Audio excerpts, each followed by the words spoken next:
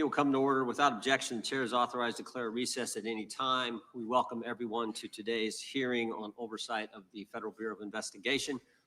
This is the first occasion for the committee to get back together since the tragic death of Charlie Kirk. Charlie was a good man, a happy warrior who fought for principles and values I think make our country special, and certainly was a strong proponent of defending the First Amendment, something this committee cares deeply about. I said this over the weekend. I think Charlie lived that scripture verse, 2 Timothy 4:7, fight the good fight, finish the course, keep the faith. Charlie certainly lived that, and he did it with a smile on his face. And so the tragic killing happened a week ago while we were in markup here in the committee. And I know our witness was a friend of Charlie's, and I know many people in the dais were as well. So I know we're all praying for Charlie's family. And I would extend a moment to the ranking member if you wanted to say something. Thank you, Mr. Chairman, for saying that. The whole country reacted with horror and shock to the brutal assassination of Charlie Kirk in cold blood. And there is never any warrant for political violence in America. And just as we all recoiled together at the shocking assassination of Melissa Hortman and others who died in that Minnesota attack, we all stand together categorically against political violence in America and determined to end these cycles of political violence that have traumatized the country. Well said. Chair now recognizes the gentleman from Kansas, Mr. Schmidt, to lead us all in the Pledge of Allegiance.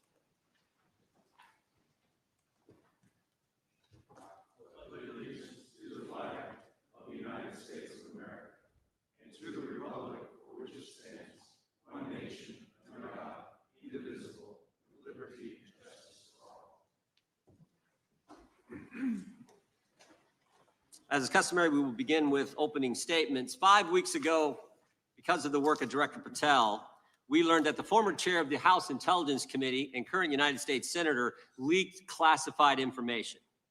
We learned this because a whistleblower came forward. Whistleblower with 23 years experience in the intelligence community, a Democrat staffer on the committee, said this: they were pressured to leak classified information, which sort of raises the obvious question. Why would the head of the Intelligence Committee, the chair of that committee, who's supposed to be guarding our secrets, why would he be encouraging the leaking of classified information?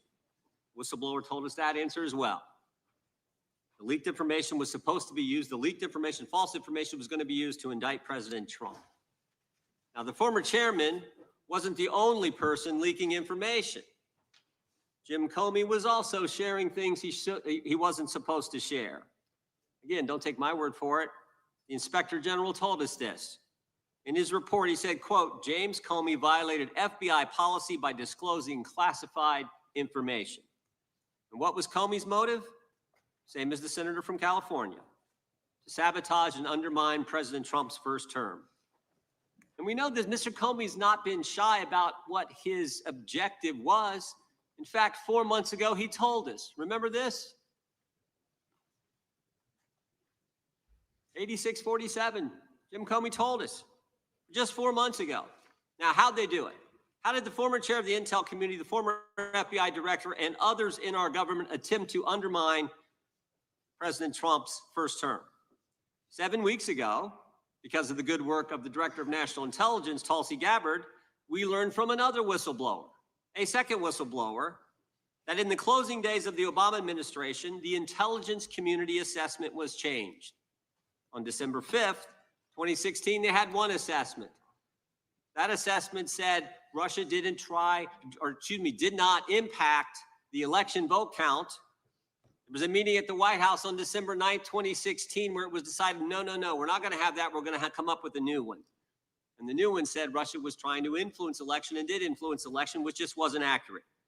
And that new one is published on January 6, 2017. Let's just show you a few things that took place. I want to show you first this email from Admiral Rogers, the head of the NSA, can see it was December 22nd. It says to Jim, John, and Jim. Jim Clapper, John Brennan, Jim Comey. And he says, I asked my team if they've had sufficient access to the underlying intelligence, sufficient time to review that intelligence. On both points, my team raised concern. Further states, my folks aren't fully comfortable. A few hours later, there's an email back to Admiral Rogers. This one is from Jim Clapper, and it says this: it is essential that we be on the same page and are supportive, and all of us are supportive of the report in the highest tradition of, that's our story and we're sticking to it. We may have to compromise on our normal modalities. This is one project that has to be a team sport. That's our story and we're sticking to it. Compromise on normal modalities, that's a fancy way of saying, that's the government speak for we're gonna have to change the rules. In fact, we're not gonna follow our own rules. And that's exactly what they did to get the objective they wanted, to undermine President Trump. Now, how did it specifically take place? The whistleblower said that the government officials ignored concerns about discredited information. And what was that discredited information? What was the discredited information that they didn't ignore the concerns about? What did they use, that discredited information? Of course, it was the dossier. The now famous Steele dossier that was paid for by the Clinton campaign when they hired the law firm Perkins Coie, who hired Fusion GPS, who hired the foreigner Christopher Steele, who wrote all this garbage and lies down. That is what was used to change the intelligence community report. And what happens next? What do Jim, John, and Jim do next? They go to Trump Tower on January 6, 2017 to brief then President-elect Trump about the dossier. Again, the Clinton-financed, foreign-authored dossier that the whistleblower knows is garbage and that they know is garbage. And then there's one final step. One final step. Jim Comey leaves that meeting with the president and immediately leaks to the press that they briefed the president on the discredited information. They briefed the president on the dossier and thereby giving it some credibility and creating the basis and the predicate for all they did to the president. They leaked false information, they leaked classified information, they used and leaked discredited information, and they didn't follow their own rules, all to sabotage President Trump's first term. And but for this guy, Kash Patel, but for this guy, we would never have known this information. The good people of this great country would not have known what took place 8 years ago when they were trying to undermine the guy elected by we the people. And I want to thank Attorney General Bondi. She set up a special strike force, a special team to look into this and see if there's any criminal liability that exists in what took place. Now, in addition to getting the truth to the people, Director Patel is getting the bad guys off the street. He's moved agents to Washington, got the focus off of politics here in DC, and is instead putting bad guys behind bars. 21,000 violent criminals have been taken off the streets, which is a 125% increase from the comparable period in the previous administration. He's rescued 4,000 kids. He's got 1,300 predators who he's arrested. He's also ended the weaponization of the FBI. No more spying on parents at school board meetings. No more pre-dawn raids on pro-life Catholics. No more retaliation against whistleblowers. And he's given us information that Chris Wray didn't. Maybe said better, he's given us information that Chris Wray wouldn't. Director Wray didn't tell us that there were 26 confidential human sources at the Capitol on January 6, 2021, even though he was repeatedly asked about that by members of this committee. Director Wray didn't tell us that there were 17 of those confidential human sources who entered restricted space. 4 went in the Capitol. None of them were arrested. They weren't authorized to do that. They broke the law. None of them were arrested. Lots of American citizens were arrested, but the guys whose salary, whose American tax dollars was used to pay these guys who broke the law, none of them were. One was recommended for charging and was not charged. Remember when Chris Wray told us that the Richmond field office memorandum on pro-life Catholics was just a one-off? Turns out he wasn't being square with this then either. Director Wray wasn't square with us. He told us that multiple other officers were involved in targeting the Catholics. We got that information from Director Patel. We learned from Director Patel the FBI actually surveilled a priest, tried to get the priest to divulge information, break the priest-penitent relationship and confidence that exists. And Director Patel is saving taxpayers' money. He's not going to build a new headquarters outside of D.C. He's going to keep the headquarters right here in the capital city. Save Americans money, save the taxpayers money. In 8 months, Director Patel has given us the facts. He's ended the weaponization at the FBI. He's taking bad guys off the streets, and he's saving taxpayers money. But my guess is the Democrats won't focus on all that good news. They'll focus on politics. They'll stick with Comey and Clapper and Brennan and continue to try to undermine President Trump. That I yield to the ranking member for an opening statement. Thank you very much, Mr. Chairman, and welcome, Director Patel. You and I have not had the opportunity to meet, and alas, you failed to respond to the 8 oversight letters I've sent you over the last 7 months. So we do have a lot of questions piling up for you, but I want to start with a word of praise. The first FBI director was J. Edgar Hoover, who steadfastly refused to hire women, African Americans, and other minorities as agents. And although he was a closeted homosexual who lived in domestic partnership for decades with Clyde Tolson, he also participated in anti-gay crusades. He aggressively promoted what we would today call white Christian nationalism, and he would undoubtedly be turning over in his grave to see as one of his successors a first-generation Indian American and a proud Hindu. So I congratulate you on being a breakthrough in this sense and being a beneficiary of the civil rights movement that opened up the FBI and the federal workforce to lots of people who never would have been hired in its first decades. Alas, you share J. Edgar Hoover's dangerous obsession with blind loyalty over professionalism and effective public policy. For Hoover, it was blind loyalty to him in keeping his secrets. For you, it's blind loyalty to Donald Trump in keeping his secrets. During your confirmation, it was widely noted on all sides that your primary qualification was your unwavering loyalty to Trump. Unlike other directors, you had no work experience at the FBI, but you had made over 1,000 media and political appearances in support of Trump's campaign. Your Senate confirmation vote was 51-49, the closest in history, with your opponents warning you were not qualified and had no interest in actually developing the qualifications for the job. I hoped that they were wrong. Alas, they were not. While most other new FBI directors drew on their experience as FBI agents, you didn't have that. But you did write a picture book trilogy for children ages 5 and up based on your experience clashing with President Trump's political enemies. In your book, you describe your literary alter ego, Kash the Knight, as a wacky, easily bored wizard carrying out King Donald's vengeance by driving his enemies out of the kingdom. In the books, King Donald is besieged by the evil Hillary Queentown, but saved in the end by Kash. Then Kash goes on to catch mules who are stealing the 2020 election for the great King Donald from Sleepy Joe. And then in the third book, Kash takes down the dragon of the jalapenos, nicknamed the DOJ. Your supporters had hoped that you would graduate from imagining yourself a romantic fairy tale knight to actually running America's premier federal law enforcement agency. Alas, just as we've learned how dangerous it is to put a science-denying anti-vaxxer in charge of our public health, we've learned how dangerous it is to name as director of the FBI a man who thinks of himself as a fairy tale knight who keeps a fire-breathing dragon named DOJ at home to forcibly drive villains out of the kingdom.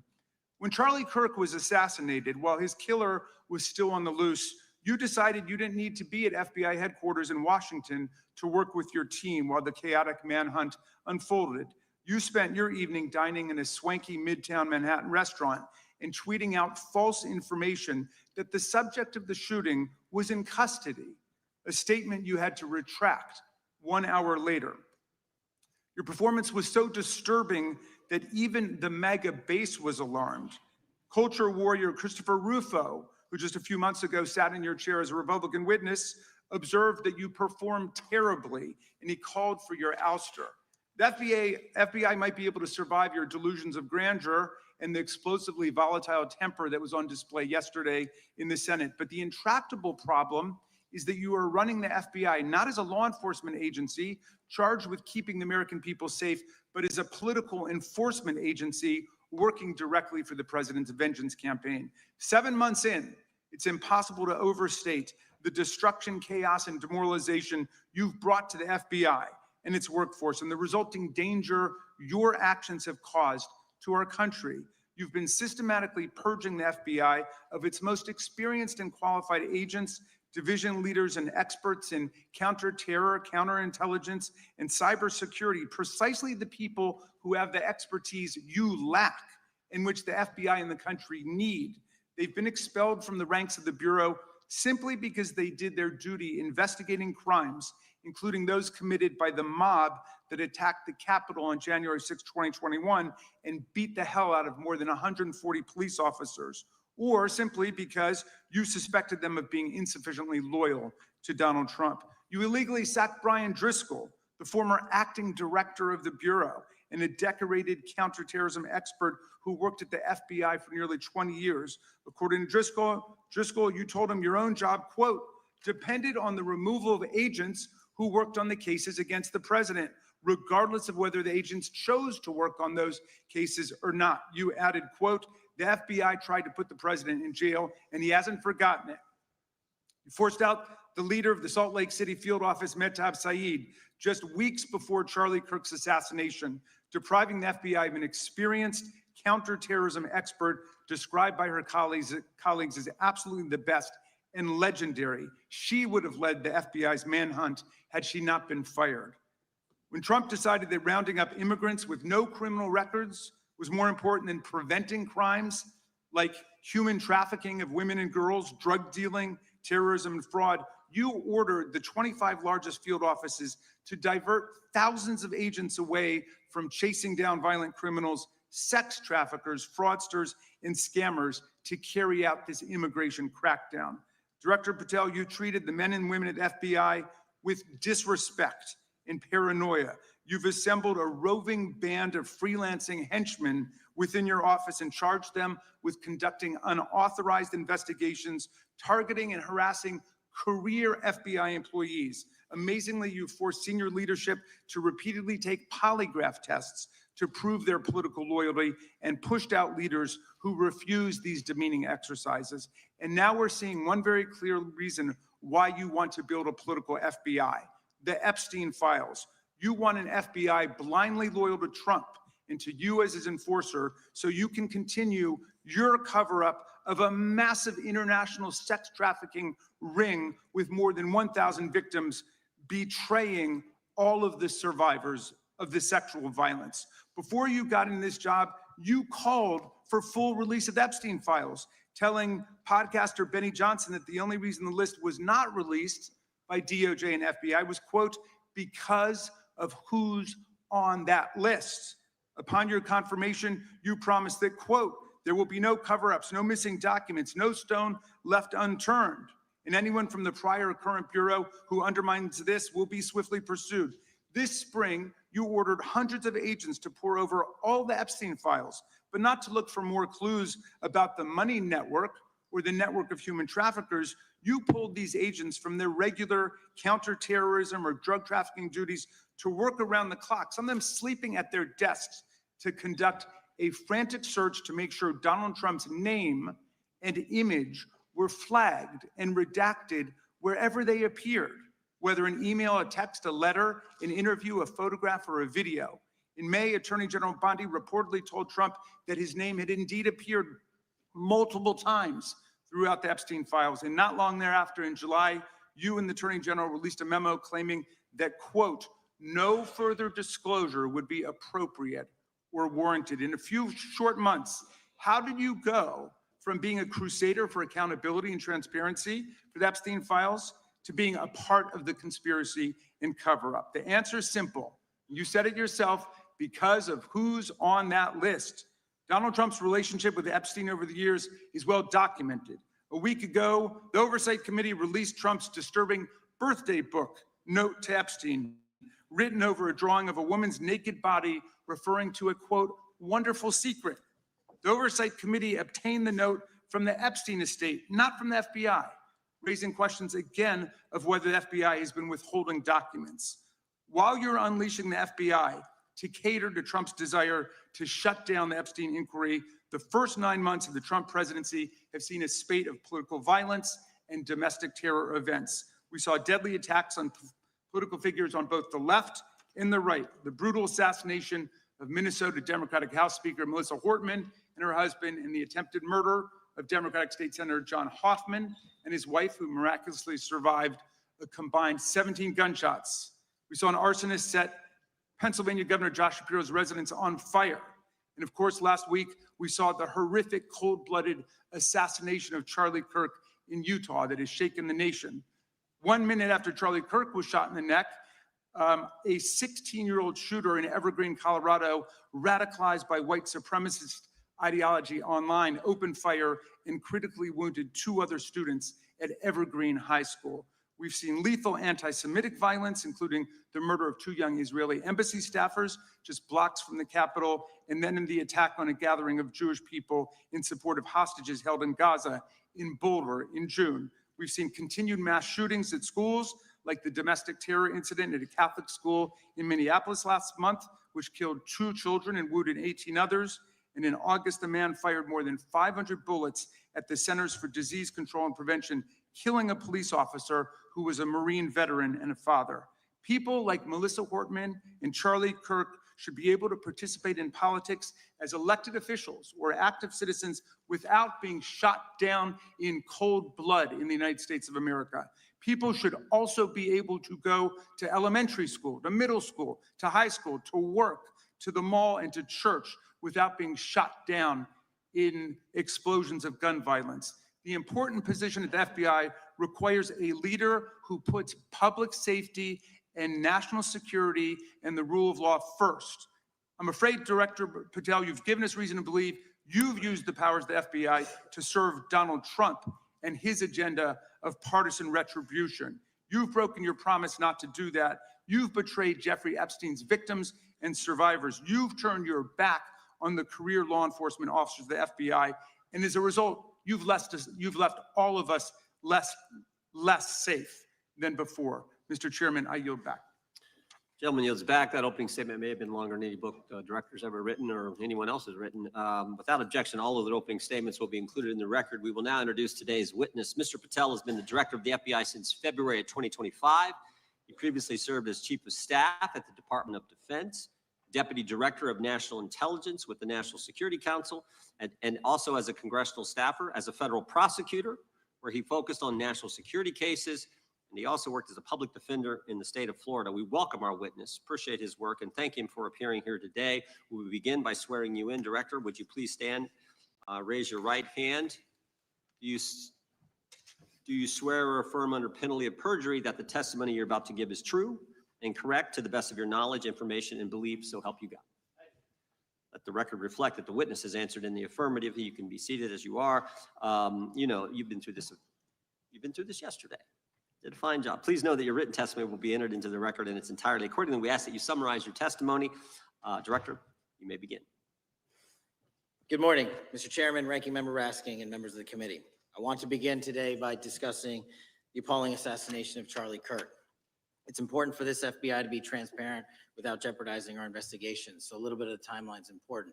Charlie Kirk was unfortunately assassinated on September 10th. We immediately, the next day, released images early in the day in local time in Utah to start the public partnership in our manhunt for the assassin and culprits.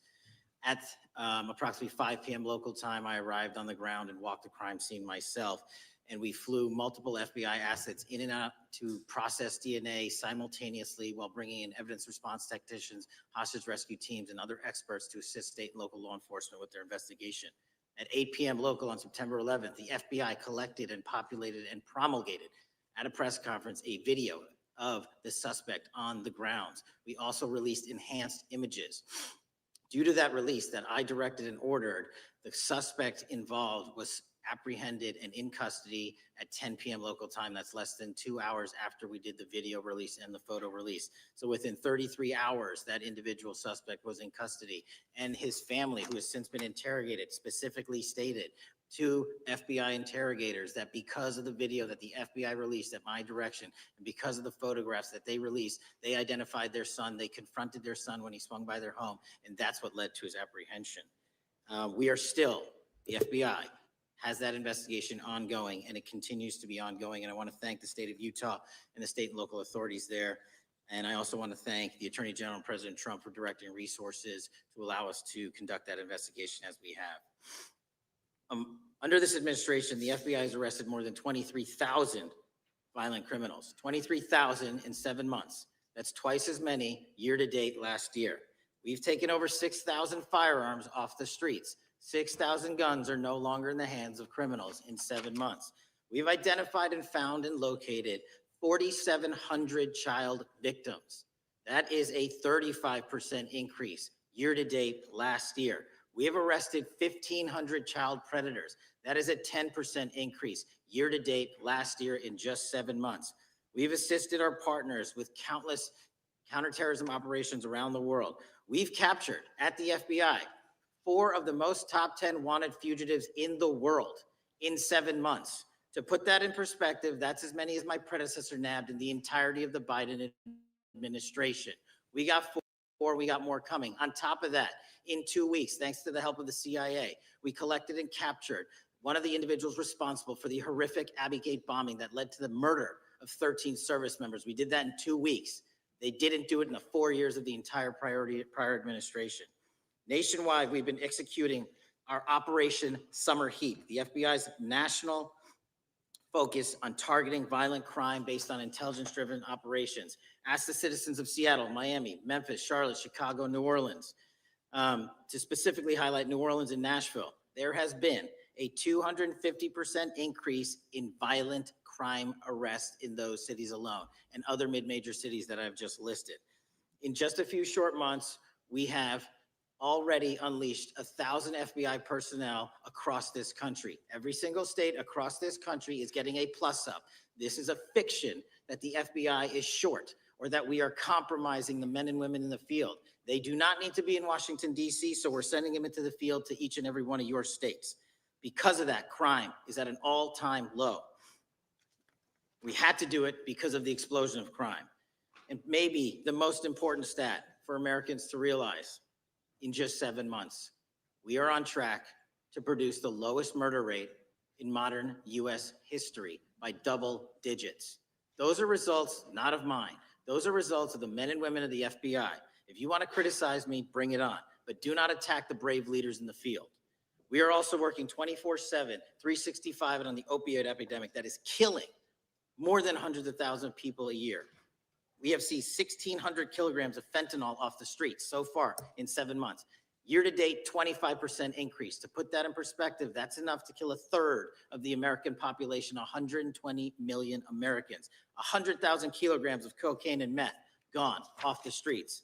Earlier this year, I highlighted in Cincinnati, Ohio, how we're getting creative to chase down those that were willing to do harm to our citizens, not just by striking at the heart of the fentanyl producers, but the fentanyl precursor companies in China. And we indicted for the first time multiple companies and individuals, not just in America, but in mainland China, that are producing the ingredients that produce and make fentanyl that kill our children. And we're going to keep going. Counterterrorism work, cyber attacks, and foreign adversaries are something the FBI must never sleep on, and we are not sleeping. In the counterintelligence space alone, this year, year to date, 30% increase in counterintelligence arrests from the DPRK, Russia, Iran, and China. And I want the American people to know, in this setting, there's a lot of work that the brave men and women in the FBI are doing we just can't get into, but they don't stop. Our cyber threats, ransomware attacks, those harming our children online. We have nearly a 20% increase in indictments arrests in 7 months alone this year. We're going after those that harm our malware, infrastructure systems, telecom systems, and energy structure. Combating SALT and Vault typhoons are just a little bit of the examples we're doing. Maybe most importantly, under the counterterrorism and domestic terrorism umbrella, are nihilist, violent extremists, and those that label themselves 764, who wish to go online and convince children to maim and mutilate themselves and commit suicide. And we are producing record numbers of arrests under that umbrella organization. We even stopped an individual in the 764 network who wanted to conspire to kill an adolescent girl. He is now in custody. Transparency remains one of my main priorities at the FBI.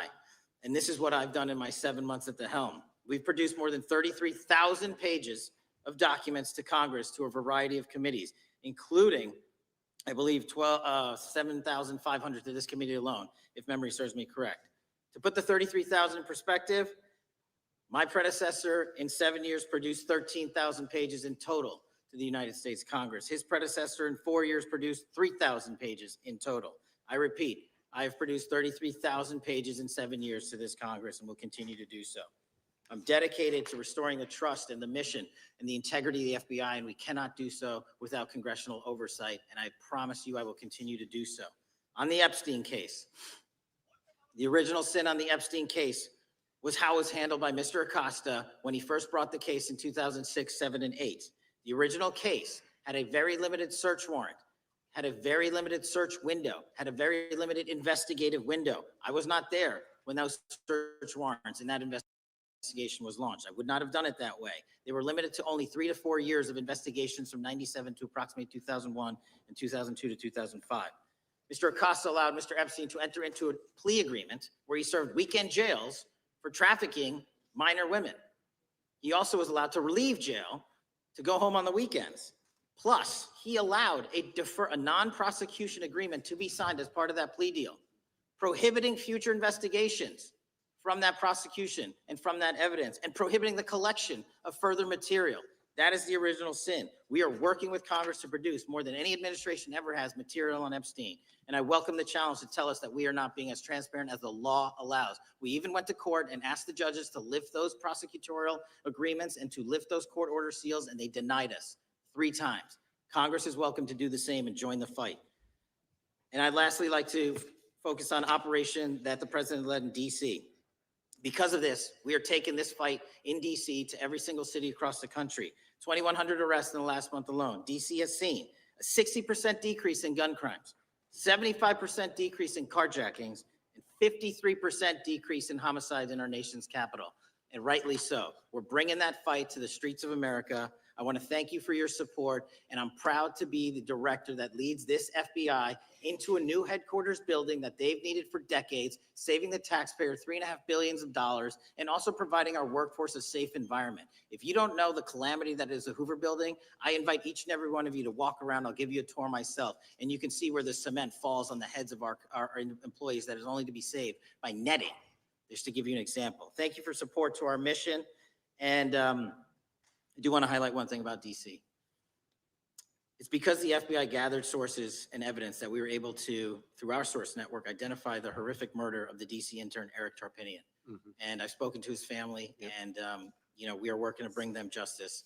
And Mr. Chairman, in my 16 years, now my 17 years of government service, if anyone has any questions about my service, bring it on.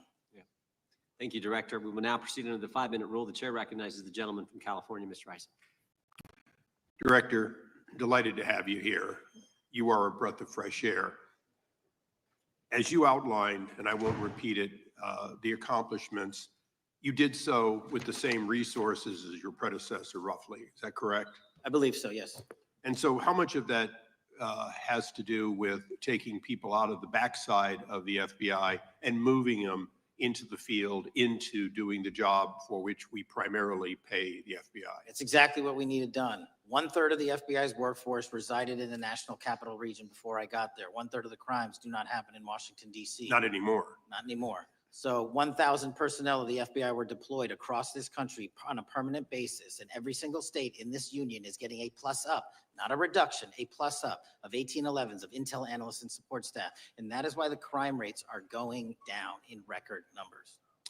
Thank you for doing that. And it's perhaps the hardest thing for a bureaucrat to do is to lower the head count around them that support them. And I appreciate your willingness to do it different than your predecessor. A lot of what you covered earlier was the find, the discovery, and then the prosecution that is done by the DOJ. But I want to talk a little bit about the prevent side. On the Charlie assassination, sir? No, on all of these. Okay. Okay, for example, and I'll bring it up before the Democrats bring it up, January 6th. January 6th, we now know because of your find that in fact there were people involved who were not just observers, but participants who, in fact, it's been alleged, and I personally believe, in fact, were part of promoting, perhaps even the one woman who died, encouraging her to walk through a door that led to her death. When you see that kind of activity, and you know it was done under predecessors with full knowledge, whether it's January 6th, where embedded people crossed the line, or any other activity, including obviously the Russian hoax that we're now dealing with up in, front and center. My question to you is, what can you or others do to prevent it from occurring again? Not on your watch, but on future watches. How can we know that this won't happen again the moment you leave the FBI? It's simple. What I'm doing through our leadership cadre is having FBI agents do what they were trained to do, not what they were not trained to do, not put them in situations that both harm them and the public. We're also utilizing our SORT networks and prioritizing the threat structure to go after the narco traffickers, the counterterrorism people, the counterintelligence threats, and the cyber threats. That's what they were trained to do, and that's what we're letting them do. One major question I have, after decades of doing this, on our side of it, both the chairman, myself, and others, both at oversight and here, have seen that the FBI and the Department of Justice hide behind non-statutory practices. Now, you've changed the interpretation of many of those practices. That's why we're getting the discovery that was previously withheld. How do we work together to make sure that we never again have false walls, non-statutory walls that say the Department of Justice has a prohibition about giving, quote, you fill in the blank, that has led to the chairman not seeing anything until you took over? I'm wedded to aggressive constitutional oversight. Having been a House congressional staffer, I know that is an important part of securing our democracy. And the way we make it an everlasting, enduring process is by showing the American people the results of what we are doing and the important work of this committee and putting it out to them so they can see government waste, fraud, and abuse. And then they can demand from our constituents and our electors that they want this process to continue. Last major question here. Some things are so sensitive that we both would agree they cannot be made public. Will you commit to this committee, when it is too sensitive to disclose, that you would at least make it available for in-camera review by the chairman and ranking members or others designated? I have done that and I will continue to do that. Well, thank you, Mr. Chairman. This is a breath of fresh air. This is the beginning of what we need. But my questions today for the director are ones in which I believe that we do need to codify by agreement or by statute if necessary, the kind of openness and transparency that we're seeing from this administration, the kind of discovery that's allowing us to do our oversight properly. And I would hope that that be the follow-up to this, obviously along with the Attorney General. And I yield back my 4 seconds. Thank you. Gentleman yields back. Gentleman from New York is recognized. Thank you, Mr. Chairman. Welcome, Director Patel. In the wake of the tragic murder of Charlie Kirk, Donald Trump said, quote, violence and murder are the tragic consequences of demonizing those with whom you disagree, day after day, year after year, in the most hateful and despicable way possible, close quote. I would note for the record that Donald Trump has famously demonized practically every person he has ever disagreed with, and therefore, using his own logic, he has put their lives at risk. I should know Donald Trump continuously puts my life in danger. About 2 weeks ago, when I announced my decision not to seek re-election, many people on both sides of the aisle, including the chairman, offered me well wishes and thanked me for my service. Donald Trump, on the other hand, took to Truth Social to call me a, quote, psychopathic nut job, among other things. Yesterday, I received a threatening note filled with anti-Semitic comments and hateful attacks that mimic some of the same language used by the president. I am sure many of us on this committee face similar threats every day. We have seen political assaults on both the left and the right. The attack on Charlie Kirk, the attempted assassination of the president, the murder of the Democratic Speaker of the Minnesota House, the assault on Paul Pelosi, and the attack on the Capitol on January 6th, for example. Director Patel, do you agree that there is political violence from both the left and the right? There's too much political Do violence. you agree, yes or no, that there's violence? There is too much political violence based on ideologies from either side. From either side. Okay. Are you aware of the study by the Cato Institute, a well-known conservative group, that found that 69% of the violence is from the right? I'm not familiar with that You're study. not familiar. Okay.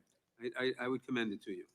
Are you aware the administration has threatened to use violence as an excuse to crack down on liberty and freedom of speech? Say that again, I'm sorry? Are you aware the administration has threatened to use violence as an excuse to crack down on liberty and freedom of speech? Nobody at the FBI is doing that. I didn't ask you about the FBI, I said the administration. I speak for the FBI. I would like to enter the record an article from today's New York Times titled "Trump Invokes Kirk's Killing and Justifying Measures to Silence Opponents." In the wake of Charlie Kirk's killing, President Trump and his allies have laid out a broad plan to target liberal groups, monitor speech, revoke visas, and designate certain groups as domestic terrorists. Ask unanimous consent to insert this into the record. Thank you. Politicizing the murder of Charlie King to go after free speech is not a legacy I believe Charlie King would have wanted. Moving on, I want to address another topic. The FBI has traditionally played a key role in prosecuting public officials for corruption. But I fear that at a time when the president is accepting planes from Qatar for his post-presidential personal use, issuing pardons to major donors, and personally profiting from the office of the presidency, the FBI may be abandoning its commitment to investigating public corruption. Since its creation in the wake of the Watergate scandal, the Public Integrity Section has been one of the crown jewels of the Department of Justice, investigating and prosecuting corruption among the nation's public officials and acting as a key safeguard against politicized prosecutions. This section's work has been supported by an elite squad in the FBI devoted specifically to rooting out corruption. But according to reports, the Public Integrity Section has now been decimated, and the FBI's Public Corruption Squad has been disbanded. I would like to submit for the record a New York Times article entitled "FBI Dismantles Elite Public Corruption Squad." Ask unanimous consent.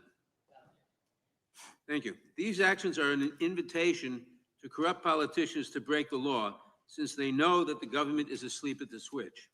Last month, Senator Warren and I, along with dozens of other members of Congress, wrote to you and Attorney General Bondi expressing grave concern over your decision to effectively legalize corruption and politicize prosecutorial decisions.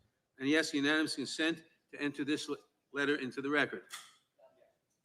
Thank you. I don't have time today to walk through all your questions, all of our questions and concerns, but will you commit to answering this letter in short order so that we can understand what factors led to this decision and how it has impacted the ability to hold corrupt officials accountable? I will review your letter with my team and respond as soon as I You will can. respond. Thank you. I yield back the balance of my time. Gentleman yields back. Gentleman from Arizona is recognized for 5 minutes. Thank you, Mr. Chairman, and thank you, Director, for being here. I appreciate the change in the FBI and the tone since you've been there. We heard the ranking member, however, describe the FBI under your leadership as being resorting to political enforcement and you personally as being paranoid. I would just suggest that perhaps that is the projections of the ranking member himself and not you, sir. I want to refer to something that was said yesterday in yesterday's hearing by Senator Grassley. He said, "It's well understood that your predecessor left you an FBI infected with politics." At your nomination hearing, he gave you records, made public records about whistleblowers regarding something called Arctic Frost. Arctic Frost was the FBI case opened and approved by anti-Trump FBI agent Thibault. And Arctic Frost became Jack Smith's elector case. The new records show that Arctic Frost was much broader than just an electoral matter. In fact, it was expanded to Republican organizations. Some examples of the groups that the Ray FBI sought to place under political investigation included the Republican National Committee, Republican Attorneys General's Association, and Trump political groups. In total, 92 Republican targets, including Republican groups, Republican-linked individuals, were placed under the investigative scope of Arctic Frost. On that political list for investigation was one of Charlie Kirk's groups, Turning Point USA. In other words, Arctic Frost wasn't just a case to politically investigate Trump.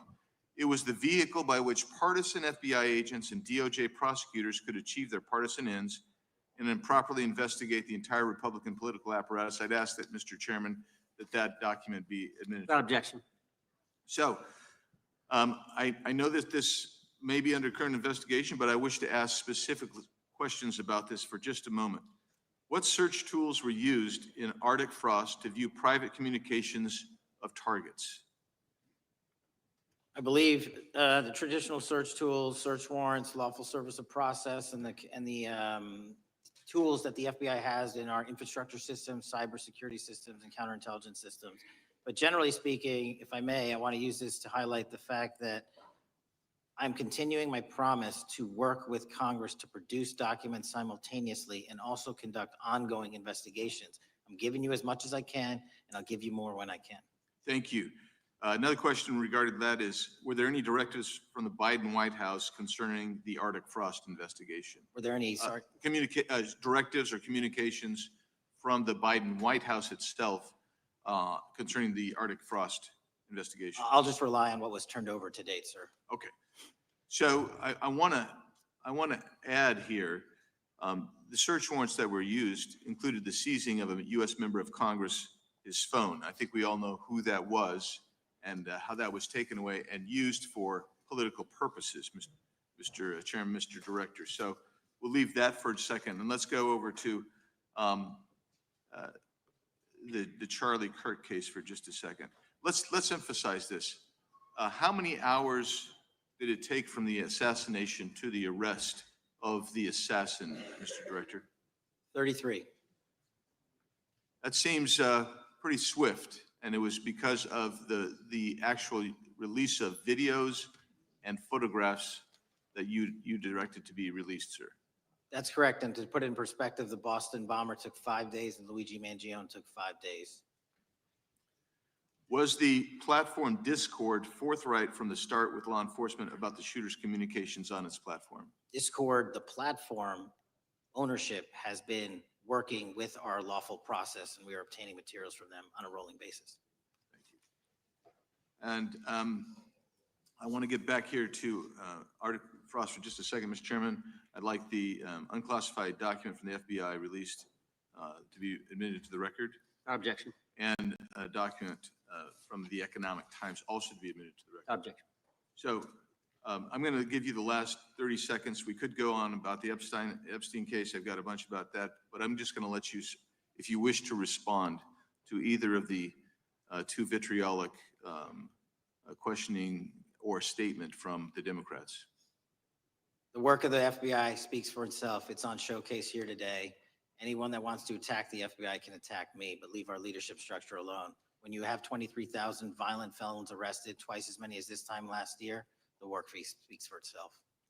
Thank you, Mr. Chairman, and thank you. Appreciate your good work, Director Patel. Yield back. Gentleman yields back. Gentleman from Maryland is recognized. Thank you kindly, Mr. Chairman. Director Patel, before you joined the FBI, you railed against it for covering up Jeffrey Epstein's human trafficking ring. Let me refresh your memory with this clip. It has Epstein's list. They're sitting on it. That doesn't seem like something you should do. You're protecting the world's foremost predator. That seems like an evil thing to do, regardless of who may be embarrassed in the release of that list. Why is the FBI protecting the greatest pederast, the largest scale pederast in human history? Simple, because of who's on that list. So you finished that December 2023 interview with a challenge to the FBI and harsh words for Republicans in Congress for not getting the Epstein files out to the public. You can see this clip. Boy pants, and let us know who the pedophiles are. Put on your big boy pants and let us know who the pedophiles are, you said. You emphasized that the president and FBI director each had complete authority to release Epstein's client list. You said Epstein's black book is under the, quote, direct control of the director of the FBI. Look at this clip. This is way off the topic, but who has Jeffrey Epstein's Black Book? black book? FBI. But who? That is, I mean, Oh, there's, that's under direct control of the director of the FBI. All right, so you were sworn in as director more than 200 days ago. Now the black book is under your direct control. So why haven't you released the names of Epstein's co-conspirators in the rape and sex trafficking of young women and girls? The Rolodex which is what everybody colloquially refers to as the Black Book, has been released. Oh, no, you're talking about what the journalist got 5 years ago? No, that's not what we're talking about. We're talking about what you were talking about there, That's the Black exactly Book what I under was the direct control of the FBI director. We have released more material than anyone else before. The Biden administration, Obama administration had the exact opportunities to release this material, and they never did. And if you are selling the men and women of the FBI, Why we're have not you going after changed your child position? predators. Hang on, you said we're not going after child predators. 1,500 child predators arrested this year, 35% Okay, increase. I'll reclaim my time. 4,700 child Mr. victims Chairman, I'm going to found. reclaim my time if you could instruct the witness. Why have you changed your position? There you were saying it's under the direct control of the FBI director and all of it should be released. Why have you changed your Everything position? that has been lawfully permitted to be released has been released. And as I told you, Really? the investigation was limited. And let me make something crystal clear. I never said Jeffrey Epstein didn't traffic other people, other women, and they're not other victims. This is the investigation we were given from 2006, 7, and 8, and the search warrants from 2006, 7, and 8. That's what we're working with. Well, wait, have you released all of the stuff that the FBI has seized from Epstein's house? The computers, the emails, the file cabinets, the documents? What about the financial records? Have you released all of that? Everything the court has allowed us to Which release. court are you talking about? 3 separate federal courts have come in and said. We're there are talking about the 3 evidence you've got. It's got nothing to do with what those courts Do have. you have any We're talking idea about how the evidence- law works? Wait. Do you want me to break the law in a federal judge's order? No, I want you to satisfy follow your own curiosity? word, Director Patel. You said up there it was under the direct control of the FBI director. He had the Black Book. And everything I have direct control over, we have gone to court. You haven't. Complete We your went sentence. to court. Everything you have direct We- control over, you we said. Have gone to court, and everything we have direct Director control Patel, over. complete your and sentence. can You said everything- lawfully I'd like to release, the we're gentleman- releasing. He'd like to complete his answer. You began the sentence, everything you have direct control over, and then you stopped that sentence. You've released everything that you have direct control over? And I have direct control over and can lawfully release. If you're not familiar with the court orders, that's not my fault. Oh, I'm Go look perfectly, at them. I'm perfectly to familiar court. with them, but how did we prosecute Ghislaine Maxwell? She was prosecuted with the investigatory material that was collected from 2001 and 2005. Because of the non-prosecution agreements and the court orders on the investigations and search warrants, we were not able to develop new information. And oh, by the way, Jeffrey Epstein was out for 12 years, and the Obama and Biden administration did nothing to look at his work, his pedophile network. If you want to blame me, that's fine. But now you're blaming the men and women who conducted No, this stop great that. I'm search. not blaming anybody other than you. You're not keeping your word. You said that you would release all of the materials Has under your anyone direct released more control. information on Epstein than I have? Has Well, anyone? Much Did more. Comey, did Ray? Much Did more. they? Excuse me, much more has come out in the days since the American people and Congress have been demanding it, but it's coming out in dribs and drabs. Why don't you just release the entire file as you promised to do? I literally just told you, there are multiple federal court orders. I'm not going to break the law to satisfy your curiosity. You didn't join us when we filed court to release the court orders. You could have. You have lawyers. You could have shown up. You didn't do that. That's a tiny fraction of the material we're That talking is about. not. It is How a do you- tiny How fraction. do you know that? Have you seen No. everything? Time It's of the all gentleman- How do you misdirection. know Time that? of the gentleman has expired. The gentleman from California is recognized. Well, thank you. Mr. Director, just to be clear, how many of the Epstein files were released in the 4 years of the Biden administration? 0. And how many have you released? I don't have the number, but it's got to be thousands of pages of stuff. I was going to ask you to begin whether Americans are safer today than they were 9 months ago, but you cited dramatic increases in criminal arrests since you've taken office, a dramatic decrease in crime that's resulted. Who would have thought that taking criminals off the streets would reduce the crime rate? But somehow we have stumbled upon that new truth.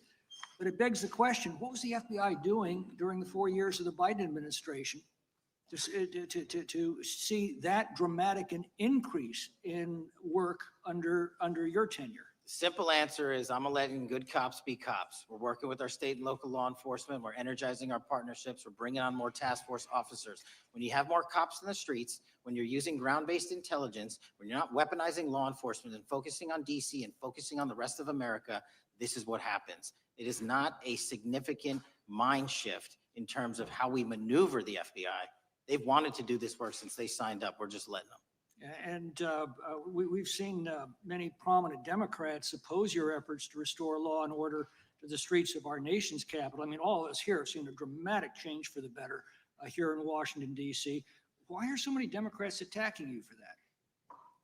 Sir, Democrats have been attacking me for a decade, as is the fake news media. They didn't like the fact that I exposed the Russiagate host and the largest weaponization of the FBI, DOJ, and U.S. history. We proved it to be true with congressional oversight. I'm wed to that congressional oversight and will continue to do that work. Christopher Wray repeatedly warned this committee that the Biden open borders policy had produced a significant increase in terrorist threats that he said kept him up at night. A particular concern, he said, was the 2 million gotaways that entered the country during the Biden administration. That's an average of 41,000 every month. What are the monthly gotaway numbers today? Sir, I'll have to get back to you on the exact gotaway numbers, but identifying that there are gotaways is step one. Going and manhunting them is step two, and that's what we're committing our resources to do. Well, that's my next question is what progress has administration made in apprehending and removing terrorist threats that came in during the Biden years? I think you're talking about, if you're not, let me know, known or suspected terrorists, and we've encountered almost zero at the southern border since the southern border has been sealed. But the problem that we are running into is our northern border. It's largely expansive. The enemy has adapted, and we need more focus on the northern border to stop known or suspected terrorists from coming in from places like China, Russia, the Middle East, Africa, Afghanistan. And what can you tell us about the remaining threat posed by potential terrorist cells here in the United States? The terrorist threat that continues to be posed by international terrorists here in the United States is one of my highest priorities. We are working through our intelligence community partners to identify those individuals, and we've taken down numerous individuals in numerous rings across this country to neutralize that terrorist threat, including in places like New York City, Los Angeles, and I believe Dallas, Texas, most recently. How extensively did criminal cartels like Sinaloa, Jalisco, New Generation, MS-13, Tren de Aragua, and others infiltrate our country during the Biden administration? By the tens of thousands. Well, and what progress have you been making in combating their presence? I think the DHS is best to speak to that, but I think I can't remember the numbers of tens of thousands or hundreds of thousands of individuals they found that came in illegally, and the tens of thousands that associations to criminal networks have all been deported. And that effort is being opposed every step of the way by Democratic leaders in our cities, some of our states, and right here in the Congress. Isn't that true? Well, we're just working where we can in every single city we can, and I welcome the opportunity to partner with Republicans or Democrats on fighting violent crime like we're doing. Mr. Biggs asked about Arctic frost. What else can you tell us about that and what we need to do to assure that it never happens again? Continue the congressional oversight work that you're doing on Arctic frost. Let me provide you with more documentation on Arctic frost and also call in witnesses from the paperwork that we have given you. You have that right, and the American public deserves to hear what those people have to say. As for my ongoing investigation, there's not much I can say. What role did the FBI play in suppressing the Hunter Biden laptop story during the 2024 election? Off the top of my memory, sir, I believe the FBI was in possession of verified information from that laptop, and it was improperly publicized that they did not have information and masked it as Russian disinformation. We now know that was categorically false. I don't know why the FBI did that, when they did that, but we've released all the materials related to that. Thank you. Gentleman yields back. The gentleman from New York is recognized. Mr. Goldman. Mr. Patel, does Donald Trump appear anywhere in the Epstein files? I'm sorry, could you say that again? It's not a complicated question. Does Donald Trump appear anywhere in the Epstein files? I didn't say it was a complicated question. I just didn't hear you, so my apologies. We have released where President Trump's name's in the Epstein files and everybody else, and all credible information that we are legally allowed to release has been released. All right, so let's go through that. You're referring to court orders that prohibit you from releasing grand jury testimony under Rule 6E. Is that what you're referring to when you say as the law allows? That's a piece of it. Really? What other evidence do those three court orders you cited prohibit from being released? Information that was collected pursuant to those search warrants that were limited Wrong. in fashion. Wrong. That's Okay. not what the court order says, and that's not under 6E. And you're talking, and I said that's 6E, and I said there was others, and I'm answering that there are sealed court order documents. There are protective orders. from They the are court. unsealed as part of discovery given to Ghislaine Maxwell. They are no longer sealed. That's just not true. We can argue about it all you want. Okay, but well, people you are- agree that there are, so your testimony here is that the reason why you are not releasing all of the videos that you have acknowledged, there are so many, and that the FBI spent thousands of hours of reviewing, the photographs, and the photographs that you have. You're saying that you're not releasing those because there's a court order requiring them to be sealed? Is that your testimony? Never said that about the videos. On the totality of the videos, of the thousands of images that were seized pursuant to the search warrants executed at the time, the overwhelming majority of that video is pornographic material that was downloaded from the internet and child sexual abuse material. We will never release that. Well, as you should not release the victims, but if there are videos that relate to others who Epstein trafficked to, such as maybe Prince Andrew, or photographs, that you have total control to release. Yes, and if it And exists, so why haven't you released it? why are you supposing that that is a fact when in fact it is false? Are you saying that? You're I'm saying that sitting none on of the that evidence? videos Hang on. relate to anything relevant to the Jeffrey Epstein trafficking ring? Every single video that we have collected pursuant to the prior search warrants has been examined for the last 10 years. And every single video has been utilized for whatever prosecutions were able to be legally brought. I'm not asking about prosecutions. I'm asking about why you aren't releasing the full Epstein files, including the names of people who were involved in the sex ring that you promised to do before you became FBI director. I just told you, I'm not going to release downloaded porn. of I'm not children on the asking about internet. that. Fine. I'm asking about all the other files. What other videos? Tell me. Tell me. That's what I'm asking. Tell me. You're saying there are no videos that would be relevant to anyone else involved in the Jeffrey Epstein sex ring. Pursuant to Mr. Acosta's collection of information based on the search warrants. That's all we have in our I possession. understand. And I'm asking you that stuff. That's all we got. I'm not asking all you got. I'm asking you in that stuff, there's nothing that's related to to any other sex traffic, any other people engaged with Epstein in underage sex. That's correct. To my knowledge, no. Okay. Let's talk about the witness interviews. 302s of witness interviews.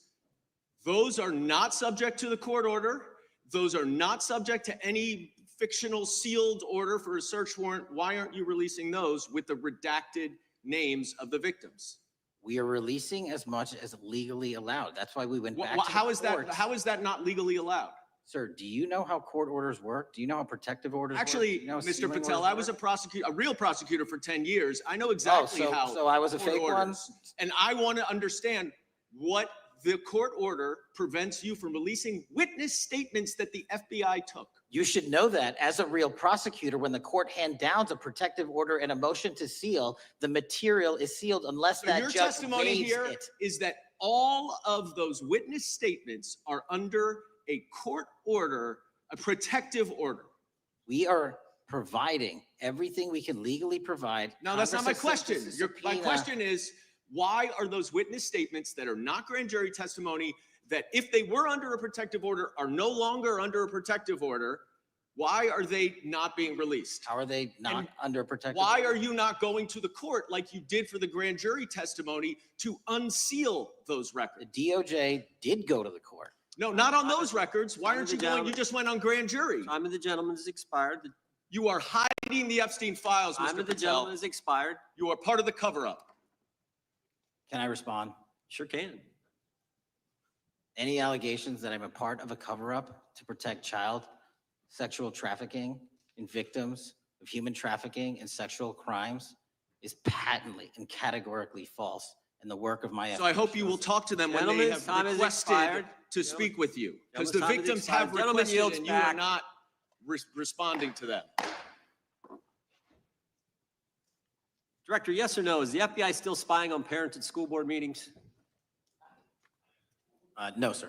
Is the FBI still targeting Catholics? No, sir. Is the FBI still spying on President Trump? I don't believe so. Is the FBI still censoring Americans? No, sir. Is the FBI still targeting Americans for shopping at Cabela's or purchasing Bibles? Nobody is targeted for their faith. Is the FBI still targeting Americans who are pro-life? Nobody is targeting anyone for their Is beliefs. the FBI still cooking the books on crime data? The crime data is real. Is the FBI still purging agents for conservative viewpoints? No one at the FBI has asked their viewpoints on Is policy. the FBI still labeling the Betsy Ross flag, the flag of the American Revolution, a hate symbol? No. Well, maybe that's why you've been able to, what was the number? 23,000 bad guys you've arrested, a huge increase from the same time period in the previous administration. I think you said 1,400 predators, 4,000 children rescued. Were those the facts? 4,700, 35% increase on children rescued. Yeah. And you got the guy that, Abbey Gate? We got the Abbey Gate guy. The guy from the 4th District of Ohio who lost his life there serving our country. We appreciate that. Maybe when you're not focused on politics, you can actually do what the FBI is supposed to do. Go get the bad guys, right? That's what the men and women of the FBI do. Director, did John Brennan lie to Congress? Let me just read a couple things actually before you answer that. 2 years ago, we had Mr. Brennan in for an interview, and I asked him, how'd you learn about the dossier in December of 2016? Mr. Brennan replied, I received a copy of it from the FBI, and the CIA was very much opposed to having any reference or inclusion of the Steele dossier in the intelligence community assessment. That's what John Brennan told the United States Congress. 7 weeks ago, the Director of National Intelligence told us this: John Brennan lied and denied using the dossier in the intelligence community assessment because he knew it was discredited. CIA officer told the House Intelligence Committee Brennan refused to remove it, and when confronted with the dossier's main flaws, he responded, yes, but doesn't it ring true? John Brennan lied to us? Mr. Chairman, I won't stylize the evidence. What I will say is that the intelligence community assessment, those that created it and any individual involved with it, is an ongoing investigation. There's an investigation into what took place in December and January of December 2016, January 2017, when this whole thing started, this grand conspiracy. That is being investigated. Is that right? That has been publicly announced by the department. That's been announced by the department. Did Chris Wray hide documents from this committee?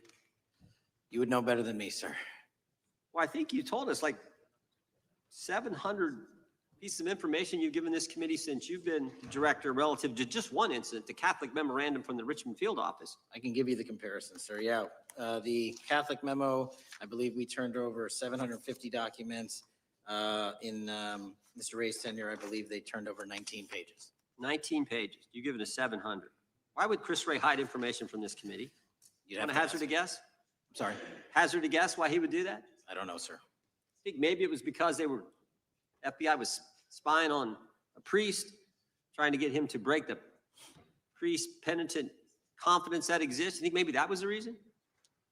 You'd have to ask him, sir. Yeah, we'd love to do that. I want to read a few names here. Arctic Haze, Tropic Vortex, Riding Hood, Foggy Falls, Echoes Fate, Sirens Lure, Genetic Christmas. What are these code names about, Director? You know? Not off the top of my head. Well, Arctic Haze, Tropic Vortex. My understanding, these are code names for leak investigations of classified information from the year 2017. Does that ring a bell? In terms of leak investigations, many of those are classified and many of those are ongoing, Mr. Chairman. But we are working with you to produce documents as we close those investigations or as we declassify them. Let me ask you this question, because this is something I've wondered about, the way the FBI used to work. The way this whole thing kind of, so many of these things unfolded. Seems to me you had all these people in government leaking information that then gets reported in the press. There's a story written about it. And then that article is then used to further the investigation and move forward with what they want to do. Did that take place back in 16 and 17? That's the exact scenario that took place in the FISA application for Carter Page and the rest of the Trump campaign. And that is frightening, because that's what the CIA is supposed to do in foreign countries. It's not supposed to happen to Americans, but it did, didn't it, Director? Yes. And not just any Americans, it happened with the President of the United States. Is that accurate? Yes, sir. Yeah, and you were the key guy in helping expose that. And I think our country will be forever grateful for what you did to let the country know that was going on involving Americans, which is not supposed to happen, and not just, again, any American, but the President of the United States. Chair now recognizes the gentlelady from California. Thank you, Mr. Chairman. I'm concerned by reports that FBI agents have been diverted from their important work on crime and anti-terrorism to work on matters that are not critical to our safety. I'd like to play the video, the whole video. Jeffrey clip. Epstein's Black Book? Black Book. FBI. But who? That is, I mean, Oh, there's, that's under direct control of the director of the FBI. Or the so, but manifesto. the Black Book, it's not just sitting, I mean, that's Hoover power times 10. And to me, that's a thing I think President Trump should run on day one, roll out the Black Book.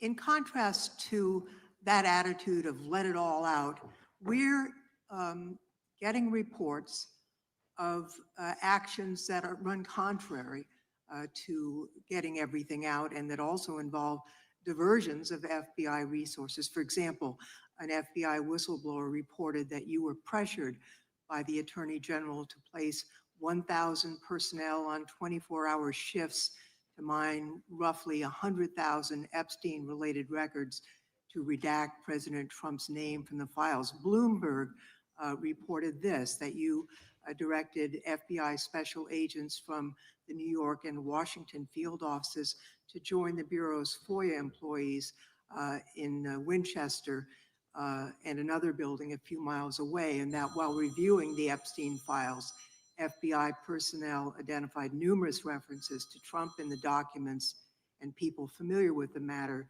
said that Trump's name, along with other high-profile individuals, was blacked out. Now, the New York Times reports, and this is a quote, Justice Department officials diverted hundreds of FBI employees and federal prosecutors from their regular duties to go through the documents at least 4 times, including once to flag any references to Mr. Trump and other prominent figures. Details of the review were based on accounts by 3 former FBI and Justice Department officials who spoke on condition of anonymity because of fears of retaliation, and further that the FBI finished after they finished its review of the files and materials was sent to a team of Justice Department lawyers who double-checked the FBI's redactions and, quote, were instructed to flag any mentions of Mr. Trump and other celebrities. Now, I have 3 questions for you, Mr. Patel, about this. First, how many times did President Trump's name appear in the Epstein files? Was it more than 100, more than 1,000? Were the agents who were pulled from their duties to redact the president's name from the Epstein files working on criminal cases or national security cases or child sex trafficking cases? And are the number of agents that have been reported diverted for these purposes, is that accurate? No. No what? You asked if it was accurate. I said it wasn't. So you're saying that none of this happened? That, No, I'm saying it was inaccurate. okay. How many times did President Trump appear in the Epstein files? More than 100, more than 1,000? No, and what we've been able to release is what we've been legally able to release, and that has. No, been that's not released the to question. I public. asked you, how many times did the president's name appear? I don't know. It's your testimony. You do not know that The answer. number of times, no. Could you tell us how many agents were diverted for this task and what they were working on? When you say diverted, you make it seem as if agents were pulled off what they do all the time. Agents at the FBI masterfully do double duty and triple duty. And because of the public's interest in this case, we flex resources to make sure that we could answer the public signal demand. So do you want us to look through the material and provide it to you, or you do not want us to do that? So it's Which your one is it? it's your testimony that no one was diverted from a criminal matter, that this was a top priority to go through this material to look for Mr. Trump's name. Is that your testimony? That's the highest priority for the FBI? What's one of the most impressive things about the FBI leadership and the careers that are in place is that they make the decisions on who to send where on priorities and make sure the mission needs are not hurt. And that's what happened here. It's shocking to me that the FBI would think that erasing Mr. Trump's name from the Epstein files is a high priority when we have crime, we have national security threats, we have terrorism threats, we have murders such as that occurred unfortunately, with Mr. Kirk, it's shocking to hear that that's your highest priority. And with that, Mr. Chairman, I That's yield literally back. not what I said. Gentleman yields back. Gentleman from Wisconsin is recognized. Director, is President Trump implicated in any wrongdoing related to Jeffrey Epstein? Based on the entirety of the evidence that we have, absolutely not. The president is not implicated. Correct. Thank you. I want to talk a little bit about China's malign influence here in America. And, we've seen spy balloons traverse the United States. We've seen police stations in communities around America. And sitting in the chair you're in just 2 years ago, there was a sheriff from Cochise County, Arizona, Mark Daniels, that was here, who said that the exponential increase in the amount of fentanyl that is coming into America is directly related to the open borders policies of the previous administration. Do you agree with Sheriff Daniels' characterization? In large part, yes. So since you've been director, has there been a reduction with, we've talked about how the border is largely secure now, right? The southern border, yes, sir. The southern border is largely secure. Has there been a concomitant reduction or a reduction in the amount of fentanyl that is coming into America? There has been a massive reduction to the tune of, we've seized more than 25% year to date this year than the prior year. And that's enough fentanyl to kill 120 million Americans. Does China play a role in this fentanyl that's coming to America? As I stated in my opening, sir, what they do and the companies in China, mainland China do, is produce the precursors and the cutting agents that they send ship overseas through various countries into the Mexican drug cartels who produce it. So they basically are the cooks in terms of the ingredients. Tell us, what is the FBI doing to stop China from delivering death to America? So for the first time in a decade, I actually reached out to my counterpart at the Ministry of Public Security. No one at the FBI had done so, to engage. Ministry of Security, where's that? In mainland China. In mainland China, thank you. To engage in a conversation to say, hey, can we have a certain number of these precursor chemicals listed in China so that they become illegal and illegal to trade. We're also working with our counterparts in places like India and Guatemala because the transshipment routes of the precursors, the Mexican drug cartels have gotten creative, and instead of coming directly to America are going into these countries. And we've had massive success in India and Guatemala and in those governments' great partnerships in shutting down the ability to ship the precursors into those countries, which are ultimately destined to America. So those people that are working with security agencies have been working with you, is that accurate? Yes, sir.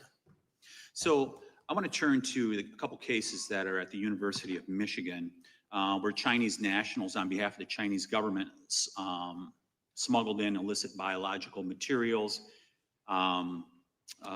stuff that can harm our agricultural industry. What actions are you taking as we see repeated stories of Chinese nationals doing this in the United States? So just that, sir, in this calendar year alone, as I was mentioning, our counterintelligence operations and cases brought against the Chinese are up by, I think, something like 40%. And specifically, the cases in Michigan show two threat streams, not just against our agricultural industry, which is a threat to national security, but they were also bringing in chemical agents and mushrooms. I'm not the exact expert that would have ultimately hurt our population. We arrested and charged all of those individuals, and we were aggressively going after them in every single state because they weren't doing it in Michigan alone. Should research universities across the United States be doing a thorough job of vetting Chinese nationals that are coming to their universities? They should.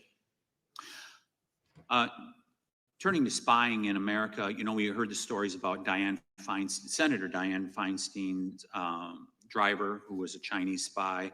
We're familiar with Linda's son, who worked in Governor Hochul's office, Christine Fang in California. What are you doing to find these people who are Chinese spies that are trying to burrow themselves into the politics of America? Because we know it's happening, right? Yes, it is. And what our counterintelligence unit is doing is aggressively seeking the intelligence into where these individuals are working. Then we are utilizing our operational authorities to go in and investigate them either through our human source networks and collecting information through lawful process, online search warrants and data so that we can bring proper arrest charges and publicize to the world what they're doing here. And just because we've caught a few doesn't mean we've caught everybody. We've got a lot more to go. I get one more quick question in. The FBI arrested a judge in Wisconsin, Hannah Dugan, for interfering with a federal law enforcement operation. Could you tell us a little bit about that? And is a judge above the law here in the United States of America? Well, no one is, and that case is ongoing, but as you stated, and these allegations that there was an interference in a federal lawfully executed federal law enforcement priority that was interfered with. I yield back, Mr. Chairman. Gentleman yields back. The gentleman from Tennessee is recognized. Thank you, Mr. Chair. Director Patel, I believe you had primary importance in starting Operation Viper in Memphis. Is that correct? Yes, sir.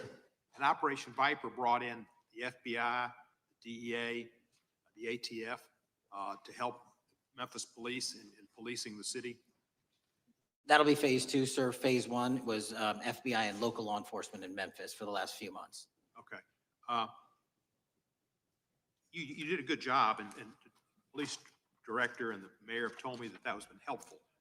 The FBI working with the police, and the FBI are trained in law enforcement. They know Miranda rights, they know how to do policing, and they do a good job working with the police. Do you think that the National Guard is necessary to do the work that the FBI is doing now? Thank you. I do think it's necessary to finish it. What we've done is 500 arrests in Memphis and 110 federal indictments. But what we need to do is we've only secured a piece of where the criminal conduct is occurring in Memphis, and we can't work inside perimeters that are not established and safe, and we don't have the manpower to give us the space to fully go into the areas where the criminal activity remains. Well, are you suggesting that the National Guard is going to go into the more heavily crime areas? They're going to establish, like they did in Washington, D.C., perimeters where local law enforcement and the FBI, DEA, ATF, and U.S. Marshals can go into. We can't be going into all these areas knowing that they're extremely volatile and jeopardizing the safety of our agents. Did the National Guard do anything in Washington to help the FBI stay safe from these dangerous elements? They established perimeters. Established perimeter, and the criminals knew about it, so they... It was a visible force, sir, so they kind of saw it. Well, what you did, I commend you for what you did, and I think the FBI coming in, we have a crime problem in Memphis. The FBI has helped, DEA will help, and the ATF will help. I don't think the National Guard is going to help, and what I've seen, they're not trained in law enforcement, are they? No, sir. And so that could be a problem. Who will direct the National Guard in Memphis? Will it be, will they have control over your agents? No, sir, they won't. Who will have control over your agents? You? Well, the SAC and then ultimately the chain of command up to Washington, D.C. will control the FBI, but there's a task force that was put together that is going to be led by an interagency. The heads of U.S. Marshals, DEA, and FBI will be working together with DHS collectively on this. Have you visited Memphis before? Yes, sir, I have. So you know how good a city it is. I love Memphis. A lot of us do. And Memphis is a great city, great history, civil rights museum. Might say something about slavery, but that was the history. It needs to be taught. Blues, Elvis. Beale Street. Beale Street, right. Barbecue. And people should come. It's not a troubled city. We've got some crime, but it's not a troubled city. We're not troubled, and we love our city. And we hope that the National Guard doesn't come in and cause people to have questions about Memphis, because it's a city they should visit. Let me ask you this about, you said that the homicide rates are coming down to an all-time low. In modern recorded U.S. history, yes, sir. When does modern recorded history start? I think the FBI, and I'll get back to you on this, has stats on that going back about 30 years, sir.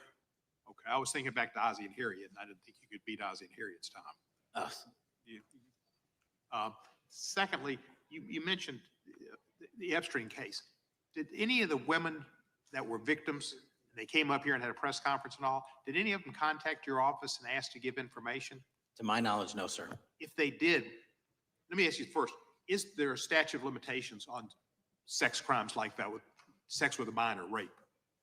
The DOJ is the expert, but I do not believe there's a statute on that, limitations on that.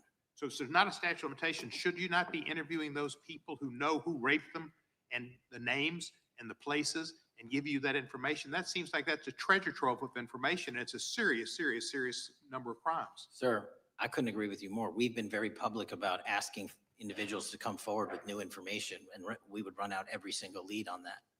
Well, I'm sure the women will come forward, especially today, to be sure that they will get an opportunity, because that seems like something we ought to do. Mr. Driscoll, what was his reputation? I can't comment on Mr. Driscoll's matter. It's an ongoing litigation. Yeah, but his reputation you can tell us about. I can't tell you about his reputation. His work has been laid out in that lawsuit. How many of the FBI agents who worked on the January 6th case have been fired? I don't have that number, sir. Do you have a ballpark figure? No, but I can tell you that individuals based on case assignments in the FBI that I have led have not been terminated for case assignments. Thank you, sir. And come back to Memphis, and you work with Kevin Kane in our Tourism Bureau. He's great. Thank you. And thank you for your work in Memphis. Gentleman, yes, back. Mr. Chairman, I have a unanimous consent request. Gentleman's recognized. So I've got 4 documents I'd like to introduce into the record. The first one is Jeffrey Epstein's 6 story played out for years in plain sight. And Acosta is quoted in here saying, "I was told Epstein belonged to intelligence and to leave it alone." The second document is entitled, "What Epstein's Bodyguard Warned About His CIA Connections." The third document is from Fox Digital. It's titled, "Epstein's Private Calendar Reveals Planned Meetings with Obama Admin Official CIA Chief." And the last document is Wall Street Journal article that highlights Ehud Barak's 36 meetings with Jeffrey Epstein. He was the former Prime Minister of Israel and head of military intelligence for Israel. It may have held that title when he met Epstein, and then, yes. Without objection, the gentleman will hold for a second. The gentleman from Maryland is recognized. Thank you, Mr. Chairman. Just one UC request. This is Judge Engelmeyer's decision from August in U.S. versus Epstein, stating the government's 100,000 pages of Epstein files dwarfs the 70-odd pages of Epstein grand jury materials. Without objection, the gentleman from Kentucky is recognized for 5 minutes. Thank you, Mr. Chairman. Director Patel, I watched some of your Senate hearing yesterday when Senator Kennedy asked you, "You've seen most of the files. Who, if anyone, did Epstein traffic these women to besides himself?" You replied, according to the transcript, "There is no credible information that he trafficked them to anyone else." You also said somewhere in the hearing and here today that the problem is that the case files are constrained by limited search warrants from 2006 to 2007, and that the non-prosecution agreement hamstrung future investigations. Those constraints only apply to Southern District of Florida. They do not apply to Southern District of New York, the location of the 2019 sex trafficking indictment, which produced many things, including a series of FD 302 documents. According to victims who cooperated with the FBI in that investigation, these documents in FBI possession, your possession, detail at least 20 men, including Mr. Jess Staley, CEO of Barclays Bank, who Jeffrey Epstein trafficked victims to, victims including minors such as Virginia Roberts Giuffre, may she rest in peace. That list also includes at least 19 other individuals, one Hollywood producer worth a few $100 million, one royal prince, one high-profile individual in the music industry, one very prominent banker, one high-profile government official, one high-profile former politician, one owner of a car company in Italy, one rock star, one magician, at least 6 billionaires, including a billionaire from Canada. We know these people exist in the FBI files, the files that you control. I don't know exactly who they are, but the FBI does. Have you launched any investigations into any of these people, and have you seen these 302 documents? Sir, I have asked my FBI agents to review the entirety of the Epstein files and bring forth any credible information. And we're working with Congress not only to divulge that information and produce it to you, but any investigations that arise from any credible investigation will be brought. There have been no new materials brought to me launching a new indictment. So is the loophole here, or is it your assertion that these victims aren't credible, that the 302s maybe didn't produce credible statements that rise to a probable cause? It's not my assertion, sir. It's the assertion of 2 different United States attorneys' offices from 3 separate administrations who investigated those same materials in lifetime. Are the 302 documents in the FBI's possession? They reviewed all that. Yes, sir. And so have you reviewed those 302 documents that where the victims name the people who victimized them? If I personally know, but the FBI has. So how can you sit here and in front of the Senate and say there are no names? I said, all I named one information- today. I said, we are not in the practice at the Department of Justice FBI of releasing victims' names. That is not what we do. We are also not in the habit of releasing incredible information. That's not what we do. But multiple authorities have looked at the entirety of what we have. Okay, I got to move on here. Were you present when the AG had the White House event when she released the binders to social media influencers? I was, yes. So if you're willing to meet with social media influencers who stood to benefit from the sensational and sad stories of these victims, will you meet with the victims as well? The FBI will meet with anyone who has new information. Will you personally meet with them? The FBI and the professionals who are handling the cases will. Were you instructed that it was important to release the documents to the Oversight Committee on the day of my introduction of the discharge petition to release these files? I don't know what day that was, so no.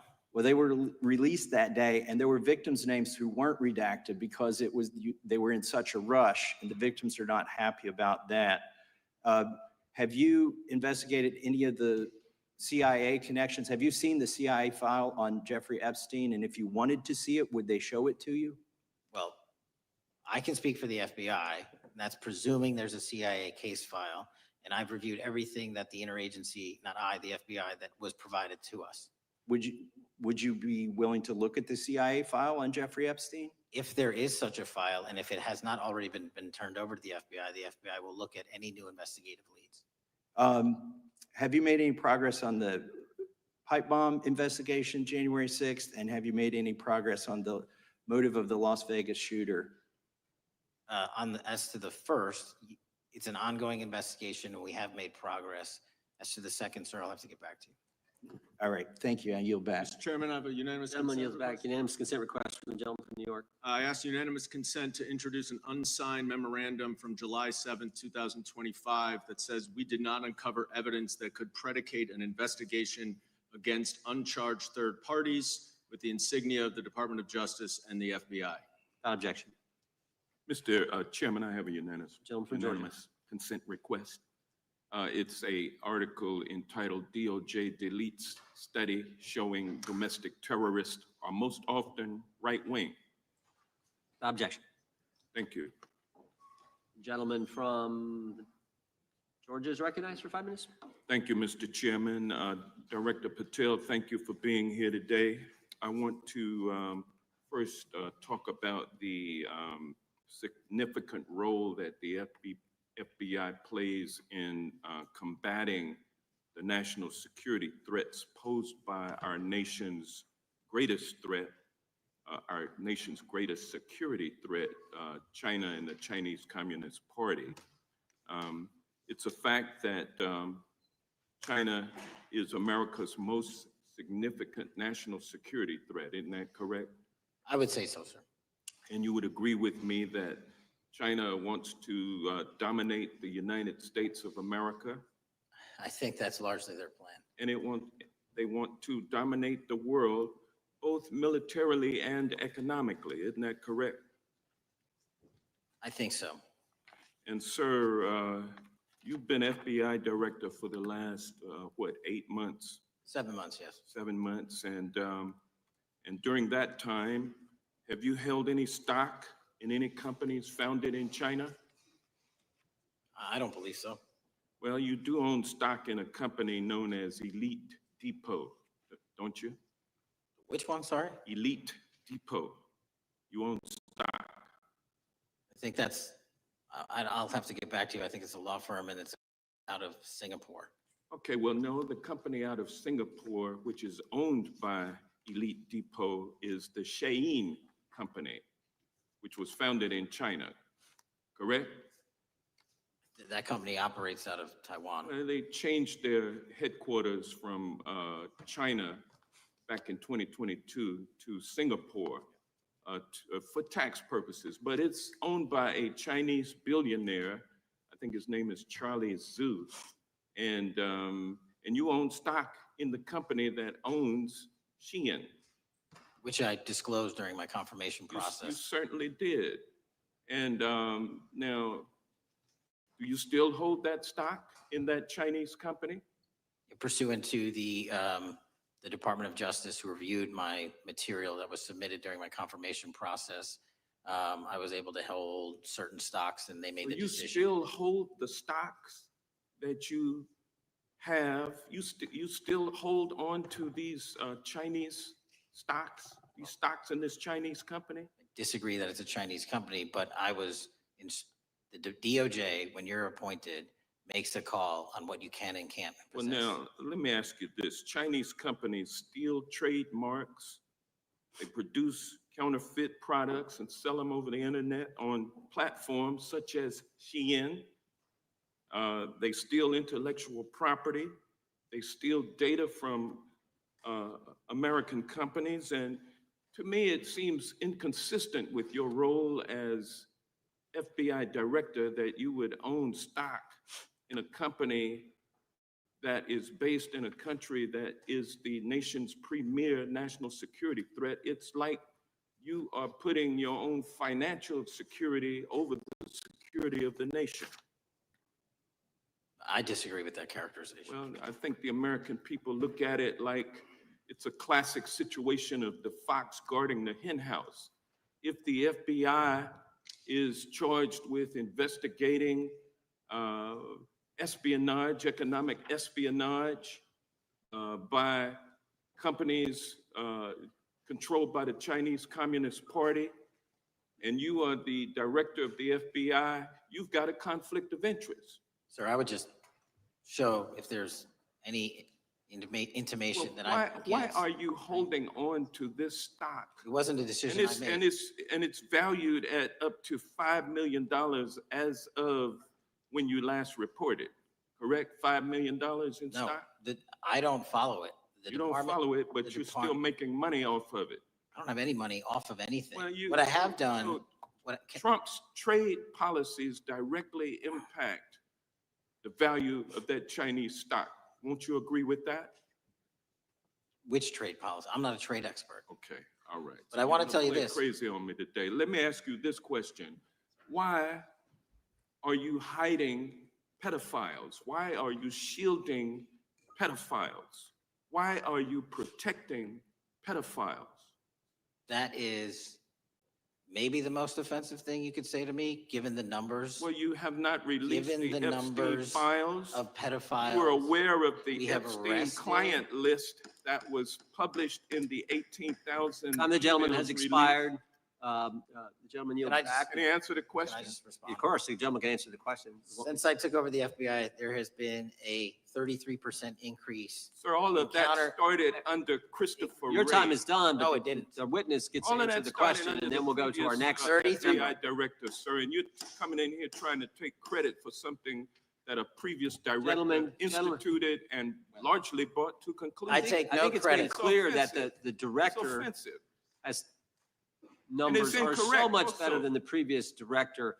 It's Dr. Patel, if you deceptive. want to I answer take- the question. I take no credit. The men and women of the FBI have seen a 33% increase in the number of counterintelligence Yeah. arrests out of the And PRC. so all of a sudden, with And you the- coming in 7 months ago, And, Gentlemen's time has and- expired.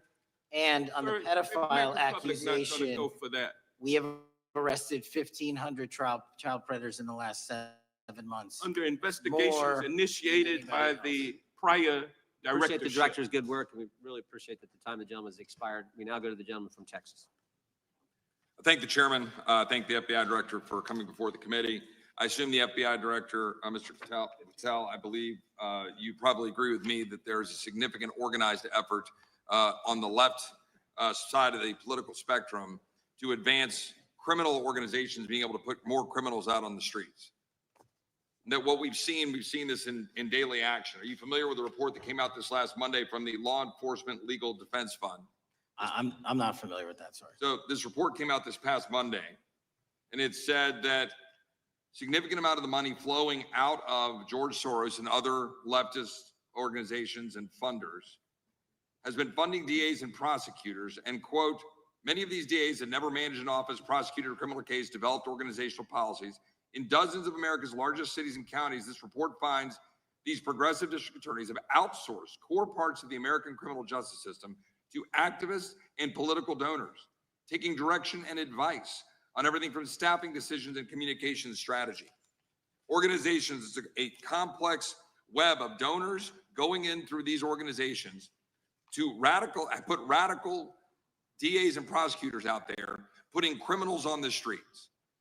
Does the FBI director agree that this exists and is a problem? I will accept the factual representation, and if that exists, it is a problem. The organizations such as TIDES, the Fair and Just Prosecution, Brenner Center for Justice, Partnership for Safety and Justice, the Vera Institute of Justice, the amount of dollars flowing from George Soros through and to these organizations and to the various prosecutors that have resulted in increased crime on our streets, including the brutal murder of the Ukrainian refugee in Charlotte. I bring that up because that is one component of the problem. In addition, we have an organized effort targeting our border. The NGOs, the nonprofits and the deep pockets, the United Nations, charitable organizations, and a long list of over 250 organizations that the Center for Immigration Studies put out that lays out a complex web of organizations that were moving people into our country, knowing that they're dangerous, knowing that they're criminal, associated with taxpayer dollars flowing through the United Nations and donor dollars flowing through organizations, including ostensibly religious ones, putting these dangerous individuals on the street that resulted in fentanyl in our communities, that resulted in the death of Jocelyn Nungare, of hundreds, thousands even, as the director testified, 100,000 people dying from these narcotics every year. All of this in an organized effort, a complete effort by the radical left to use taxpayer dollars and these dollars to put people on our streets. In addition, the extent to which we've seen now with the Southern Poverty Law Center and their hate map targeting, for example, the Family Research Council, where we had a shooting right here in DC over a decade ago, putting Charlie Kirk, putting a target on TPUSA, Antifa, other radical organizations that are very specifically organized in targeting conservatives and ordinary Americans. Well, how about the organized effort to infiltrate our schools and advance transgender agenda and advance a radical agenda, perhaps one that we will see exposed further in the individual that actually shot Charlie Kirk? Here's my question. Will you as the director, and are you as the director, pursuing all legal channels to follow the truth wherever it may lead on this organized effort, one? And two, do you agree that Congress should take all action necessary to expose this web of dollars that are flowing to undermine our way of life? We got another minute in my time that I'd like to hear from you on this topic broadly. I'll keep it short. Investigatively speaking, we are doing the following. We are following the money. We are following the money in every organization and every person that is violating the federal code. And it doesn't matter what your background or ideology is. We are following the money. We are using legal process to following that money, issuing subpoenas to follow that money, using grand juries to follow that money. And when we have results to recommend for prosecution to the Department of Justice, we will do that. And we will continue to publicize documents through Congress, yes, when we make these findings. Mr. Chairman, I'd like unanimous consent to insert the record outsourcing justice by the Law Enforcement Legal Defense Fund that I alluded to before. I would ask unanimous consent to add a 2024 list provided by the Center for Immigration Studies on these United Nations and other affiliated groups that are responsible, over 250 of them, for moving individuals into our country in a coordinated effort. I would like a unanimous consent to insert a letter that I sent that currently has 33 members of the United States House of Representatives have signed on it, calling for a special select committee to pursue the organized effort from the radical left to target our way of life and undermine our security by putting criminals on the street and having our borders being wide open and putting us in danger. With that, I would yield back.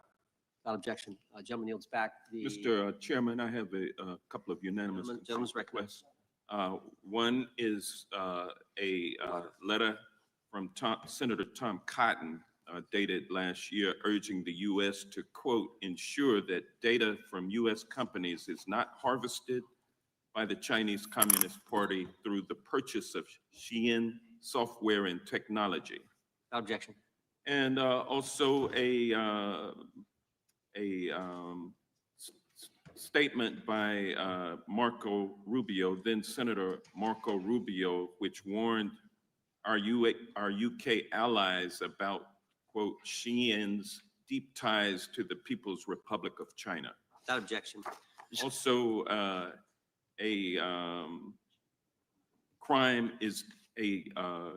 the record crime is down in 2025.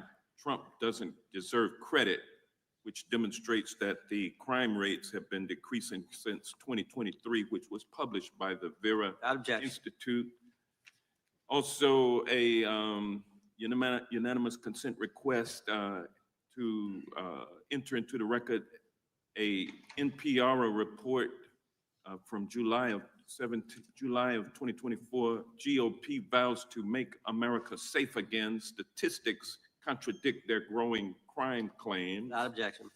Also, a report out of the American Presidency Project dated January 17, 2025, record low crime during the Biden-Harris administration. Without objection. Also, Joe Biden is correct that violent crime is near a 50-year low, which was a PolitiFact publication of May 2024. And last but not least, a FBI releases 2024 reported crimes in the nation statistics. These are FBI statistics published on August 5th, 2025, which details decreases in murder, rape, aggravated assault, and robbery in 2024. Without objection. Gentleman from Kentucky is recognized for unanimous consent. Mr. Chairman, I ask unanimous consent to submit two sets of documents. The first is a series of emails from the victims of Jeffrey Epstein. They are making FOIA requests to get their own FBI files and not having any success. So I want to bring attention to that by submitting that to the record. The second document that I want to submit to the record, for the record, I know we don't usually read these. This one's not readable. It's completely redacted. For the most part, the first 50 pages. This is actually the search warrant that was served on James O'Keefe for a diary that he had already given to the government 2 months before. And as it turns out, there were no indictments here, yet he still doesn't know why he was raided. And I think he deserves to know. So, Without objection. thank you. The chair now recognizes the gentleman from California. Director, the first time you saw Donald Trump's name was in the Epstein files. Did you close the files or keep reading? I have reviewed not the entirety of the files, so I have. You haven't reviewed all of the Epstein files? Personally, no. You're the director of the FBI. This is the largest sex trafficking case the FBI has ever been a part of. Buck stops at the top, and your testimony today is you have not reviewed all the files. What I've been doing is been busy providing the safest country this country has seen in modern U.S. history in historic speed, because the men and women of the FBI are given the resources to reduce the homicide rate, to reduce the drug trafficking rate, to reduce the amount of children that are being trafficked, and the number of It sounds like pedophiles that those we have children arrested being is trafficked. I record high. appreciate the director reviewing the files. You said you don't know the number of times Trump's name appears in the files, so it could at least be 1,000 times. Is that right? The number is a total misleading factor. We have not Could the released number at least anyone's be 1,000 name times? that, we have not released anyone's Could it name in the at least Epstein be files 1,000 that times? has not been credible. Director, And could it we at have least be 1,000 released times? every piece of legally permissible information. Okay, You can so- characterize the numbers however you want it. Reclaiming my time, Director. It sounds like if you don't know the number, it could at least be 1,000 times. Which It's not. leads me- It's not. Is it at least 500 times? No, Is it at least 100 times? no. Then what's the number? I don't know the number, but it's not that. Do you think it might be your job to know the number?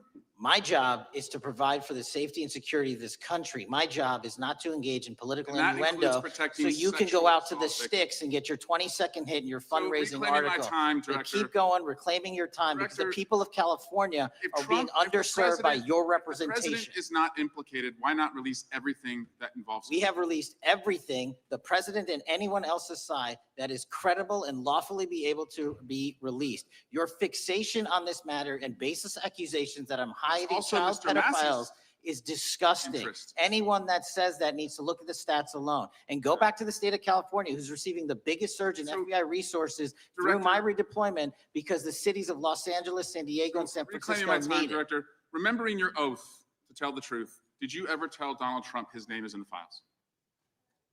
I have never spoken to President Trump about the Epstein files. Did you ever tell the Attorney General that Donald Trump's name is in the Epstein files? The Attorney General and I have had numerous discussions about the entirety of the Epstein files and the reviews conducted by our team. Did you tell the Attorney General that Donald Trump's name is in the Epstein files? And we have released where President Trump's name is in the It's a simple attorney's question. file. Did you tell the Attorney General that the President's name is in the Epstein files? During many conversations that the Attorney General and I have had on the matter of Epstein, we have reviewed. The question is painstakingly simple. Who Did you can tell be- the Attorney General that Donald Trump's name is in the Epstein files? Yes or no? Why don't you try spelling it out? if Yes you're gonna or mock me? no, Director? Use the alphabet. Yes or no? No, A, B, C, Director, D, E, F? it Don't wanna sounds do like it? you don't want to tell us. Did you tell the Attorney General that Donald Trump's name was in the Epstein files?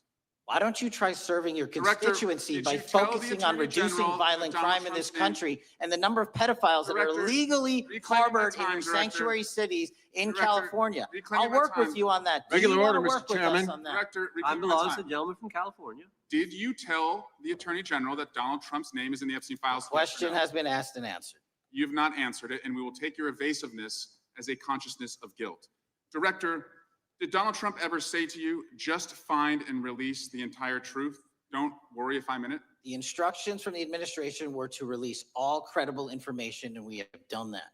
Did Donald Trump ever provide information about Jeffrey Epstein as an informant? Donald Trump has not been, and I can only speak for the FBI, an informant of the FBI.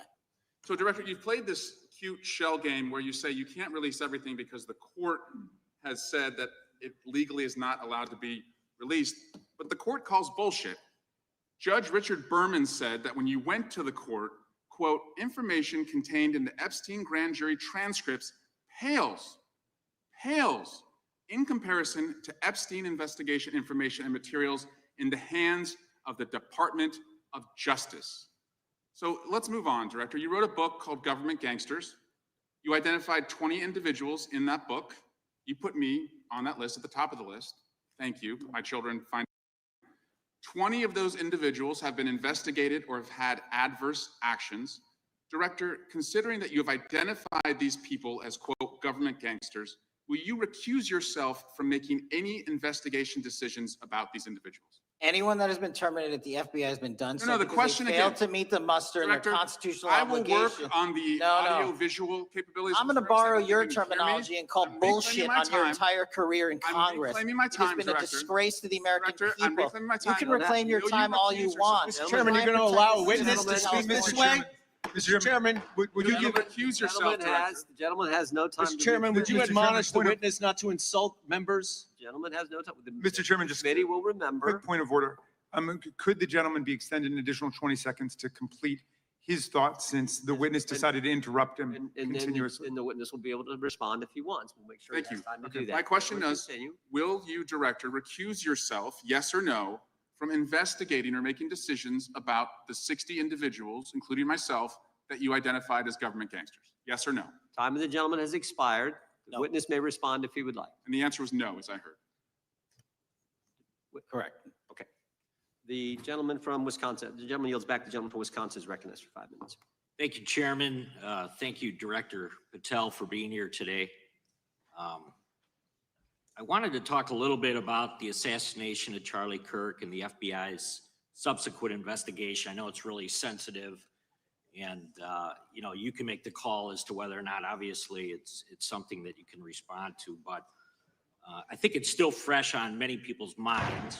I want to congratulate you and Utah law enforcement for the work you did in identifying the suspect and apprehending him. According to public reports, and I think this is what maybe it's, I still have questions about, and maybe the public does. According to public reports, the alleged shooter arrives on the Utah Valley University campus nearly 4 hours before the shooting.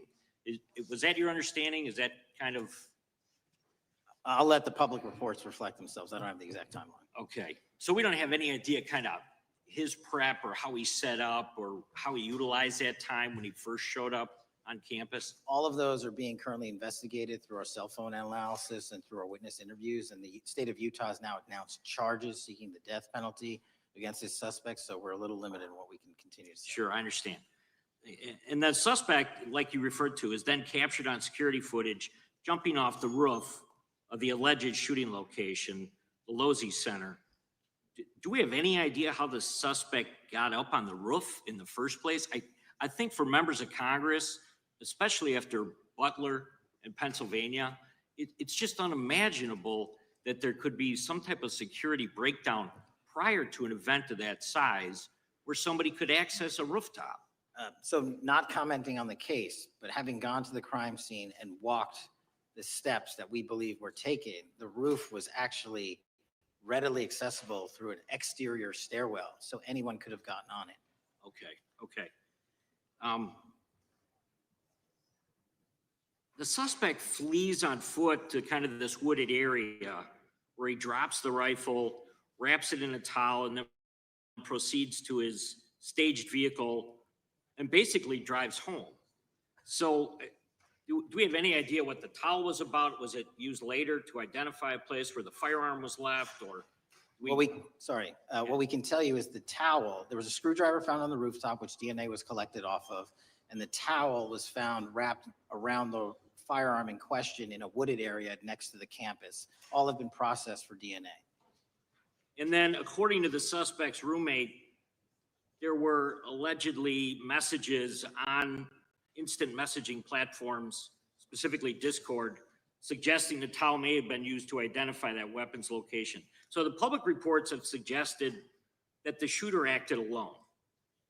Do we still believe that that's true? Do we have any idea as to whether or not those Discord messages led us to believe that the shooter may have had help in any way or assistance?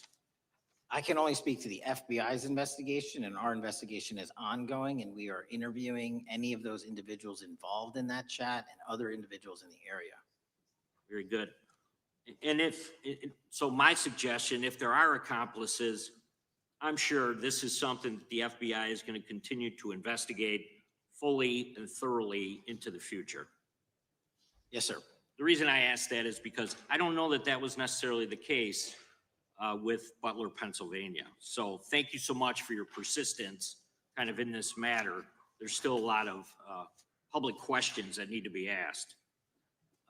Let me shift to another topic very quickly. On July 31st, 2025, the DOJ and the CIA declassified the annex to Special Counsel John Durham's 2023 report on Operation Crossfire Hurricane. The 29-page Durham Annex contains previously classified information about, among other things, the investigative referral of the Clinton campaign plan.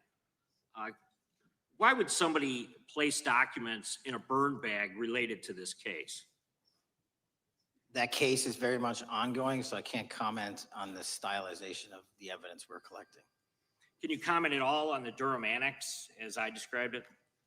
The Durham Annex, which has been publicly released thanks to the FBI's commitment to transparency, is one of the documents that's being utilized. And in general terms, speaking for a burn bag, sir, a burn bag is what you use to put classified documents into generally, because that is literally how you destroy them. So it appears that efforts were made by the Clinton campaign to reach out to the FBI agents or the Clinton sympathizers in the intelligence community in order to lead more credibility to the Clinton campaign plan. Do you think that's an accurate characterization?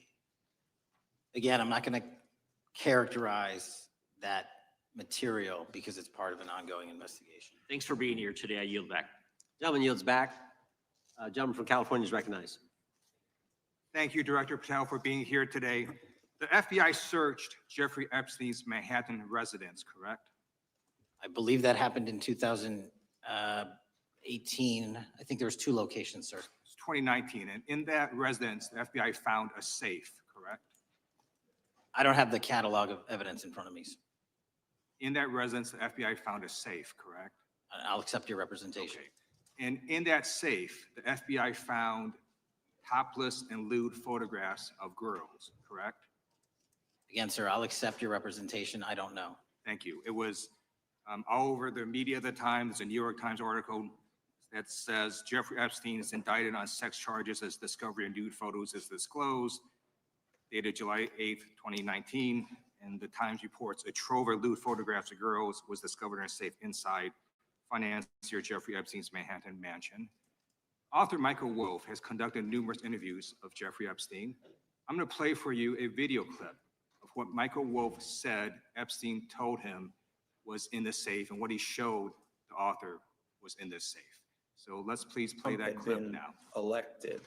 And I was sitting talking to Epstein and he said, wait a minute, I gotta show you something. And then he went into his safe and he came out with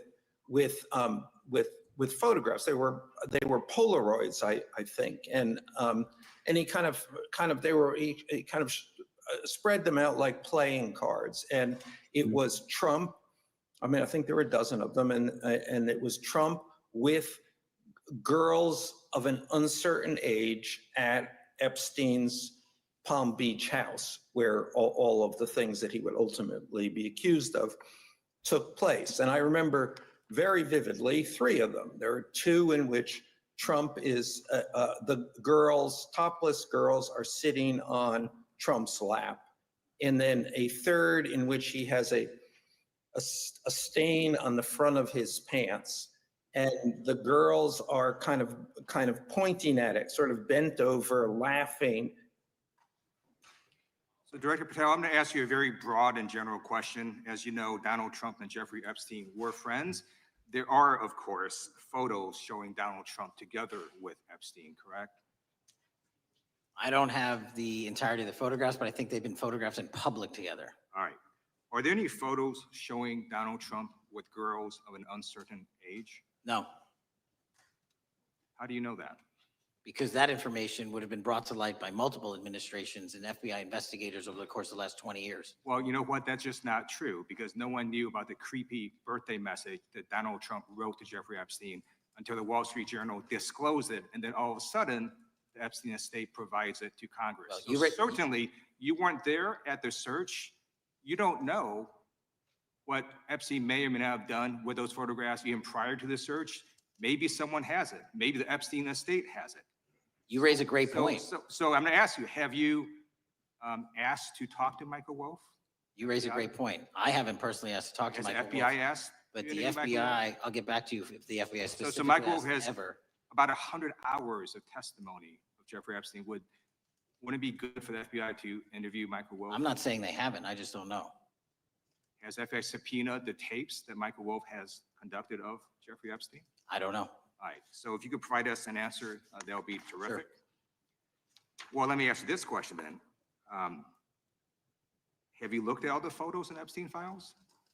I have looked at all the information that the investigators who investigated this case have provided to run out credible leads. And in the Epstein file, was there that creepy birthday message that Donald Trump had written to Epstein? No, that's what I was trying to tell you. You raise a great point. The estate of Jeffrey Epstein has a voluminous amount of information that they have not released before.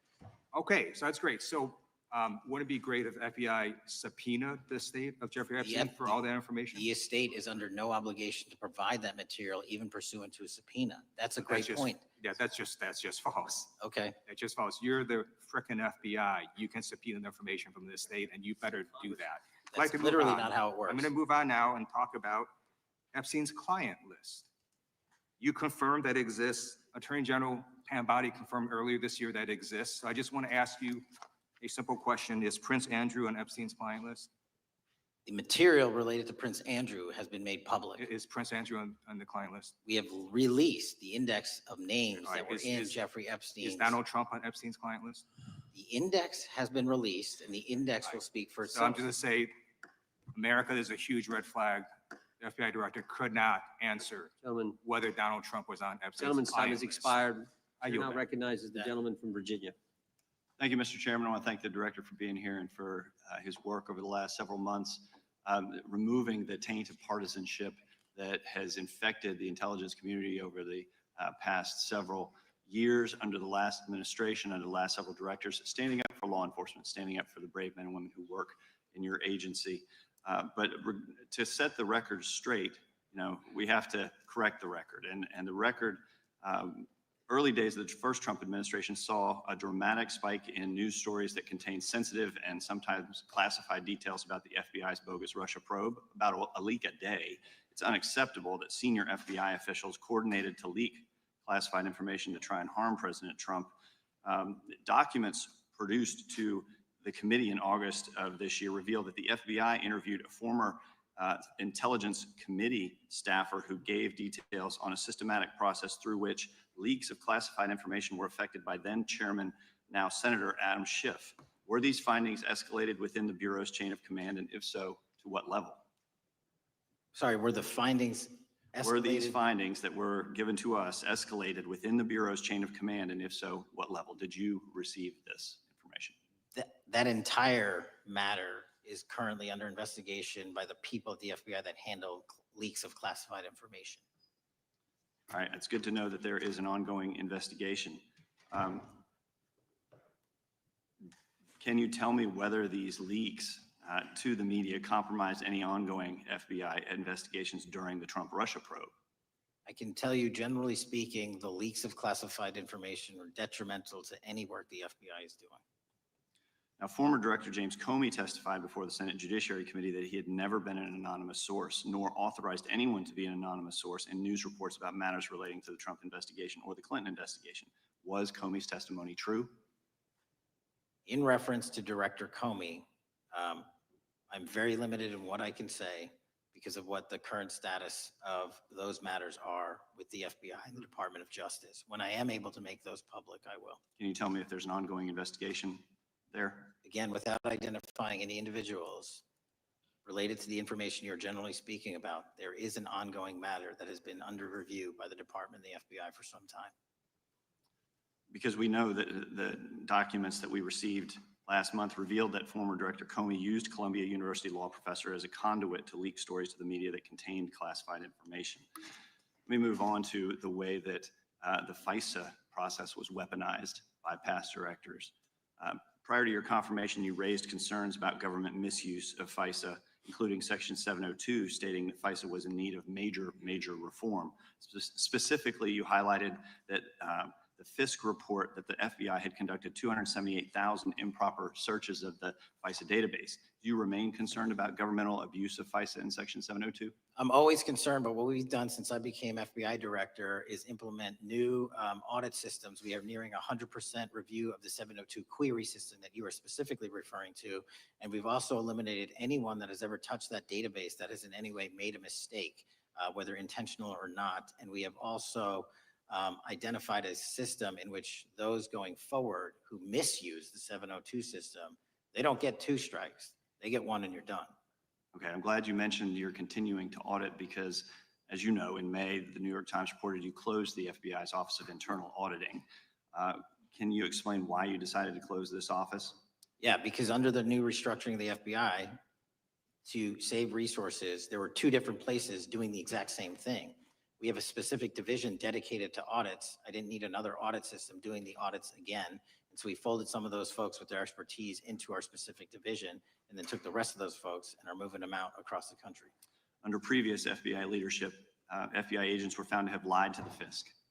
There have been hundreds of thousands of violations of querying standards. In light of past violations, what action is the FBI taking to ensure that similar abuses do not occur in the future? Exactly what I've outlined. You cannot have access to the 702 query system if you improperly queried that system at all at any time in your career. Okay, at a Senate hearing 2 years ago, your predecessor, Director Wray, testified FBI had previously purchased U.S. phone geolocation data for a specific national security pilot project and further stated that the project had not been active for some time and that the FBI relies on court-authorized process to obtain location data from companies. Does the FBI purchase location data or any other data of Americans from data brokers? I don't believe so, but I'll get back to you. Thank you. That'd be important. I appreciate that. I yield back. Gentleman yields back. Gentleman from Washington's recognized. Thank you, Mr. Chairman. Mr. Patel, before you joined the FBI, you had very strong opinions about what the FBI was hiding regarding Jeffrey Epstein. In a September 2023 interview with Glenn Beck, you said the Black Book is under the, quote, direct control of the director of the FBI. In December 2023, you said, let us know who the pedophiles are. even for a short time after becoming FBI director, in February of 2025, you tweeted, quote, "There will be no cover-ups, no missing documents, no stone left unturned." In June, you told Joe Rogan, quote, "We've reviewed all the information. We're going to give you every single thing we have and can." But then suddenly in July, everything changed. You and Attorney General Pam Bondi released one video and said that there was nothing more to see. Your July memo says you uncovered more than 300 gigabytes of data and physical evidence, but that you had decided no further disclosure would be appropriate or warranted. That is a quote. I think what happened, Mr. Patel, is that suddenly you discovered that Donald Trump's name was all over these files, and you started a giant cover-up. So you are under oath, Mr. Patel. You just testified to Mr. Swalwell that you did not speak to the president about the Epstein files. To your knowledge, did Attorney General Pam Bondi speak to the president about what was in the Epstein files? I can't speak for Attorney General Pam Bondi. So to your knowledge, you don't have any information. The question was, do you have any knowledge? Do you have any knowledge? I can't speak. You are for the refusing to Attorney answer the General question. So Pam let me Bondi. tell you that the Wall Street Journal reported that in May, Bondi told Trump that he was in the Epstein files, and at the same meeting said that the DOJ did not plan to release the files. Yesterday, you testified to Senator Kennedy that there was, quote, "no credible information that Epstein trafficked girls to anyone else," and that you have, quote, "continuously and publicly asked the public to come forward with more information and we'll look into it." Today, in response to Mr. Massey's question, you appear to say that the survivors were not credible. These are survivors. That's not at all what I said. Okay, great. I'm going to ask you this in a second, but let me tell you Okay, about well, the then don't lie about survivors, me. and let's bring them up here into the room. These are women who came to the Hill and testified that they were groomed and raped at the age of 14 and 16 years old, and they called to meet with the president and to meet with the FBI and to have people investigate their claims. Some of them have never testified before. If you are so interested in getting the public to submit any information, why have you not met with them? You said you haven't met with them. Have you met with them? I'll give you one more chance. My job as the FBI director is to Is invite the all answer yes or investigative no leads. to whether or not you met with these women who were sexually abused and raped? Any insinuation by you or any What people is on the your an- side that I am not manhunting child predators and sex traffickers, just look at the Mr. stats. Patel, And you talk Mr. about Chairman, cover-ups, man. Mr. Chairman, You this talk is about my time, cover-ups. and I will take Why- as much time as I Where were want. you during the Instruct the Obama and witness, Biden Mr. administrations Chairman. when these so-called Instruct the cover-ups were witness. going on? Mr. Why didn't Chairman. anyone in those administrations talk to any of these Mr. purported Chairman. witnesses? I Let's get have some regular welcomed order, Mr. every Chairman. single person to provide credible information. Time belongs to the gentlelady from Washington. And I'm gonna When you- take when another you couple accuse of the minutes. witness of something, he's allowed to respond. That's how it works. You say Listen, he something, didn't even, excuse me, Mr. Mr. Chairman, Chairman, you have point always of been order. fair, but this is I'm not being fair. and you will get No, your, this you will is get your my time, and he You will give said the that gentlelady the a few witnesses additional were not credible. seconds of time. I'm gonna get an additional minute of time because No, that's you'll how get much what, time you he won't get a took. minute, you'll get some seconds, what we think is under 5 minutes. You don't get to demand how Mr. much time you Patel. get. That's not how it works. Mr. Patel, are the victims of the Jeffrey Epstein horrific trafficking ring, are they credible? Any person with information about ongoing I sexual didn't, trafficking. I'm asking you if they're credible. Ma'am, I'm Are they commenting on the credible? evidence we have. But And we have routinely asked for people to come forward with more evidence and we will look at Mr. it. And the evidence that we have was the same evidence that the Mr. Biden and Patel, Obama Justice Departments Mr. had. Patel, And they this is determined, not new. me, they determined Mr. that that Chairman, information was Mr. not credible. Chairman, he's not letting me even ask my questions. You This is ask the ridiculous. questions, he gives an answer. You may not like what he says, No, but that I'm doesn't mean you asking, get to he's not interrupt him. answering my question. Mr. You Chairman, have could we an- restore the gentlelady 45 seconds so she We can will give complete her her question? additional 30 seconds, which is what I said I'm earlier. gonna keep taking my time No, because you'll take here's the the time thing. that you get. You get are 30 not seconds. answering the question.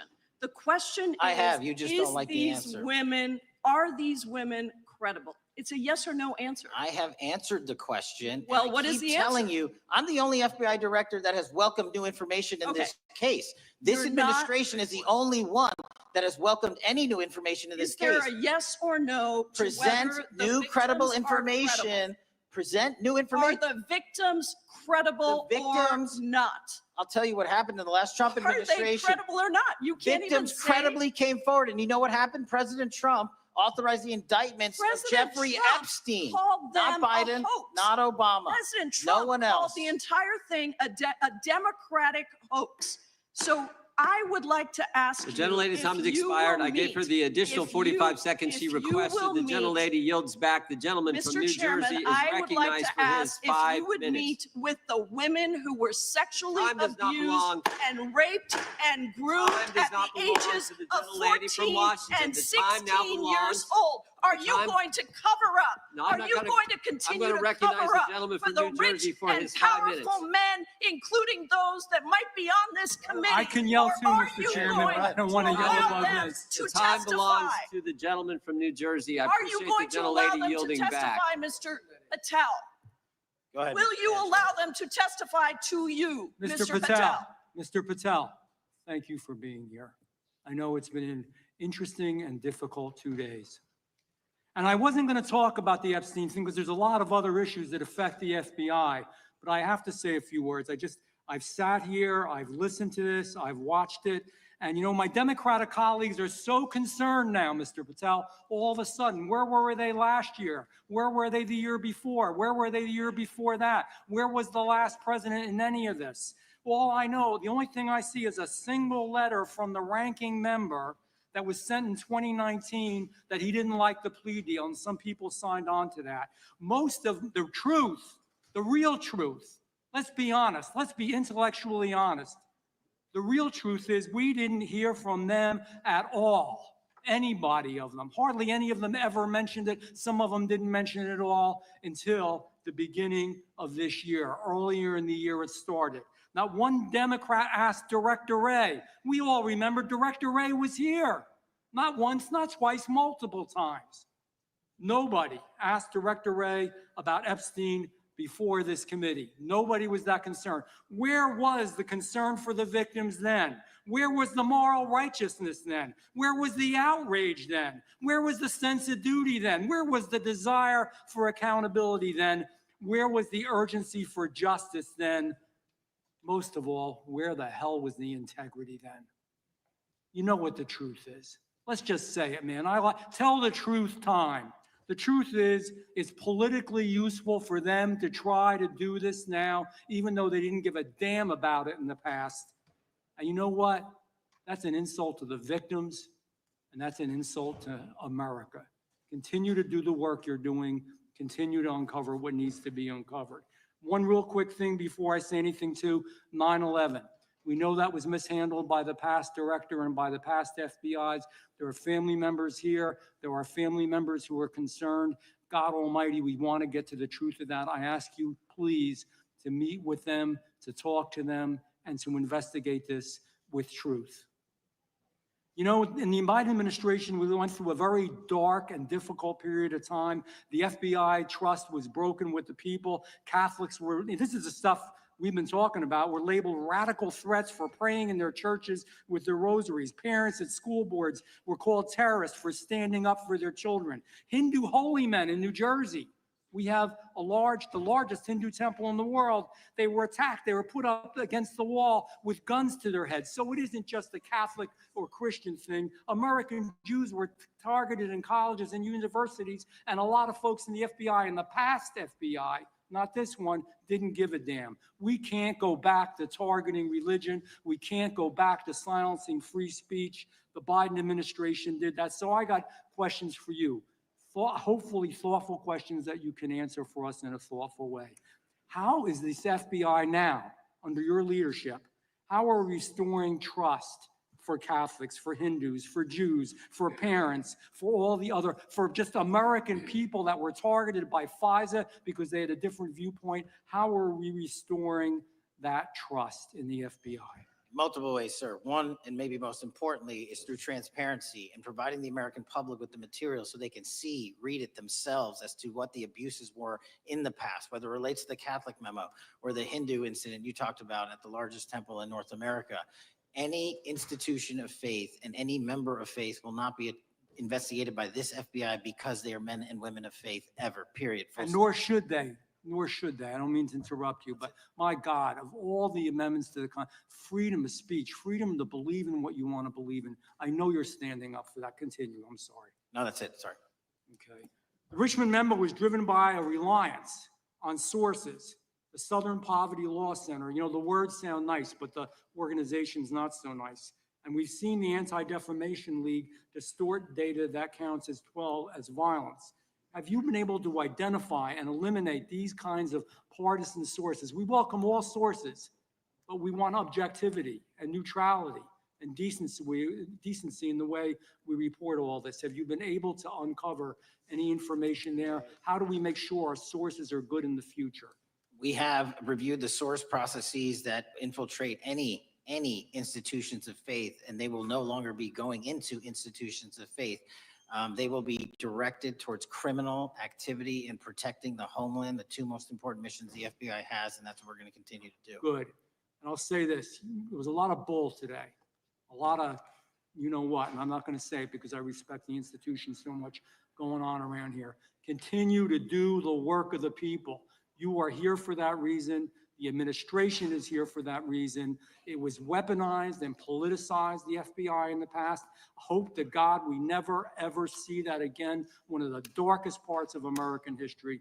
Thank you, Mr. I yield back. Mr. Chairman, I have a unanimous consent. Gentleman yields back. The gentleman from New York is recognized for UC. I would like to introduce a CNN article that explains how an alleged top leader of the MS-13 gang was dismissed. His case was dismissed in Brooklyn so that he could be deported back to El Salvador, even though he was charged with murder. Without objection. Mr. Chairman, I have some unanimous The consent lady from requests. Washington is recognized. I ask unanimous consent to enter into the record an article titled "Justice Department Told Trump in May that his name is among many in the Epstein files." Without objection. I have another one that is a July 2025 article by the New York Times entitled "How a Frantic Scouring of the Epstein Files Consumed the Justice Department," stating that DOJ and FBI employees reviewing the Epstein files were instructed to flag any mentions of Trump and other celebrities. Without objection. And I have another unanimous consent request to enter into the record an August 2025 article by The Guardian entitled "Ghislaine Maxwell Hinted at Epstein's Ties to Trump Officials.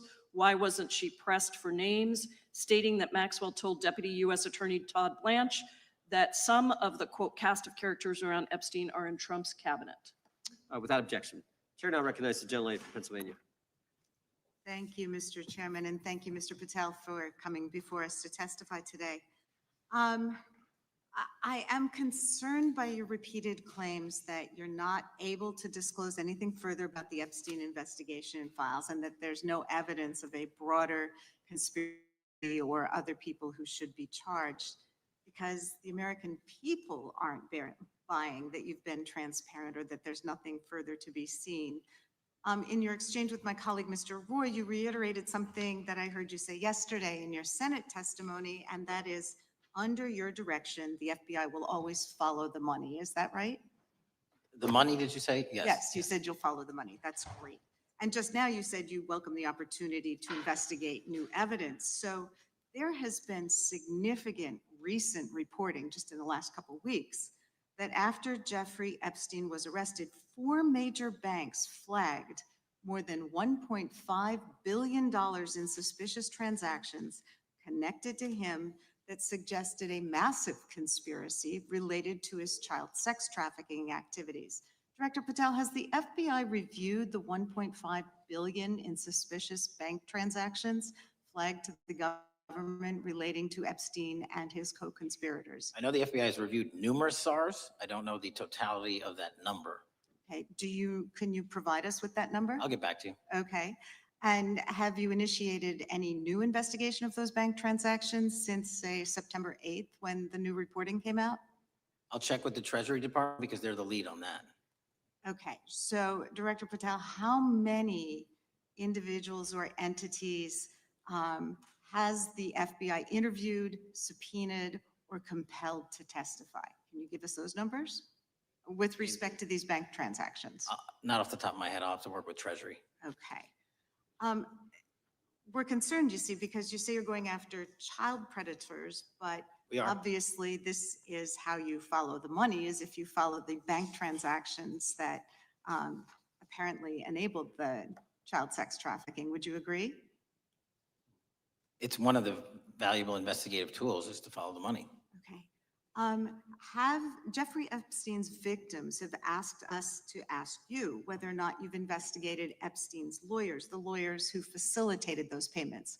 Have you subpoenaed or questioned any of those lawyers? So in 2018 and 19, what I recollect is many, if not every one of those lawyers was part of the investigation. But you weren't there at that time, I right? wasn't there. Okay. So can you get us the names and the numbers of who was investigated then with respect to those lawyers? As long as I'm allowed to release it, absolutely. Okay. Well, if we provide you with subpoenas, I assume you can release it. Is that right? We have a current subpoena and we're working with Congress to provide it.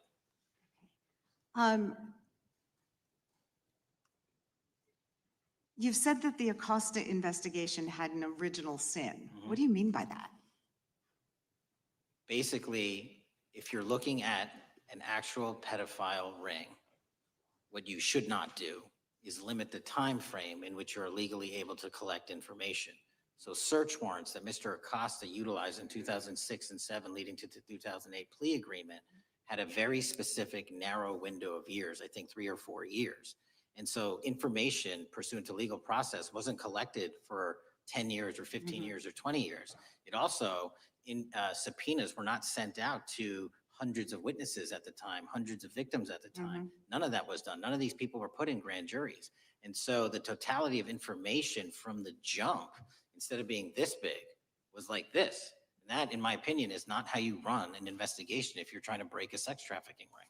So you're now in charge of the FBI. Why haven't you done that investigation? Great question. And here's the answer. Simply because I am not able to go back 20 years and collect information that the courts had decided was already subject to search warrants. They have said this wasn't the investigation. There's a non-prosecution agreement out of that plea. And when the case was reopened, and this is where it comes into play, when the case was reopened in 2018 and 2019, the search warrants, again, were limited to the conduct of Jeffrey Epstein. Now, whether that's right or wrong, that's a different discussion, but I'm telling you, that's the Okay, information well, we I think that reviewed. is a different discussion, and I think the discussion we'd like to have today is why you aren't following the money with respect to the broader conspiracy that it has been reported in the New York Times and elsewhere, and that if you really want to attack the issue, if you wanted to attack the issue, if you wanted to get to the bottom of it, if you wanted to disclose what really was involved in the Epstein files, the Epstein cover-up, that you would be taking very different actions that you are today. I do want to seek unanimous consent to enter into the record the New York Times September 8th, 2025 article, How J.P. Morgan Enabled the Crimes of Jeffrey Epstein. Objection. And also an article dated July 17th, 2025, in the Epstein case, Follow the Money. Objection.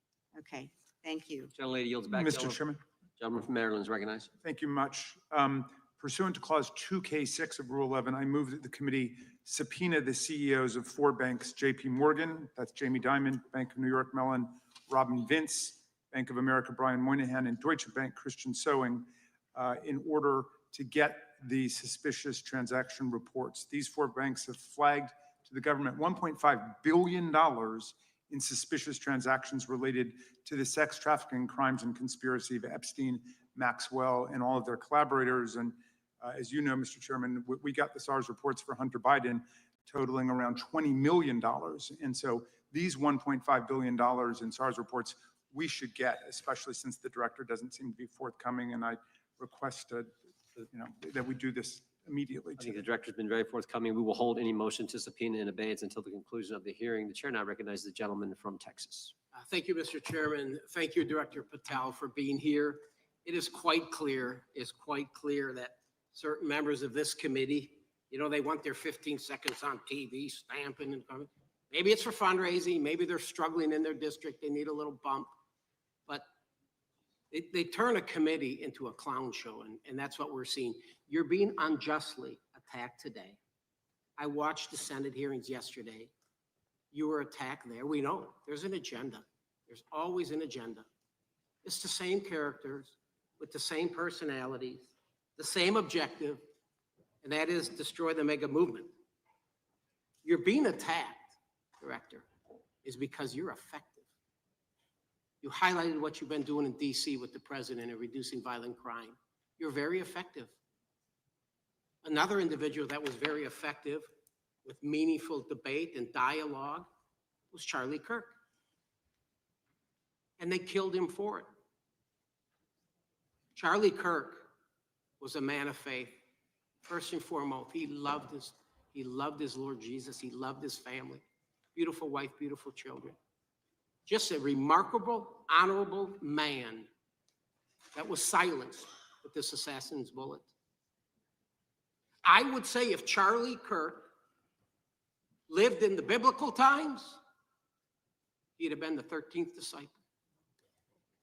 He'd have been the 13th disciple. We have a new committee, if you're not aware, a new select committee regarding January 6th. I'm honored to be on that committee. I'm looking forward to working with other members to expose truth,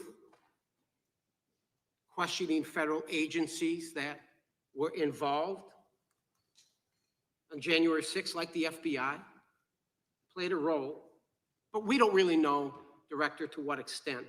We don't know. The January 6th sham committee was not formed by Nancy Pelosi to seek truth. There was nothing about getting to the truth about January 6th. Their sole mission was to damage Donald J. Trump and end his political career. And everybody knows it. That's what the purpose was. You know what's nice, so I kind of get to ask the question, though, how did that work out for you?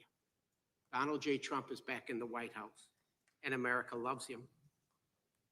I spent 30 years in law enforcement, retired sheriff from a large county in the great state of Texas.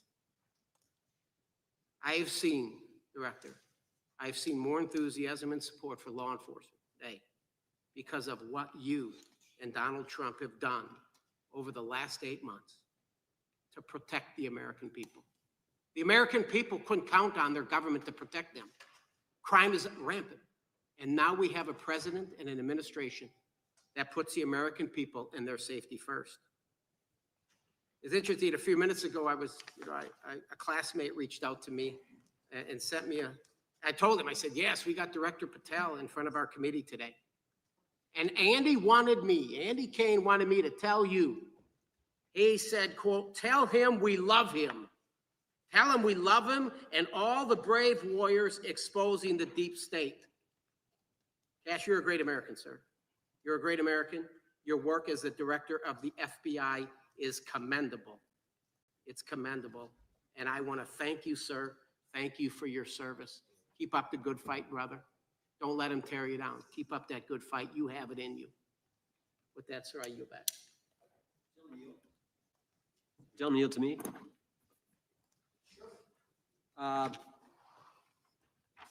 Director Patel, there were 26, the gentleman mentioned the select committee, there were 26 confidential human sources at the Capitol on January 6, 2021.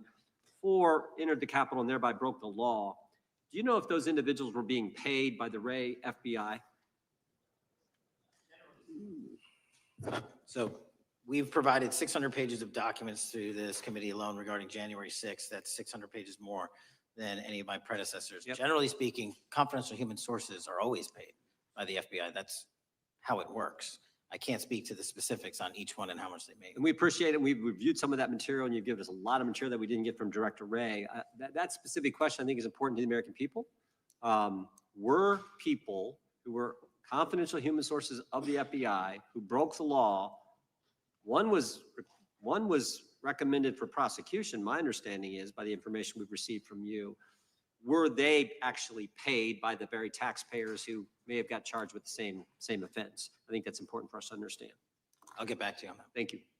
Chair now recognizes the gentleman from California. Thank you, Mr. Chair. Welcome, Director Patel. I want to focus a little bit on domestic terrorism. We have a graph here, data up to 2021, but as you can tell, domestic terrorism is on the rise. Nation, our citizens under threat.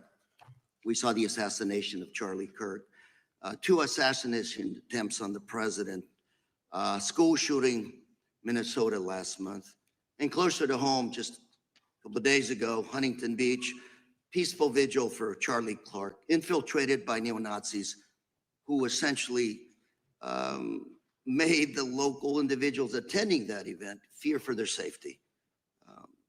All of us know that a lot of these domestic attacks are by lone wolves, but yet they do leave clues, social media or elsewhere.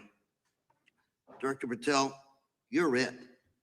You're the thin blue line. The FBI, your job to protect our citizens back home from those that would harm us. You have to find the needle in the haystack. Takes a lot of work, a lot of resources. Talking to my local sheriff this morning, who said they're concerned. Federal cuts to local grants that help them do the job.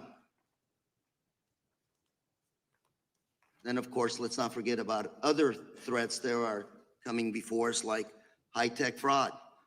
Local senior recently was talking to me about a text she had gotten, a demand by the IRS to send a payment immediately, or the IRS agents were on their way to arrest this individual. Pretty gutsy stuff by folks probably from Europe, North Korea, Russia, China, people, okay, going after those precious savings our senior citizens rely on. Yet the president's proposing a budget cut of $500 million or more to your organization, the FBI. You've said that that'll essentially equate to about 1,300 less jobs at the FBI. So I'm going to ask you essentially, what is it that we can do to help you do your job? Little concerned. Friday night lights. One of the events I love to do on Friday nights, go to the local high school football game.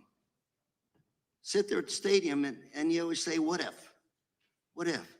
You're the thin blue line. Can you do your job cutting $500 million from your budget? Thank you, sir.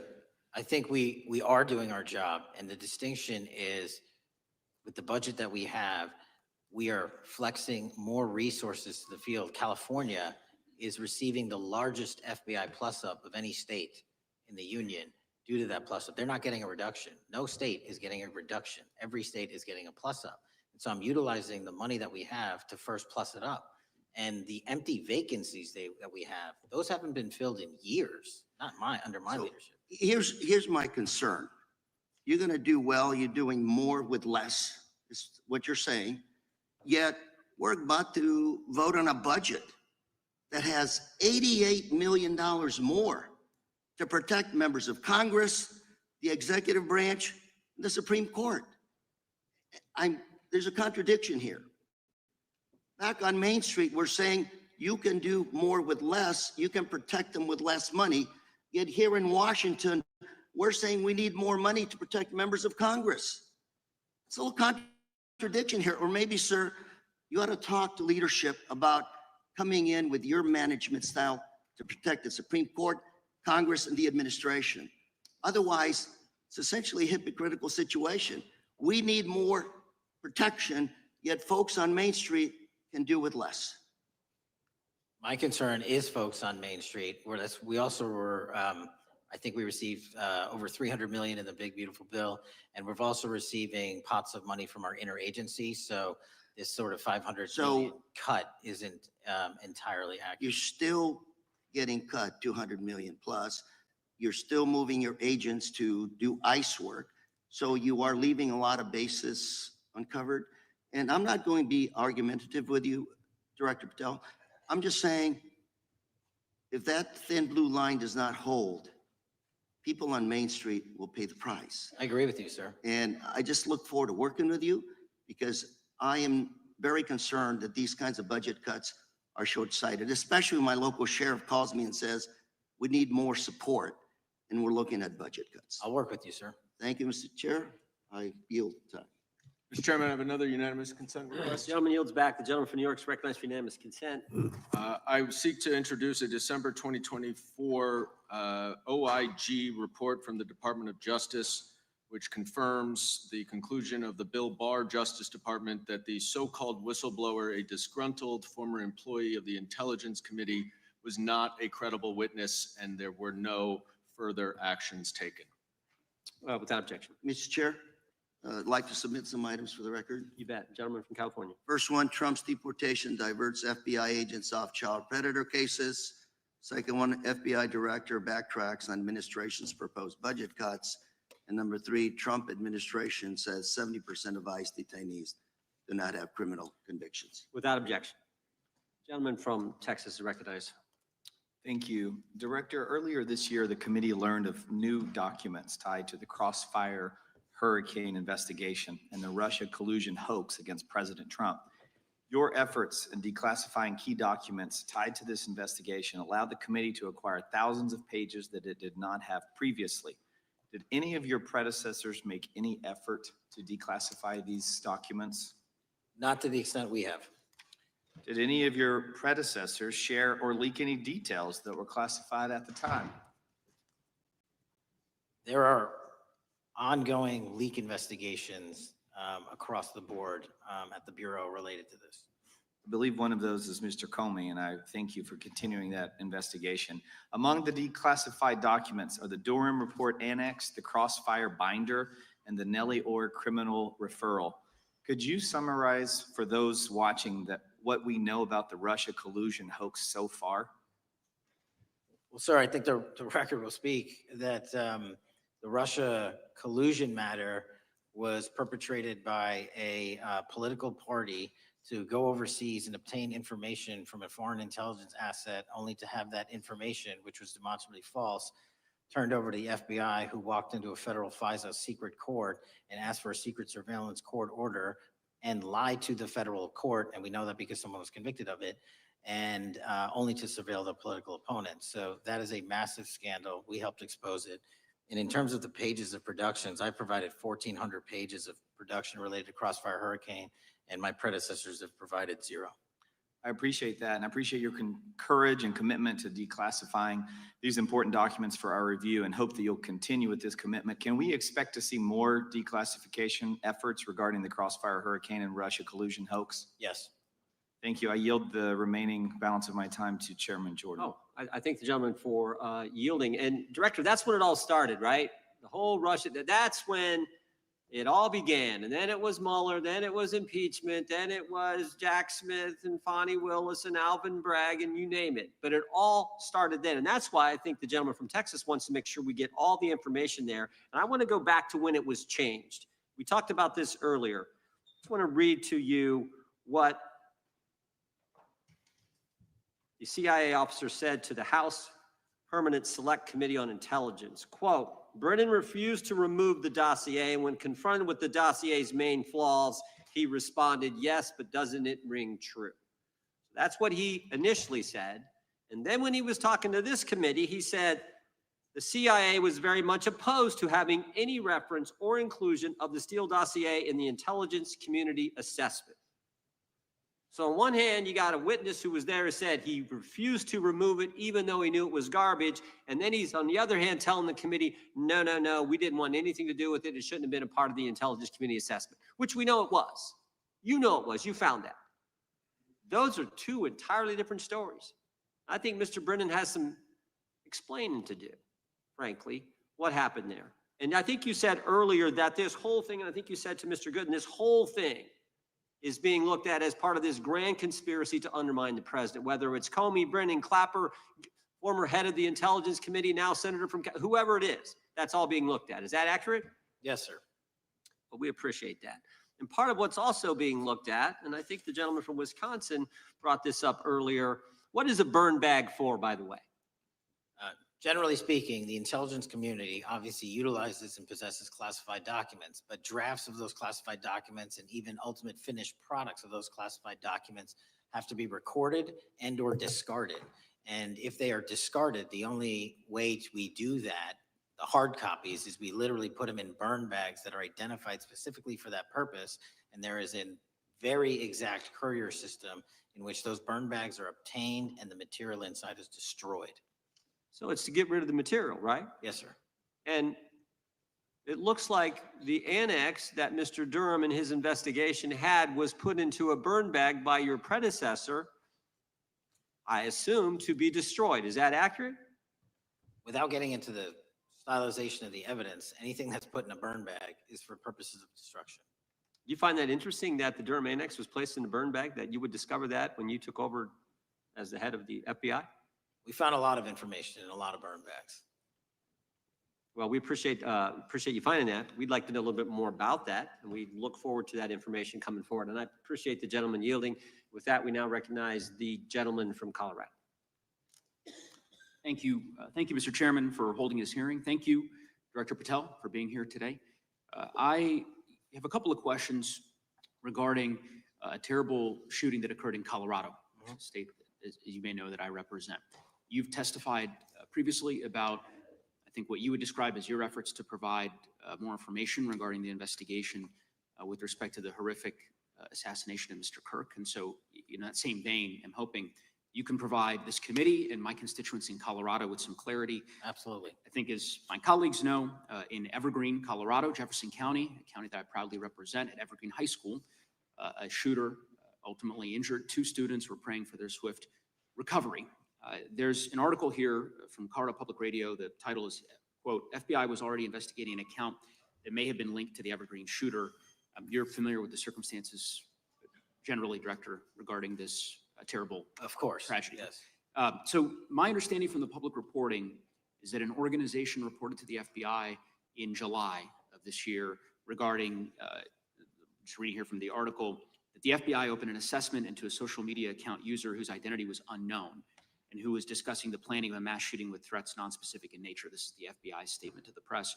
And that the FBI continued to work this assessment investigation to identify the name and location of the user up until September 10th, 2025, which was the day of the tragedy. Can you provide us some clarity on what were the impediments to finding, the account user, and maybe describe in greater detail the FBI's work in that regard? Generally speaking, yes, because I know even though the shooter's deceased, the investigation we're not done. Sure. And so the impediments to finding these individuals, and you highlight a great point. We had 2 huge tragedies in the span of days in this country. The school shooting in Evergreen, Colorado being one of them. And proactively going out onto these social media platforms, which are so large, is our biggest impediment. And we need to rely on the service providers. There's actual legislation, I can't remember the name of it, that's up for renewal, which will, and I think at the end of the month, which gives service providers the ability to report that information in from their end without liability. We need that to continue, because while the FBI has so many people and the police are great at doing it, there's just too many platforms to cover down on. Well, I appreciate that, Director Patel, and I think we're certainly, I'm interested in continuing this conversation, because I think the reporting suggests that there's a pattern, and that ultimately, we want to make sure that law enforcement is able to prevent this kind of tragedy from happening in the future. I have a question. It's not meant as a gotcha question, so it just frame it there. But it is in regards to some reporting around a periodic transaction report that you had filed earlier,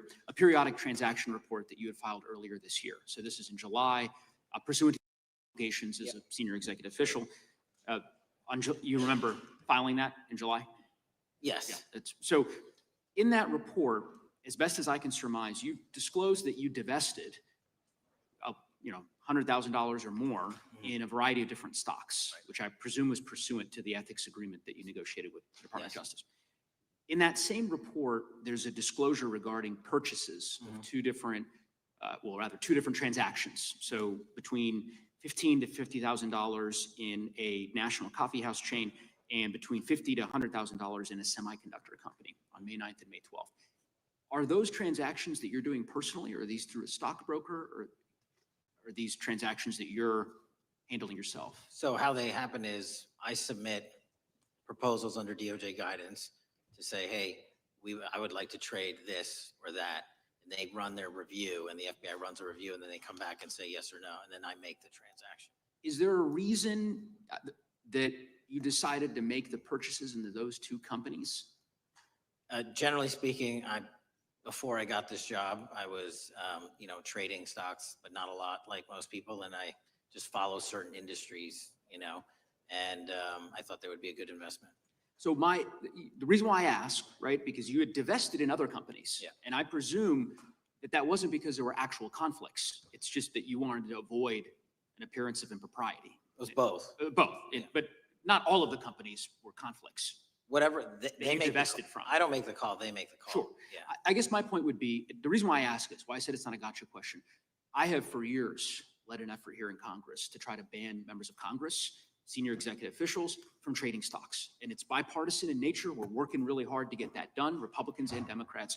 And you can understand, I think, given your role, given the nature of the position that you hold as the leader of the largest law enforcement agency in our country, that divesting entirely, not doing day trading now, I think would be something that would be in the interest of the American people. So I just would hope you would consider that, and that moving forward, that perhaps not purchasing stocks in individual companies, I would think would be something that would be worth pursuing.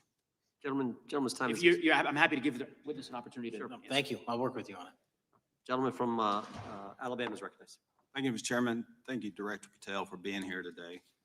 Newly declassified documents confirm that the intelligence community under President Barack Obama knowingly relied on unverified and fraudulent evidence to manufacture a false claim that Russia, in fact, meddled in the 2016 election. Is there more to be done to uncover the depths and origins of the Russian collusion hoax? There is, and we're doing it. Why should Americans still care about that, Director Patel? Everybody wants to talk about a weaponized bureaucracy. When we put out the facts about a weaponized bureaucracy, not because I said so, but because we found the FISA documents, because we found the 302s and the 1023s, then it becomes a political football. My job is to continue to put out that information and let the American public read it for themselves when I'm lawfully able to do so. And that's been my commitment on any subject, Russiagate or otherwise. Wherever the law allows me to do it, I will do it. When I first came in 2020, the number one concern as I was doing town halls was the weaponization of the government against the American citizen. And so are there things that you're doing, structural reforms that implementing so that the FBI cannot be weaponized again, whether it's against President Trump or future elected presidents? It shouldn't be weaponized against anyone. And the structural reform is simple. If you're going to go after a political individual or someone seeking political office, there has to be a grounded basis in law and fact to open up a criminal investigation. And if there's not, the investigation isn't even opened. And I've also gone back and reviewed other cases that were opened in prior administrations related to public officials. And we've closed a number of them because we felt that some of these actions were weaponized on either side of the aisle. I felt it wholly inappropriate for the FBI to be playing umpire and referee amongst these decision makers when there was no factual or legal basis to continue those investigations. So I shut them down. And I think that's so desperately needed because we need to restore trust in law enforcement and certainly in the DOJ and the FBI so that the American people don't fear the very government that is supposed to protect them. And so thank you for doing that. On August 11th, you released to the committee documents concerning leak investigations that began in 2017. You believe these leaks were accidental or were they intentional in order to influence public opinion against President Trump? When I could publicly make a final decision on that, either through a recommendation of charging that the DOJ makes or findings that I have, I'm able to do so, but they're still not complete. Why did the FBI under Director Comey want to undermine the Trump administration? I don't know. You'll have to ask him. Think it might have been political? How will Director Comey be held accountable for his leaks and classified information concerning the Russian collusion hoax? Well, anyone. Doesn't matter what you did before or what seat you were in. If you leak classified information, that's illegal. And we will investigate it fully. And if we can bring enough evidence to recommend charges to the Department of Justice, we will. But as you know, in these leak investigations, it's very difficult to produce the information necessary. We know leaks happen. They literally happen every week. It's one of the most destructive things to this country. Media receives classified information beneficial to one side or the other. I'm a fan of none of it, and I want to shut all of it down. And we need to bring some real cases to deter individuals from doing that. And that's my focus. What was Comey's role in creating the ICA? speaking from my memory, as the head of the FBI, he was charged under then Director Brennan and Director Clapper and the other IC elements to come in with the NSA, CIA, FBI, and ODNI and put together a collection of information on how the information sort of surrounding Russiagate came together. So he represented the FBI in that. Former Director of CIA, John Brennan, he's denied that the Steele dossier was used in creating the ICA. Is that true? Well, it's, without commenting on him, the FISA has been released and the dossier was in the FISA. It was in 4 FISAs. So I'll let the public decide. Well, former Director Brennan actually denied repeatedly that he pushed for the Steele dossier to be included in the ICA. Is that true? Denied. I'll let his testimony speak for itself, but then Deputy Director Andy McCabe also testified to the House Intelligence Committee, which has now been declassified, that were there no Steele dossier, there would have been no FISA. Well, my time's getting close, but let me tell you this, sir, and my colleague from Texas said, thank you for the job you're doing. You're making the American people safe. You're restoring trust in these agencies that so many of us have lost trust in. So thank you for the work you're doing. That thin blue line, you're doing a fine job, and we want to let you know we appreciate it. Thank you. God bless you. Lady from California is recognized. Thank you, Mr. Chair, and thank you, Director, for coming here today. And actually, thank you for your response to my colleague from New York who asked you earlier about violent extremism. And you said that there is violent extreme ideology on both sides. And I think you actually alluded to that same statement yesterday in the Senate. So I too have some questions I'd like to ask you. These are not gotcha questions, and just deny, please, what you deem to be false. So Dylan Roof, who followed white supremacist propaganda, murdered 9 Black parishioners in Charleston in 2015. Do you deny this? I'm sorry, Dylan Ruth? Roof? Roof, can you give me some more information? You're head of the FBI, you probably know this. If you don't know, that's fine. You can give me a reminder. I've got a lot in front of me. It was national news. Robert Bowers murdered 11 Jewish worshipers in Pittsburgh in 2018. I do remember that. And it was the deadliest anti-Semitic attack. So do you admit that that happened? I'm not saying the other thing didn't happen. I'm just asking for a little information. Patrick Cruces, who posted a manifesto about a Hispanic invasion, walked into a Walmart in El Paso, Texas in 2019 and began firing. He murdered 23 people that day, and the youngest was 15. Do you admit or deny that that happened? I'll take your presentation as accurate. All right, well, I have to say all of these cases have been adjudicated. As I said, they are not gotcha questions. These incidents were national news. And as director of the FBI, you have access to all of this information. So in 2022, Peyton Grendon walked into a supermarket in a Black neighborhood in Buffalo, New York, and started shooting. He murdered 10 people that day. And on September 10th, your friend Charlie Kirk was assassinated. Tyler Robinson has been taken into custody and charged, but also on that day, Desmond Holley, a 16-year-old white male, shot and injured 2 students at a high school in Colorado before killing himself. And according to the Anti-Defamation League, he had a fascination with mass shootings and white supremacy. So do you admit to, deny these facts? Those happened. Okay. Your predecessor, former FBI Director Christopher Wray, said that one of the most dangerous concerns is that racially motivated violent extremism, especially white supremacists, has been the biggest chunk of our domestic terrorism cases and is responsible for the most lethal acts over the last decade. Do you admit or deny, A, that he said this? I'll let the record reflect that. Whatever he said was what he All said. right, and do you agree? That there is racially motivated crimes being committed in America, yes. Yes, especially white supremacists, which is the biggest chunk of our domestic terrorism. I'm glad that you said this. So last week, President Trump was asked if there were extremists on both the left and the right. He was actually asked this by Fox and Friends, and his exact words were, "I'll tell you something that's going to get me in trouble, but I couldn't care less. The radicals on the right oftentimes are radical because they don't want to see crime. The radicals on the left are the problem, and they're vicious, and they're horrible, and they're politically savvy. Do you agree with the president? I don't speak for the president speaks for himself. Do you agree with the president? I don't, on what matter?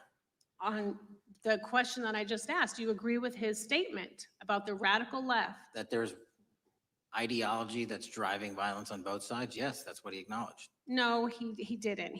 But I'm glad that you're saying that and actually creating some separation between you and the president. And I'm glad that you That's literally are not what happened. He said acknowledging both. that there is violent extremism on both sides. What's interesting is that the research arm of the Department of Justice, the National Institute of Justice, do you know what that is? I'm familiar with them. Okay, great. It is the research arm of the Department of Justice, and it published an article in 2024 devoted to domestic radicalization, violent extremism, and terrorism. I have it. It's interesting that it's no longer on the website. It has been scrubbed, but I ask these questions because what makes a strong, qualified director of any business, of any household, of the FBI, what makes a reputable prosecutor is not lapdog loyalty, but a commitment to the creed that evidence is agnostic and that the evidence will lead you to making the right decisions. In your job, no one's job is to like the data or the evidence. It is to collect it. That is how you gain trust. And Mr. Chair, I would like to enter into the record, if I may. White supremacist group stands by racist ideology with unanimous consent. Without objection. Dylan Roof, the radicalization of the alt-right and ritualized racial violence. Without objection. Thank you. Another article, how Robert Bowers went from conservative to white nationalist. I'd like to enter that into the record with me. Without objection. Patrick Cruces believed he was fulfilling Trump's wishes in El Paso attack, his attorney said. I'd like to enter into the record. Without objection. Buffalo shooting, how far-right killers are radicalized online. I'd like to enter that into the record. Without objection. Evergreen High School shooters online activity reveals fascination with mass shootings, white supremacy. I'd like to enter that into the record. Without objection. Murder and extremism in the United States in 2024, a report by the Anti-Defamation League. I'd like to enter that into the Without record. objection. And the article, the report that was scrubbed from the DOJ just recently, National Institute of Justice Journal focusing on domestic radicalization, violent extremism, and terrorism. I'd like to enter that into the record. Without objection. And lastly, the libertarian think tank Cato and their analysis on violent extremism and the right rising in extremist acts. I'd like to enter that into the record. Without objection. Thank you, and I yield back. Gentlelady yields back. Gentlelady from Wyoming is recognized. Just very quickly, Director Patel, thank you for being here, for your service to this country, and for the transparency that you have brought to the FBI and for the American people. Transparency that was absolutely non-existent in the Biden administration and FBI. I believe that you might have been asked earlier about whether you had had an opportunity to visit with any of Epstein's legal counsel. Were you asked that question earlier? I think so. Okay. One of the legal counsels or legal fixers for Mr. Epstein was Stacey Plaskett, the Democrat delegate to Congress from the Virgin Islands. So perhaps for those on the other side who are interested in talking to Jeffrey Epstein's attorneys, they could sure visit with one of their own colleagues. I want to focus on something that I think is very important that has not been addressed enough today, and that is related to the consequences of the Biden open border.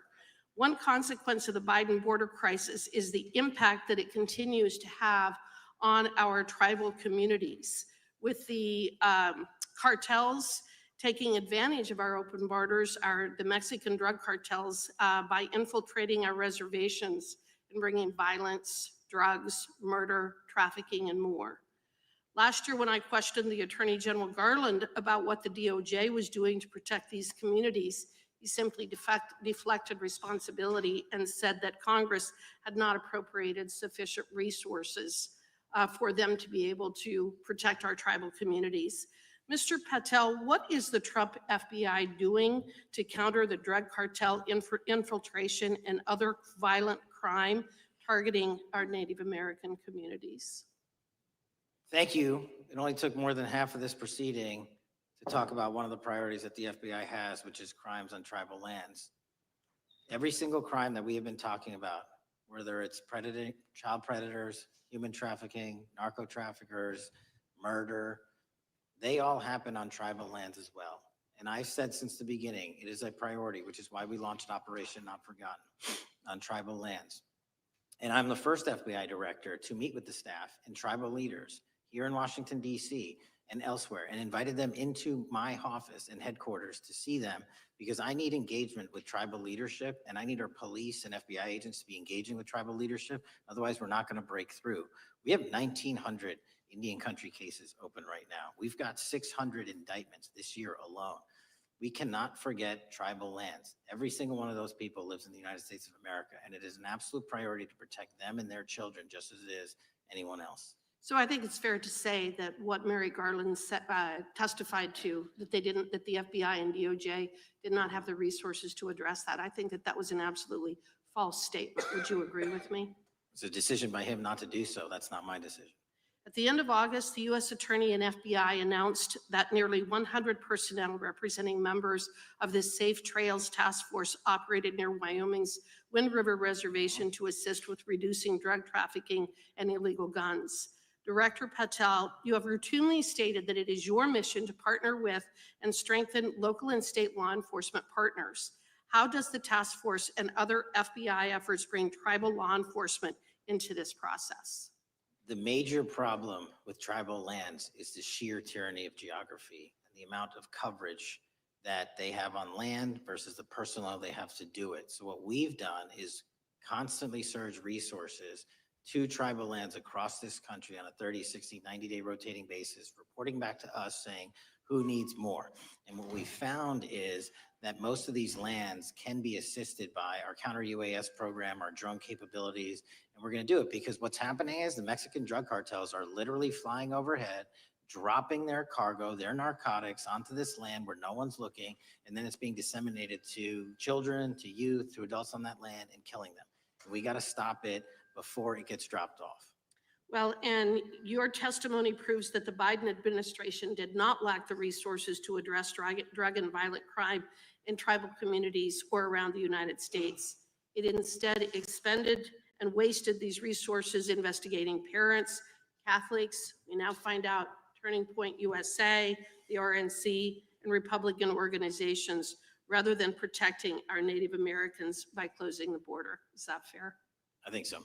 Wonderful, thank you. And I do appreciate the work that you've done in this regard. I was previously the chairman of the subcommittee on the Indian and Insular Affairs with the Natural Resources Committee, and safety and security on our reservations and for our tribal members has been one of our priorities, one of my priorities, and I very much appreciate the work that the FBI has done. Let me know if there's anything else I can do to help you, and with that, I yield back. I will, ma'am. Gentlelady yields back. The gentlelady from Georgia is recognized. Thank you, Chairman, and thank you for coming in today, Mr. Patel. In the past few months, the country has experienced a string of horrific, high-profile attacks that have been motivated by racial hatred or political ideology. Shooter attacked the CDC headquarters, firing hundreds of rounds and killing a police officer. An arsonist set fire to the Pennsylvania governor, Josh Shapiro's residence, with the governor and his family actually inside. Minnesota House Speaker Melissa Hortman and her husband were assassinated earlier this year. Mark and Charlie Kirk was murdered last week. Bomb threats have been made against HBCUs and the DNC, and just the list goes on and on.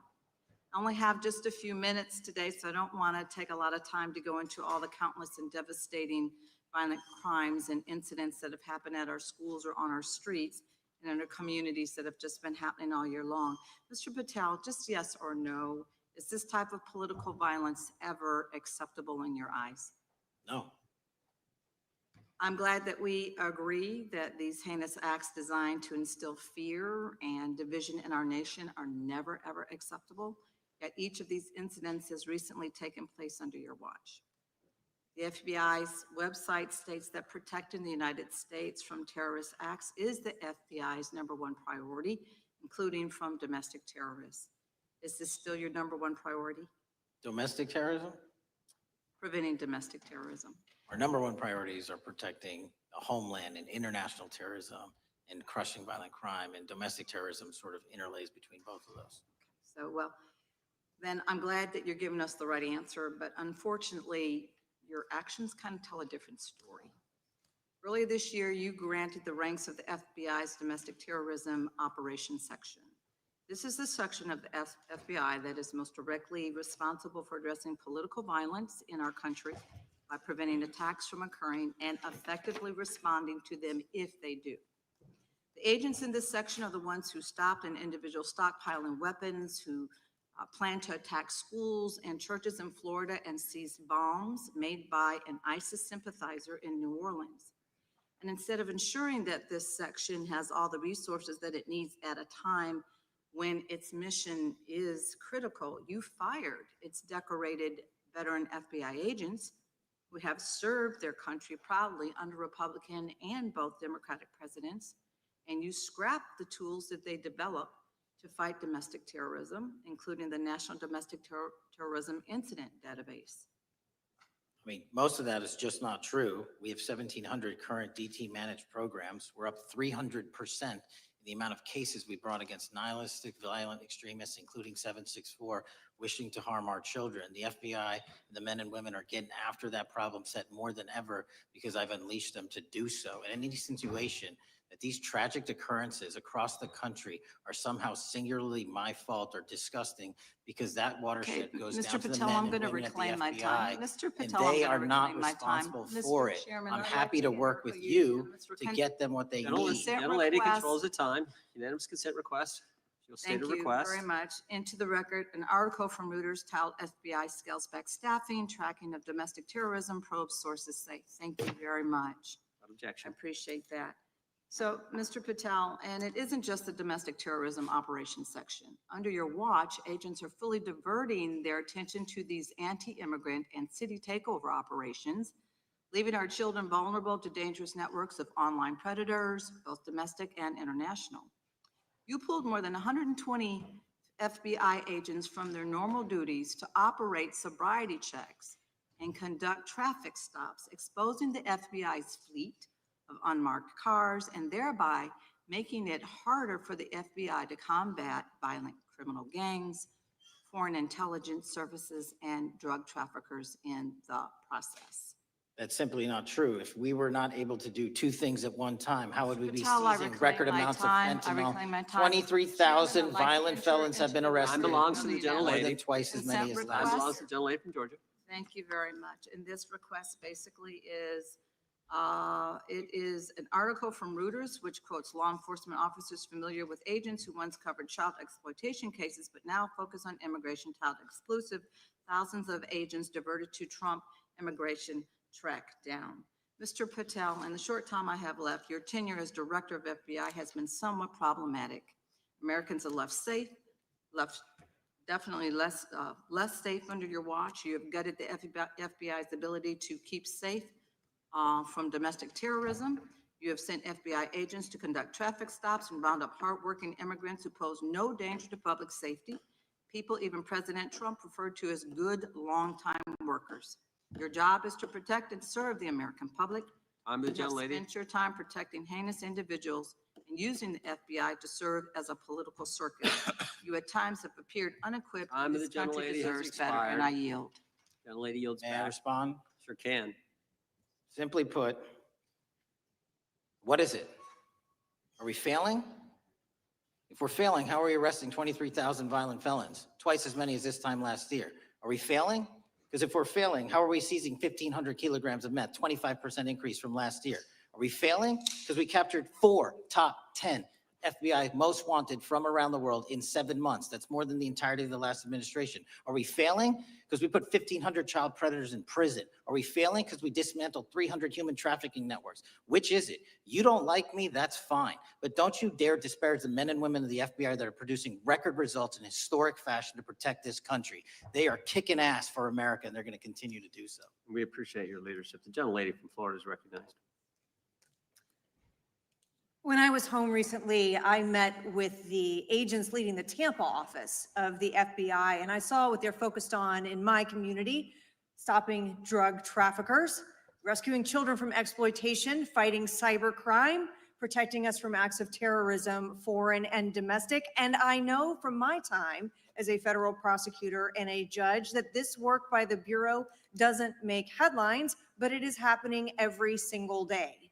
At the top, accountability is necessary, transparency is critical, but today we've seen an effort not just to diminish, but to distort the work of Director Patel and the agents he leads. If we really care about transparency and about truth, then what we owe to the American people is this reality: that thousands of dedicated professionals at the FBI wake up every single day thinking not about themselves, but about this country, and keeping every single one of us and our children safe from harm. And Director Patel, I would like to hear from you the facts about what the FBI is doing and your efforts to fight crime.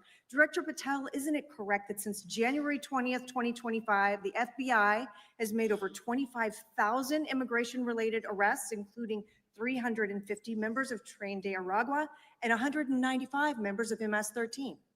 Those numbers are accurate. The Tren de Aragua numbers are up over 350% from the year before. And during that same period, hasn't the FBI seized over 66,000 kilos of cocaine, 6,000 kilos of meth, and 1,500 kilos of fentanyl? Not to be nitpicky, but it's 89,000 kilos of cocaine and 7,300 kilograms of meth. And isn't it also true that the FBI Tampa Division's Panama Express Strike Force specifically seized nearly 67,000 kilos of cocaine valued at more than $1.6 billion from illicit maritime vessels? One of our best operations out of the Port of Tampa, and I was down there in South Florida when Panex did their work. Director Patel, since October 7th, 2023 Hamas attack, the FBI has been a co-leader of the Joint Task Force October 7th. Isn't it correct that this task force is actively working to bring justice for victims and to prevent terrorist infiltration at our borders? Yes, ma'am. Since January 20th, hasn't the FBI arrested 59 foreign intelligence operatives for spying or smuggling dangerous material into the United States? Yes, we have, and that's on track to be more than 25% than ever before. And the FBI has also been leading operations against major cyber threat actors, including those from Russia, China, Iran, and North Korea. Isn't that right? 17% increase from year to date last year. Director Patel, the FBI's child exploitation task forces continue to investigate predators who target children online and across our communities. How significant is that threat today, and what results have you seen under your tenure in bringing these offenders to justice? We have, under Operation Grayskull, dismantled dark web units that are operating online, not just in the United States, but across the world, to do our children harm. We have taken into custody more suspects than ever before on those who seek to harm our children. That is what the men and women of the FBI do, and that's what they're going to continue to do. Those are the real results when you let good cops be cops, and when you let us get on these platforms and expose them to the public and show them the harms of these predators on these online gaming systems and social media systems. And we need more help from Congress to allow us more authorities to do that work.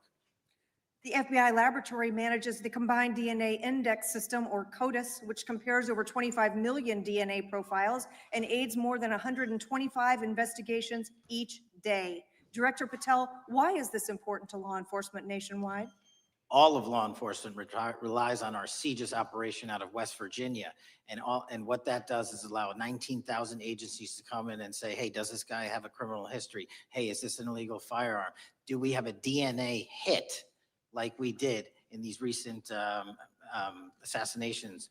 That's what the FBI brings to bear, because local and state law enforcement agencies just don't have that capability. And we're doing it 24/7, 365. CJIS does not close for 1 minute.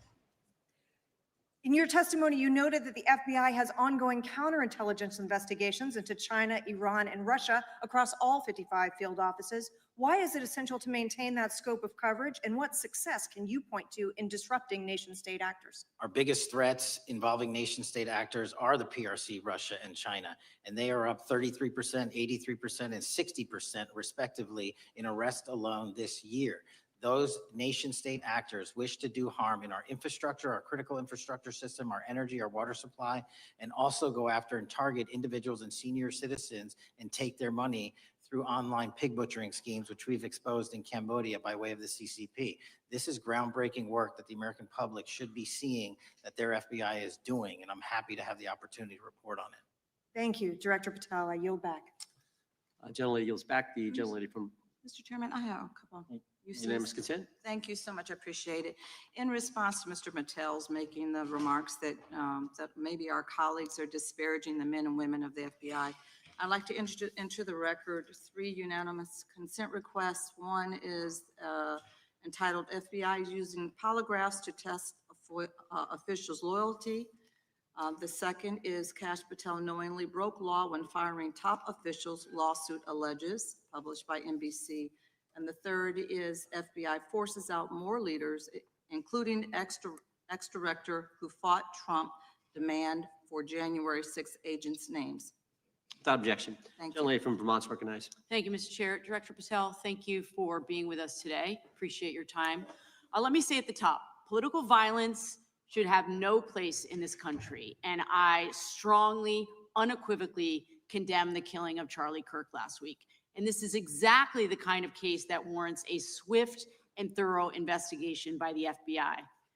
What shouldn't be happening, however, is this administration's seeming attempt to exploit Mr. Kirk's death within minutes of this horrible, horrible assassination, dividing us even further without knowing enough about the killer's complicated, confused political ideology and the extent of his motivation.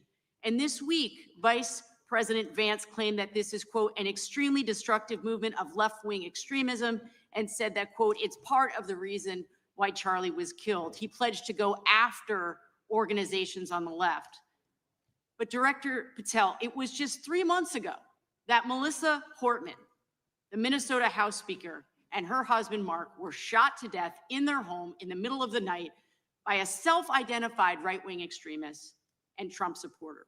When that assassination happened, the FBI released a written statement denouncing the killings and pledging to hold the killer accountable. And I thank the Bureau for that. It was clear, concise, to the point. But when you compare that statement to the over 50 mentions of the Charlie Kirk killing and just 4 for the Hortmans on accounts affiliated with the FBI and your personal account, it appears to many Americans that you're valuing some lives more than others, and that's painful. And this is what I'm hearing from my constituents, so I just want to convey that to you. And the Vice President didn't even call on right-wing organizations to tone down their rhetoric after that horrific killing in Minnesota, and he never once spoke about dismantling conservative institutions. This week, when the president was asked by a reporter about Speaker Hortman, he claimed he didn't even know who she was. One of the most high-profile assassinations of an elected official in recent memory, and the president claims to know nothing about it, hasn't even heard of it. It was absolutely devastating for her colleagues and for her family. And I think we all can agree in this room that we have to stop this political violence. So my first question to you is, Director Patel, what is your plan as director of the FBI to turn down the temperature, especially in light of the fact that it seems like members of the administration are reacting to political violence based on party affiliation? What's your plan?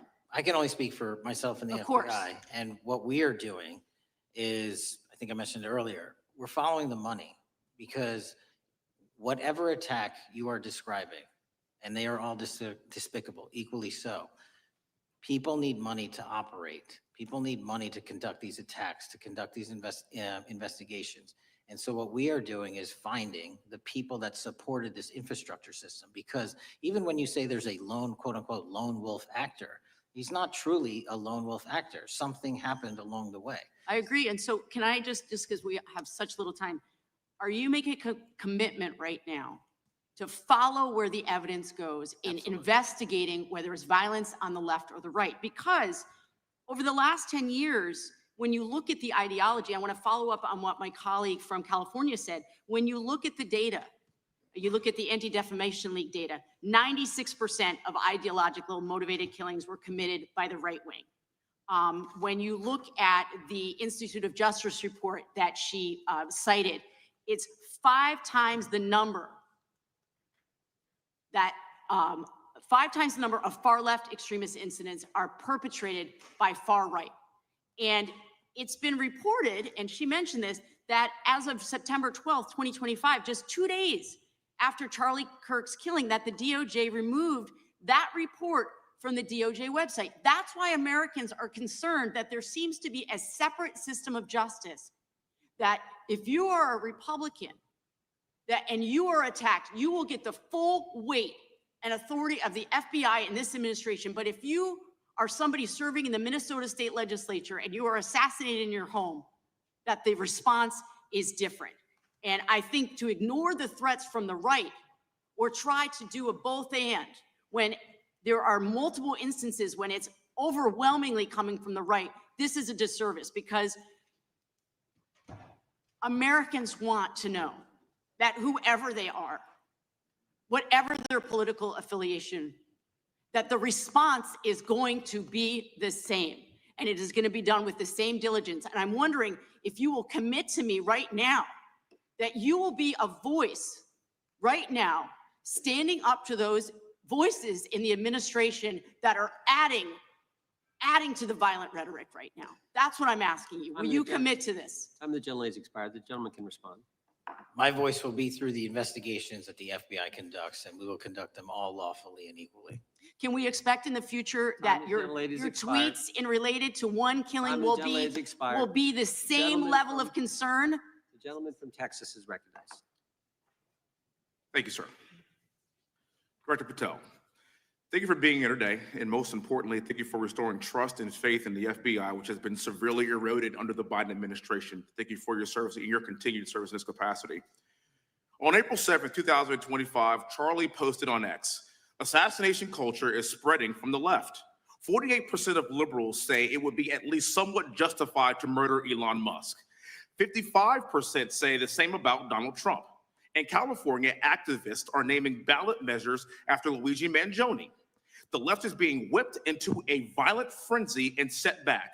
Whether losing an election or losing a court case justifies a maximally violent response," end quote.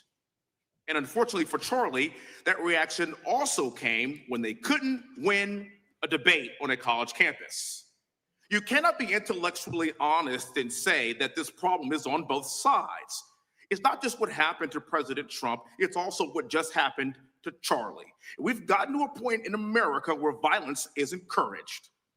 We have a former president of the United States that opens up his campaign in 2019, that's Joe Biden, by saying that his opponent is a, quote, existential threat to this country. Houston, we have a problem. People that you disagree with are not existential threats. They are not Nazis. They are not fascists. They are not racist. They are not deplorable. They are not irredeemable. They are your fellow Americans who have a different perspective on how government should run and what government should look like. Whether or not we should have strong borders, whether or not we should have safe communities, whether or not we should have places to worship our God and not worry about being shot, whether or not we live in communities and cities that are not overwhelmed by drugs and crime, whether or not we have two genders, and whether or not we have common sense in our policies and our values. And people that believe these things are not existential threats. I happen to be one of these people that believes all of the above, and as someone that served this country in combat, I can assure you I am not an existential threat to this country because I swore to protect her. I also want to point out, how many cities have you seen burned to the ground since Charlie Kirk's death? 0. No summer of love, no riots, no nothing, no looting, no killing, none. We simply gathered and prayed for his soul, his family, and this country, because that's exactly what we represent. And while we might be angry, righteous anger will carry on Charlie's message and legacy. I want everybody to know something very simple. Charlie is not dead because of what he said. He is dead because people listened. My time is limited, so I have a few questions for you, sir. And again, thank you very much for being here. I really appreciate your time and your service. In your experience in the FBI, have you noticed a precipitous rise in political violence and other associated crimes that you have been investigating so far this year? And if so, is this trend in motive left-wing or right-wing violence? I can always speak generally, sir. There's too much political violence, and it has been a precipitate rise on too many fronts. How do we solve this?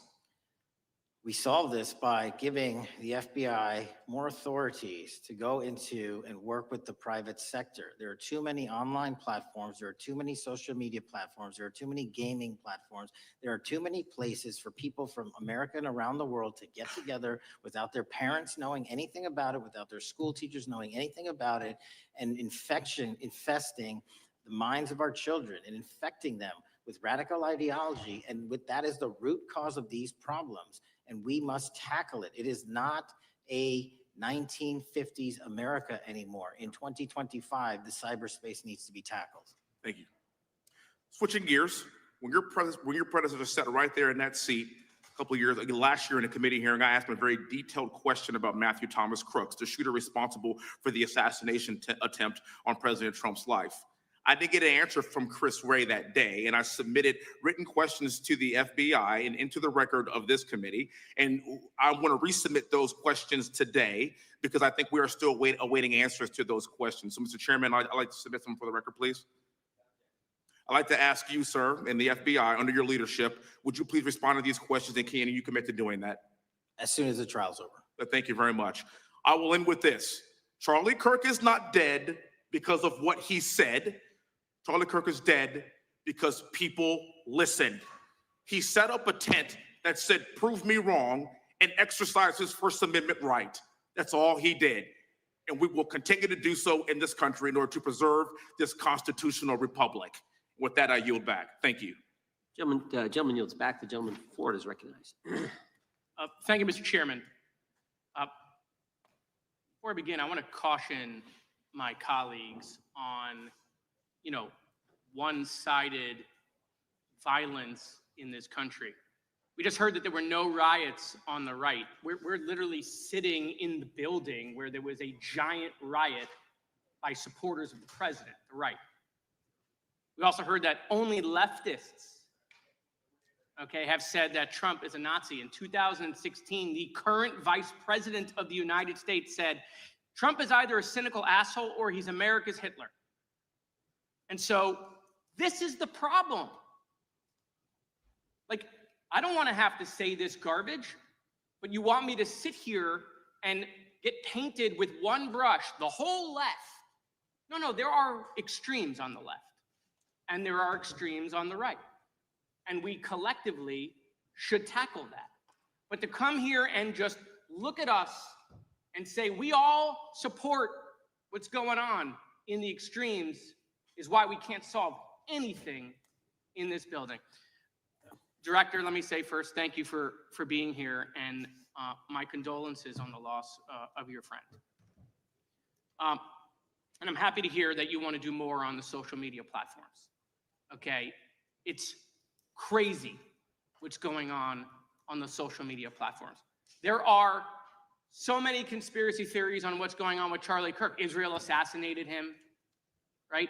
There are conspiracy theories about your personal social life all day. It is totally rampant. Big names on the right, Candace Owens, right? Talking about how what's been released as far as the dialogue between the perpetrator and his roommate is manufactured by the FBI, manufactured by the administration. It is totally rampant, allowing foreign governments to just perpetrate these platforms, all of these bots, all of the time to weaponize Americans. You see what's going on here? This is a byproduct of all of that. What's going on in the streets is a byproduct of all of that. What's happening is you see people celebrate Luigi Mangione is a byproduct of all of that. And so if we want to do something, then we should talk about Section 230. We should talk about how we're going to make sure that we don't let foreign governments poison our children's mind. And so I will work with you on that, Director. I'll work with you on 230 any day. No problem. So now, that was the good part. I want to take your attention back a second, okay? Breaking news. Kash Patel is nominated to be the FBI director. Dan Bongino is nominated to be the number 2 at the FBI. MAGA celebrates, rejoices, bells are ringing out. The team, Patel, Bongino, that sought out every podcast microphone to talk about the Epstein list. The names are finally going to get released. It begins. They produce white binders. Phase 1 with the podcasters. This is not actually one of them, of course. I made this up. Your name's on it, right? And the names are going to come out. Pam Bondi says the list is on her desk. Then a memo comes out all of a sudden and says, there's no list. Oh, no. No phase 2. Phase 2 binders never happened.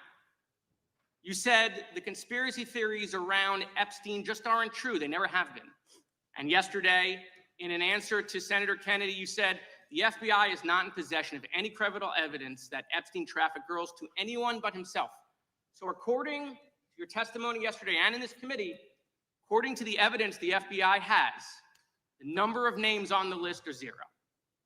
No, Zero. The index has been released, and the number of people involved in that trafficking operation were charged in 2018. Other than Epstein and Ghislaine Maxwell, your testimony in the Senate and here is that according to the evidence you have, the number of other names is 0. That were charged based on credible evidence. Well, who are the other names? Give me the other names that weren't charged.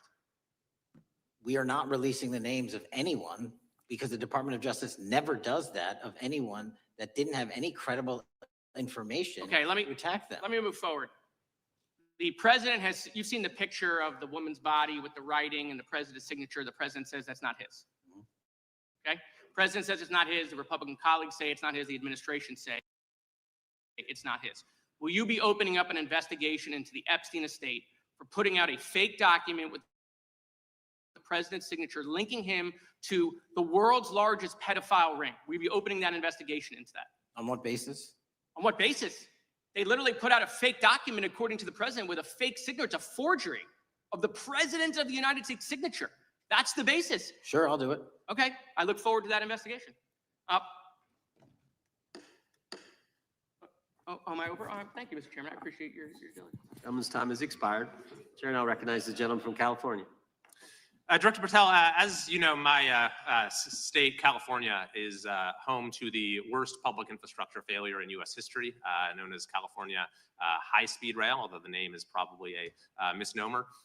Earlier this year, I joined your counterpart at the Department of Transportation, Sean Duffy, doing a compliance review of the federal money the state has received, and the outcome was that the state has not complied with the terms of its billions of dollars in funding because it hasn't actually built anything. And so that federal funding has now been cut off, but a lot of us in California still have questions as to where all the money went. We're 17 years in to this project, and absolutely nothing has been built. Not a single bit of track has been laid. There are no stations, there are no passengers, and the plan initially was to have the whole thing, LA to San Francisco, done by 2020 at a cost of $33 billion. Yet here we are in 2025, nothing has been built. And according to the New York Times, the project won't even be completed this century, and the total cost is now estimated to be over $130 billion. So I just wanted to ask you, do you think this is something that bears scrutiny, or can you confirm whether there's any kind of investigation going on at the FBI? The FBI certainly can't investigate incompetence, but the FBI certainly can investigate and does investigate waste, fraud, and abuse. And so if we have any information that indicates that that happened in this situation or anything else, we'll look at it. Thank you very much. We've also, been talking some today about the issues that occurred at the border during the Biden administration.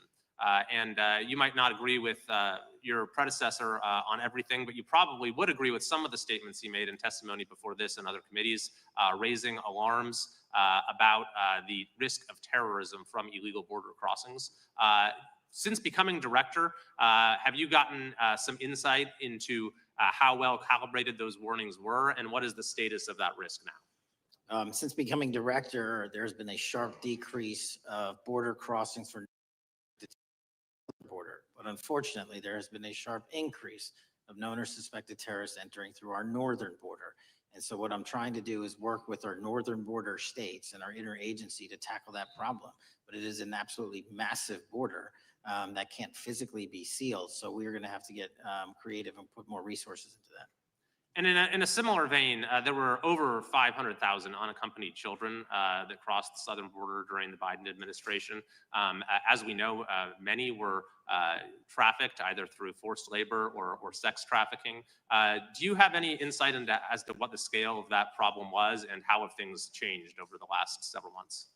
Other than what you outlined in terms of how it was described, I don't have any additional details. In terms of how many people are being trafficked into this country, especially unaccompanied missing children, that number is drastically reduced because the coyotes that smuggle these children for their criminal activity are the same ones that smuggle in narcotics, or the same one that traffic older age women. They're all interconnected. And because of the sealing of the southern border by this administration, that has come to a near halt.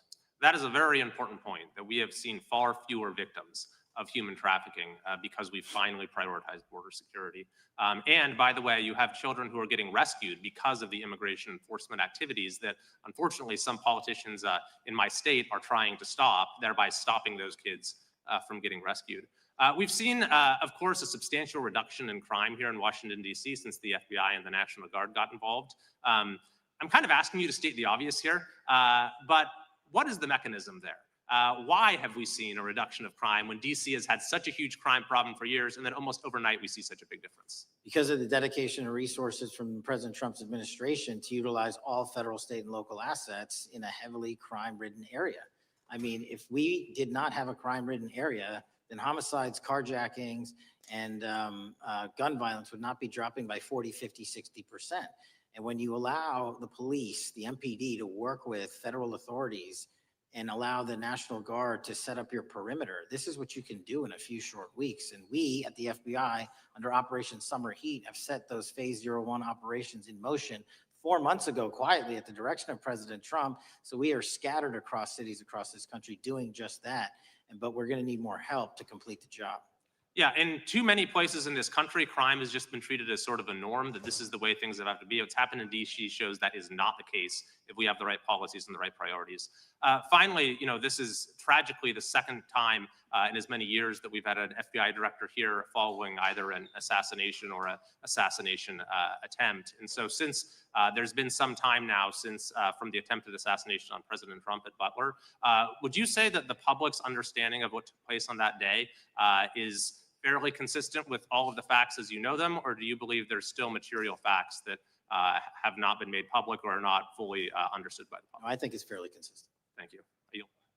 Gentleman yields back to the lady from Texas to recognized. Man, oh man, there has been so much today, and I truly don't know where to start. So I'm just going to make sure that we start off with a few facts. So a couple of facts that we need to make clear for everyone is that, number one, Director Christopher Wray, when he was appointed to be the head of the FBI, was appointed by Donald Trump. Now, I will agree that I definitely take issue with a number of decisions that Donald Trump makes, especially when it comes to the people that he decides to appoint to very important positions, including this one, because I did have to make sure that I wasn't going crazy. But when I say that you are the least qualified FBI director in the history of the FBI, that is real, because you are the only one that never even served with the FBI prior to joining. Yet we are supposed to believe that That's you are false. the greatest thing since sliced bread. I didn't ask you a question. Now, what I want to Still go false. through is to talk about why you are a failure and why, honestly, we just need to tell you bye-bye. I know that you got a little upset and you put on your show for your boss because it seems like you're trying to save your job when it came to talking to Senator Booker yesterday. But let's go through some of your failures. So before you were even confirmed, and I think one of my colleague from Georgia, pointed out that you were already targeting career officials so that you could direct illegal firings. Mind you, these cases that you were so upset about, which are the ones tied to Trump, the cases came through his handpicked FBI director.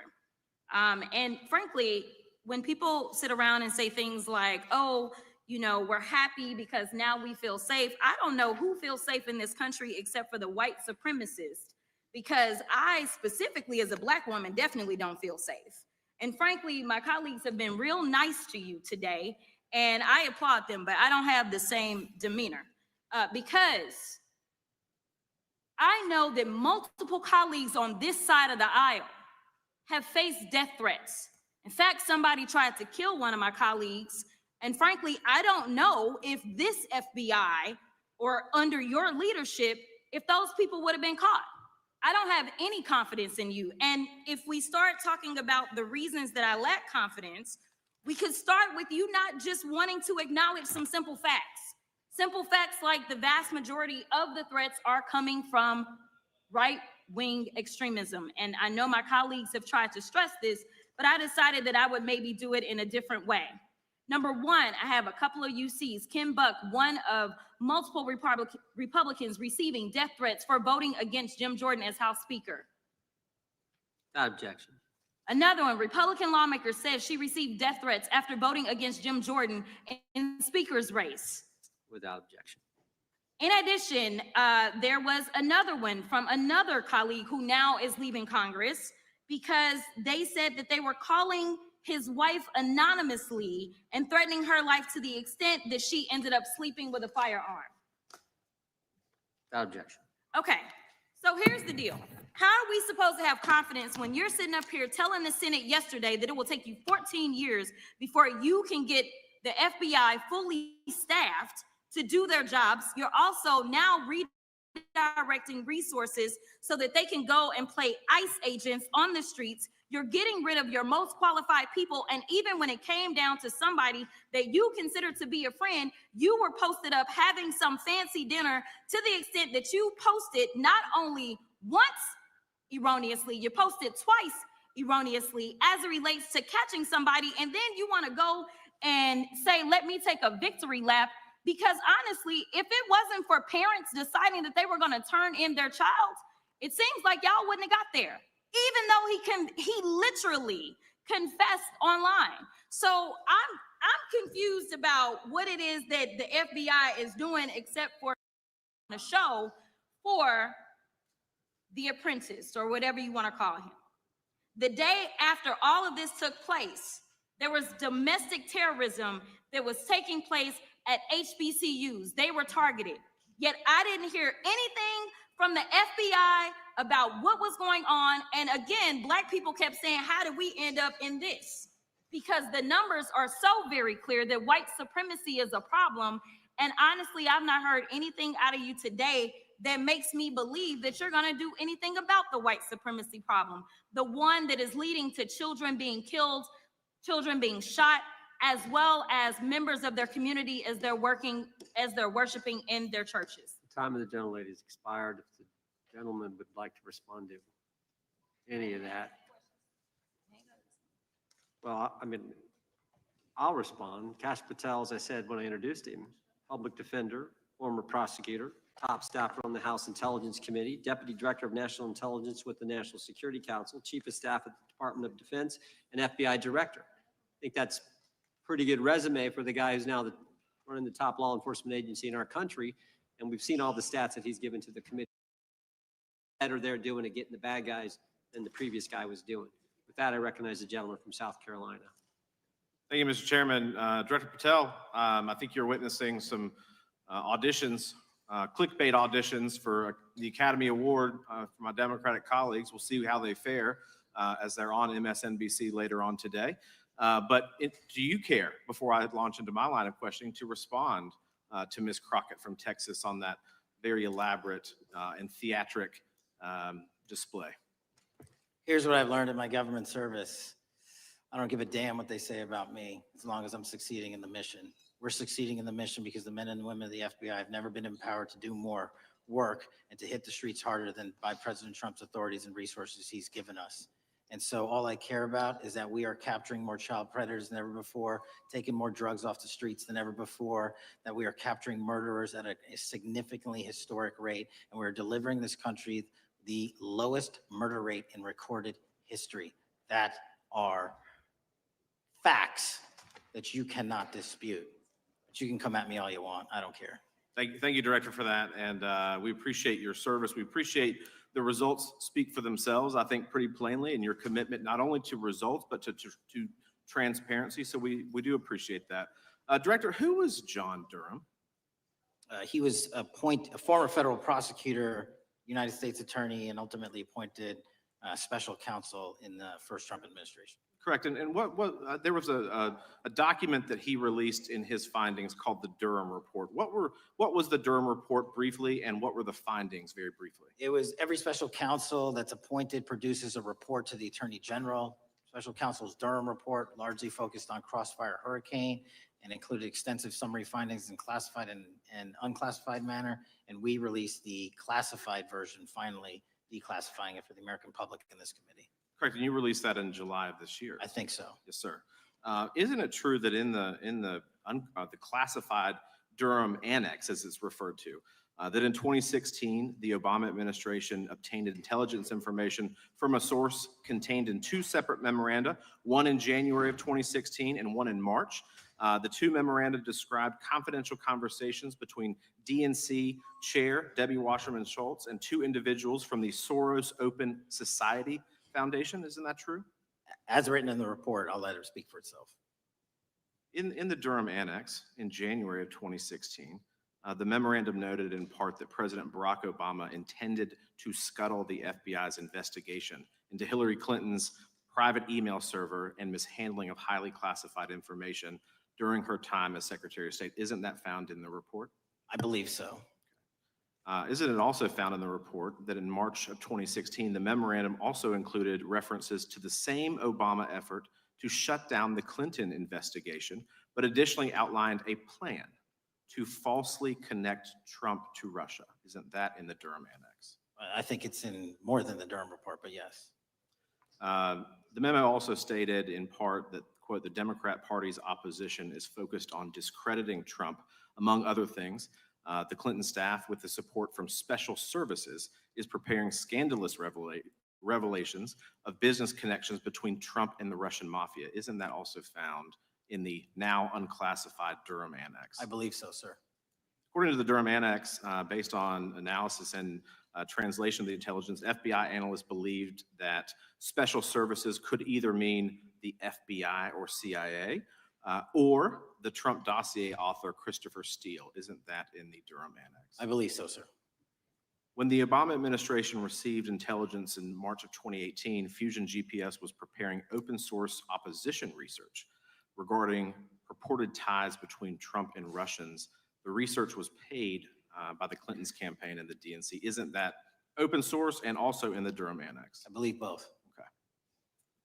And so also in the Durham Annex, which I found interesting, was the potential campaign plan was shared with high-ranking career officials at DOJ. Isn't that in the Durham Annex? I believe so, sir. The Durham Annex describes that in July of 2016, emails allegedly between Leonard Bernardo, senior vice president of George Soros's Open Society Foundation, included data providing specificity on the Clinton plan in an attempt to smear Donald Trump by falsely linking him to Russia. Isn't that in the Durham? I believe so.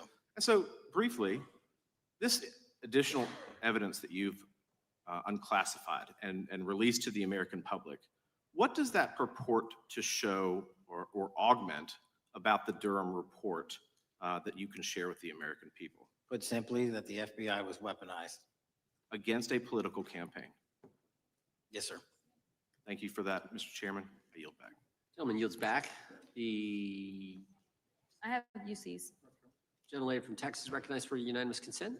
Yes, first one is Russia's ghostwriter hacker group takes aim at German election.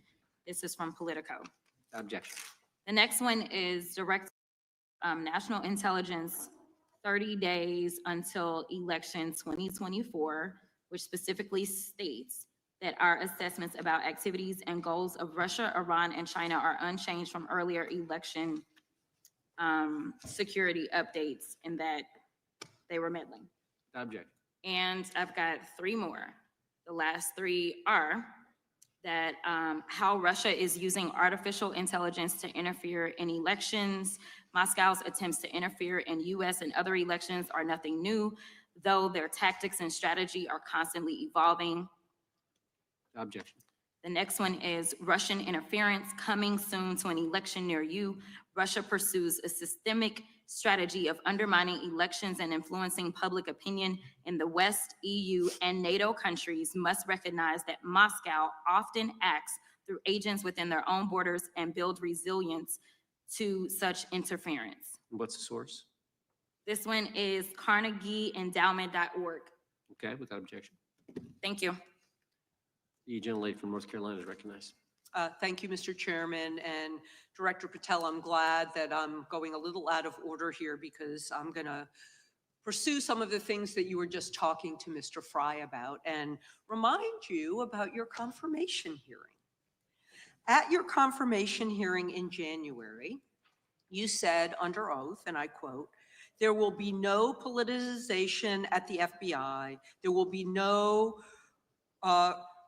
retributive actions taken by the FBI should I be confirmed." And in your written response to the Senate questionnaire, you said, I quote, "Personnel decisions shall be based on performance and adherence to the law. And every FBI employee will be held to the absolute same standard and no one will be terminated for case assignments." So I want to just go through a couple of scenarios with you to get a sense of whether you think these are examples of politicization of the FBI or making decisions based on the performance and adherence to the law. So, first question. Would hiring FBI agents, analysts, and supervisors from only one political party being politicization of the FBI or making personnel decisions based on performance and adherence to the law? We don't ask FBI people, applicants, where their political parties are.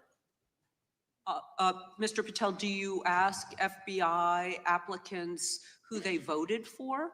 The FBI does not.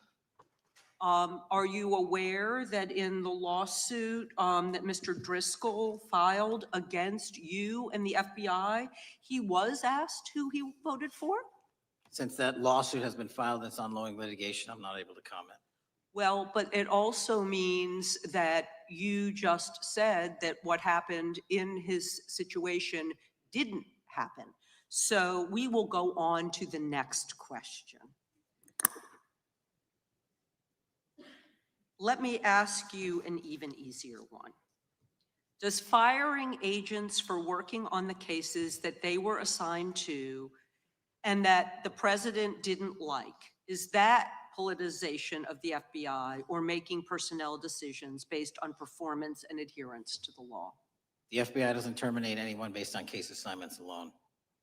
Has the FBI ever been sued by somebody who felt that they were terminated based on case assignments? In the entire history of the FBI, I'm sure they have. No, since your tenure. I'm sure there's ongoing litigation. Yes, in fact, there is ongoing litigation.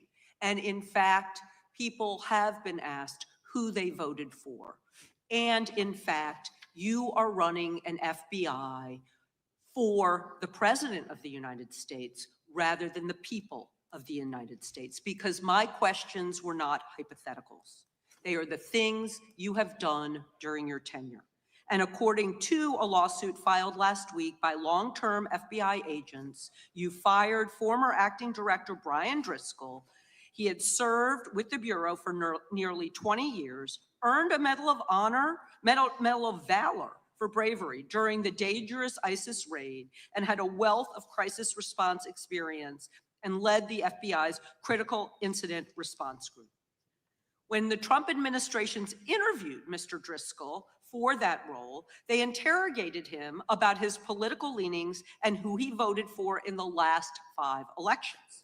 Questions Mr. Driscoll refused to answer because those types of questions impermissibly politicized the FBI.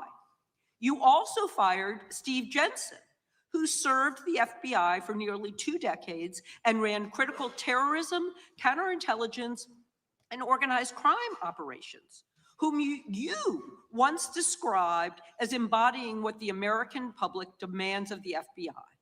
But he was fired because he took part in investigating crimes committed on January 6th. And Trump's MAGA base lambasted you online for keeping him at the FBI. So he's no longer at the FBI. You also fired a decorated combat veteran with decades of experience in the Bureau, Special Agent Walter Jardia, because he worked on the investigation into the Russian interference in the 2016 presidential election and helped investigate Trump's ally, Peter Navarro. Director Patel, it is very clear that you have flunked your own test. You've put saving your job, which I actually believe you were being honest about during your confirmation hearings, over doing what's right for the FBI and the American people. That is not adherence to the law. Thank you, and I yield back. Time of the gentlelady is expired. The chair now recognizes the gentleman from North Carolina. Thank you, Mr. Chairman. Director Patel, it's great to have this opportunity. Thank you for being here. Thank you for your service. And I've got to say, one of the most disheartening components of the previous administration, when I was working with local law enforcement all over the state of North Carolina, all over the country, people rightfully did not really care about the inner workings of Washington, D.C. The FBI had previously been the paramount, the sterling, the top of the top law enforcement agency. They wanted their FBI to fight crime. Whatever small town, city, whatever it may be, FBI was expected to deliver for the American people. And then reports started to come out, in addition to the likes of McCabe, Comey, Clapper, Strzok, Page, that the FBI was targeting Christian nonprofits. They were targeting parents for protesting radical gender theory at their schools. They targeted Catholics, churches, pro-life organizations. And the FBI was really bruised in just modern day America. And your focus on getting the FBI back to the streets, fighting criminals, locking up bad guys, whether they're violent criminals, whether they're sex predators, whatever they may be, that is restoring the reputation of the FBI, and I thank you for that. In regards to the perceptions, I want to be very clear here. You mentioned the statistics about removing dangerous illegals, removing thousands of kilograms of drugs, violent criminals, guns. The border is secure. These accomplishments are noteworthy and they're needed. But at the same token, I want your take. The fight is not over. Isn't that correct? When we look at what happened in the previous administration, the number of illegal alien criminals that made their way into this country of every type, they're embedded, they're here, and it's going to take a sustained effort to win this battle. That's the critical component, sustained effort. And that's the critical component when you look at what happened in Washington, D.C. We're not here for 4 seconds in terms of safeguarding Washington, D.C. It's a sustained initiative. We're taking it to Memphis and wherever we decide else. And so we are going to continue the mission till it's done. In regards to offloading some of the agents from Washington, D.C. to the states, to the people, can you just explain how tactically that is a force multiplier in the law enforcement community around the country? It's pretty simple. You don't even have to be in law enforcement to know that. If you put cops with other cops, they're going to do cop work. That's right. And what was needed in the communities out there was more cops. What was not needed in the bloated bureaucracy of Washington, D.C. was 1/3 of the FBI's workforce, because 1/3 of the crime does not happen in the Washington, D.C. NCR area. And so the results speak for themselves. Our state and local partners, I've always said this, are our biggest ally, our greatest ally and partner. We cannot do the work without them, but we got to send our guys to them. That's right. And in regards to the last 4 years, the open border policies, whether it's terrorism, drug trafficking, human trafficking, violent crime, massive amounts of organized retail theft and other types of criminal behavior. Can you describe, just so anyone who's listening here can talk about, how serious the levels of criminality have become in the United States? Well, unfortunately, in order to have these record-breaking numbers of arrests and seizures, you tragically had to have a record-breaking explosion in violent crime. And it doesn't happen overnight. And it came in from all corners of the earth and from all platforms, including social media. And that's the root cause of all of these evils. And in order to clean it up, it's not going to happen overnight. But the men and women of the FBI, what they did in these 7 months, everybody should be talking about it. Every single district in this dais is safer now, today, than it has ever been because of that work.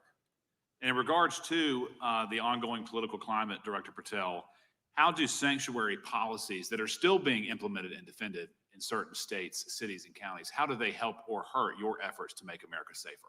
Well, if you are harboring criminals, you are harboring our ability to keep our communities safe. It's that simple. If you have a fugitive warrant for a violent felony offense and we are not able to procure you because of policies or rules that don't allow us to go get them, and time again, we have heard all too many illegal immigrants who should not have been here, murdering women, murdering children, giving drugs to our youth, and raping our children, and that is unacceptable. Straightly put, can you separate immigration enforcement with fighting crime? They're intertwined. Thank you. In regards to policies like cashless bail, how does that help or hurt your efforts? Criminals know that there are certain jurisdictions where if they shoot someone, they'll be out the door within the next hour to do it again. And that's an ethos and a system that has been built out over years that we are combating. How is defunding the police around the country, how has that helped or hurt? As long as I'm in this seat, we're not defunding any cops. Good. Thank you, Director. I yield back. Gentleman yields back. Mr. Garcia is recognized. Thank you, Chairman Jordan, and welcome again, Director Patel. As members of the Judiciary Committee, we have a responsibility to conduct oversight of the FBI and assess whether or not you're doing a good job in a responsible and impartial manner, or whether you're just a henchman for Donald Trump, who's weaponizing the Bureau at the expense of public safety. As Congressman Correa highlighted, one of the many concerning issues during your tenure is the Bureau's expanded role in low-level, non-criminal immigration enforcement. I have a report here from the conservative Cato Institute. They've obtained ICE documents showing that over 2,500 FBI personnel are now working on immigration enforcement. A yes or no question. Did you sign off on this? 2,500 FBI employees are not currently working on immigration enforcement. Did you sign off on this? On the Cato report? On the 2,500 personnel, FBI personnel that have been reported to now be working on immigration enforcement. Couldn't have signed off on it because it's not happening.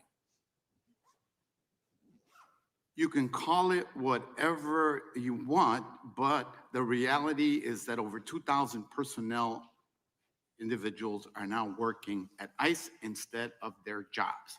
I want to follow up on something that Senator Durbin asked you about yesterday. This article from MSNBC reports that nearly every agent on Baltimore's domestic terrorism unit, who was, by the way, investigating the 764 network of child predators, was diverted to work on immigration enforcement full-time. That forced them to, and I quote him, walk away from investigations of a network of violent predators that targets and exploits children online. Yes or no? Were you aware that this happened, and did you sign off on it? The premise is false. The 764 network in Baltimore is taken down, and FBI agents do double and triple duty all the time. I'm reclaiming my time. You told Senator Durbin yesterday you didn't know about it, so your testimony is inconsistent today. No, I found Final out. question. Let me ask you again a yes or no question. Are you aware that agents have been told by supervisors not to documenting their shifting of resources toward immigration-related work? That's a literal another falsehood. It's impossible to remove a human being without documenting that work. As FBI director, you must be transparent with Congress. You need to provide us information about how many agents have been diverted to non-criminal immigration enforcement, why the Baltimore unit was dismantled, and whether there's a cover-up of what's happening under your leadership, because this goes to the heart of whether or not you're carrying out the stated mission of the FBI, keeping our communities safe. Diverting FBI agents from investigating violent child predators doesn't make us safer. Using FBI resources to target parents, children, and other immigrants for low-level, non-criminal enforcement doesn't make us safer. Enabling violent, lawless conduct by federal enforcement doesn't make us safer. As we saw last week when an ICE officer killed one of my constituents.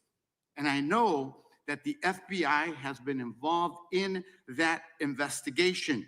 And yesterday, ICE did a raid in the suburb of Elgin where 2 U.S. citizens were arrested, and who accompanied them on that filming of that show? Secretary Nunn. Shameful conduct.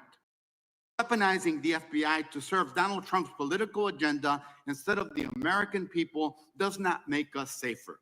Before I yield back, Mr. Chairman, I request unanimous consent to submit the following documents for the record. A report from the Cato Institute, which I referenced earlier, where ICE has diverted over 2,500 officers from their jobs, and 2, an article from MSNBC titled Trump's Deportations Divert FBI Agents Off Child Predator Cases, and an article from CNN entitled White House Pressure for Increased Immigration Arrests Strains Law Enforcement Agencies. Thank you, and I yield back. Gentleman yields back. Without objection, the gentleman yields back. Gentleman from Wisconsin is recognized. Thank you, and thank you, by the way, for coming over here. Sorry you have to put up with all this. I know when you took over, the FBI's reputation in a lot of circles perhaps had never been lower. I mean, part of that is brazen involvement in political activity, the Foreign Influence Task Force, getting involved and trying to suppress news stories in the New York Post, Crossfire Hurricane coming up with bogus stories to try to flip the 2016 election, FBI downplaying the stories of Hillary Clinton's emails in the 2016 election. That's their overt involvement in political activity. I think a strong anti-religious bias. We talked about stories of an anti-Catholic bias in there. I know I've talked to people about horrific overreaction at the big Hindu temple in New Jersey, in which, just so people understand, you had a rectory in the temple area. The religious leaders, taken out at gunpoint, big problems. And I think finally the FBI trying to turn America's viewpoint on certain political issues. And when I talk about that, I'm talking about what was done in Mexico with regard to shipping weapons, fast and furious, shipping weapons into Mexico in an effort, I think, to try to turn the Americans against the First Amendment. But in any event, what scares me is, and all these horrible things that were done in the past, there were individual FBI agents who participated in them, which apparently their supervisors told them this is okay or even admirable. And what I'm going to ask you, are you able to do anything to make sure that in the future, these corrupted FBI agents understand the importance of religion in our life, and they're not to view with suspicion? They understand parental rights and the idea that traditionally in America, parents have the ability to object when their young 5 or 6 year old children or year-old or very young children are getting what most people consider highly inappropriate sexual contact. What are we doing there to try to make sure we don't have problems with these FBI agents again, or make sure that in the future administrations, they would object if they are asked to behave in such a immoral fashion. Two things. If you are corrupt, you don't work at the FBI. It's that simple. So we don't tolerate any form of corruption or any deviation from our high standards, whether you're an agent, an intel analyst, or whatnot. And just to show the American public the resurrection that the FBI has had in these last 7 months, you don't have to believe me. Our applicant pool has doubled month over month every year from the highest point it has ever been. More people want to work at this FBI than ever before in U.S. history. I'm sure that's because of you, and you're kind of anticipating my next question. I talked to retired FBI agents in my area who sometimes retired in part because they hated the woke, anti-conservative culture at the FBI. And they are concerned, the retiring agents, about new agents, not on your watch, but before this, being corrupted in the universities before they were hired. And they are very worried about what will happen with the new agents. So I think you're answering my question. Do you feel you'll be able to a certain extent solve the problem of inappropriate agents filling up the agency in the past, because now you're going to have a larger pool to draw from? Everybody that comes to work at the FBI is allowed to have their own belief system, but they're not allowed to bring that belief system into the workplace. And anyone that does won't work at the FBI. Okay, very good. Now, recently, there's sort of another potential scandal, I guess, a politically motivated thing, Arctic frost. Do you want to comment on that? And it appears one more time as perhaps the FBI was getting involved in what would normally be considered political events. We are not getting involved in political events, except this one. Okay. And final thing, with regard to prejudice against Catholics, what happened in the big Hindu temple there in New Jersey? Do you think, has anybody ever apologized to the Catholic Church or apologized to that temple? I don't know, sir. Okay. Is that something you think would be perhaps a good idea to do in the future? I think leadership should address it. Thank you. Gentlemen, time has expired. Gentleman yields back the, so we got the gentleman from North Carolina, Mr. Harris. All right, thank you, Mr. Chairman, and thank you, Director Patel, for your endurance and your perseverance throughout today's hearing, and for all you've shared. First of all, let me start by saying that I was very grateful and glad to see that the FBI has joined the investigation of the tragic and brutal murder of Irina Zarutska in Charlotte, which is just right by my district. This woman, as you know, fled the war in Ukraine only to be killed in cold blood by a man who had no business being on the streets whatsoever. This man, who had been seen stabbing Irina to death on video, had been arrested 14 previous times, served prison time, and was diagnosed with a severe mental illness. In response to the previous offense, the magistrate over his case released him to roam the streets with a $0 bond and a simple written promise to appear in court. Mr. Patel, let me just ask, should judges apply the most lenient bail standards to people with extensive criminal history? Do they apply the most lenient? Yeah, should they apply the most lenient bail standards to people with extensive criminal history? That has not been my experience. That should not happen. Is America a place where young women should fear to ride public transit? No. And was Irina Zarutska's death, would you say, possibly the result of Democrats' pro-crime policies? That investigation and matter is in open trial, so I don't want to stylize the evidence. I understand. Well, Mr. Patel, let me just say, taking over the FBI after the Biden administration's blatant weaponization of the agency is no easy feat, as we've recognized throughout this hearing today. For 4 years, we witnessed the Biden administration targeting regular Americans rather than violent criminals. For example, the Biden administration's FBI spent its time and resources going after churches and Christians. We know that the FBI used an undercover agent to collect information about a parishioner. We know that the FBI investigated and surveilled a Catholic priest. And all of this was in response to First Amendment protected activity. Mr. Patel, I want to ask you, should the FBI use its resources to spy on Catholics? Never. So what does it say about the culture of the Biden FBI that law enforcement resources were used to go after Catholics, and some FBI employees were comfortable with taking such actions? Well, pursuant to my transparency initiative and working with Congress on oversight, those documents, that's it. Those documents are available for the American public to see and read and hold people accountable. And that's what I'm committed to. And so have you been able to hold accountable those at the FBI who went after law-abiding Catholic church members? If they did so improperly, yes. Well, I've been a pastor for 36 years, and I've constantly stood up for life and stood up for family amidst a culture that's increasingly hostile to both of those things. And if the Biden administration targeted Catholics, could I have been targeted by the Ray FBI as well? Well, I don't know, but I'm not going to target you.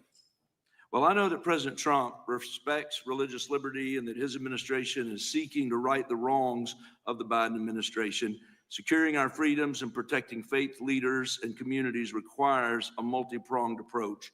What would you say in just the last few moments, what is the FBI under your leadership doing to make sure that our religious liberty and religious leaders can rest comfortable this evening?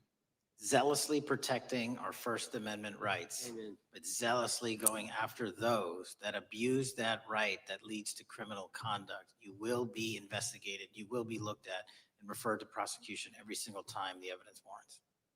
Thank you, sir. One final area. I do want to draw attention, Mr. Patel, to Waxhaw, North Carolina, a town in my district that just fell victim to a cyber attack on September 12th that interrupted emergency services. Waxhaw is working with state partners, and the FBI has been notified on this attack, and I certainly pray they're able to help out with the ongoing investigation. Could you just speak to what the FBI is doing to bolster our community's cybersecurity to defend against any future cyber attacks? Well, in North Carolina, you're slated to get a plus up of 22 FBI employees, and they're already on the way. And that encompasses cyber, counter intel, counterterrorism, field agents, intel operatives.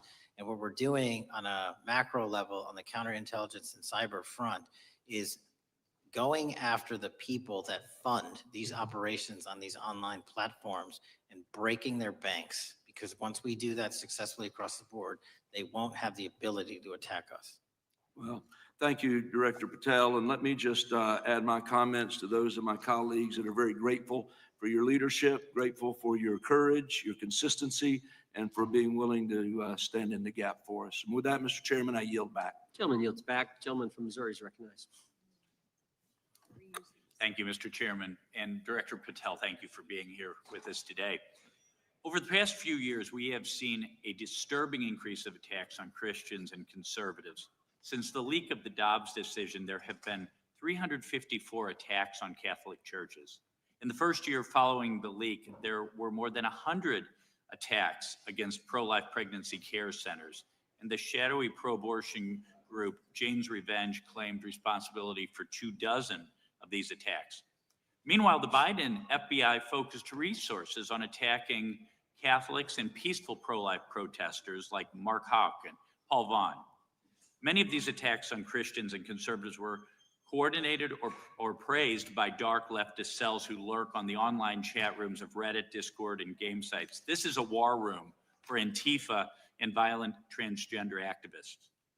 There have been essentially no incidents of violence by Catholics, pro-lifers, or parents at school board meetings, but there have unfortunately been multiple shootings motivated by leftist and transgender ideology, including recent attacks in Nashville, Colorado Springs, Denver, and Aberdeen.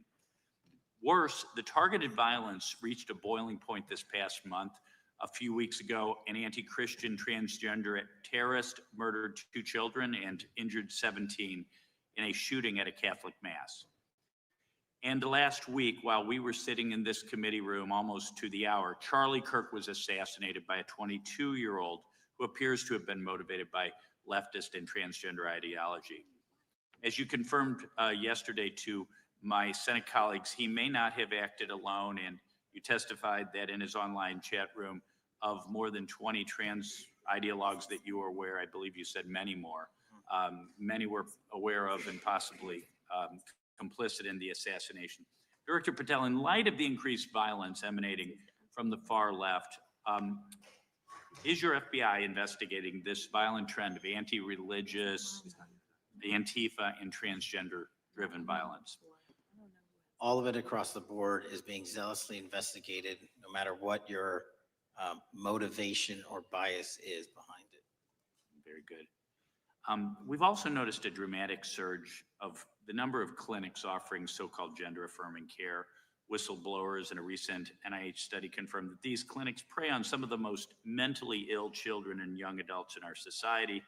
And these clinics are quick to prescribe life-altering puberty blockers, cross-sex hormones, and surgery. And often these patients get worse rather than better. And unfortunately, some have become violent. Some have even committed mass shootings. And the partner of one of them assassinated Charlie Kirk. Director Patel, is the FBI looking into the role that these gender clinics may have in the recent attacks in making these mentally ill individuals violent? We're looking at the entire spider web for any of these attacks, be it Denver or Charlie or where have you. And that's why our investigations are ongoing. We don't have a final product yet. One of my Democrat colleagues, as an aside, mentioned, quote, the federal takeover of our cities. And I don't know whether my Democrat colleagues, for some reason, liked Washington, D.C. better when it was more dangerous and more violent, when there were more robberies and carjackings and murders and rapes. But what has the crime picture in Washington, D.C. looked like since the so-called federal takeover? 2,100 arrests, 37% decrease in violent crime, same time last year, 60% decrease in gun crimes, 74% decrease in carjackings, and 53% reduction in homicides in Washington, D.C. in the last month alone. Very good.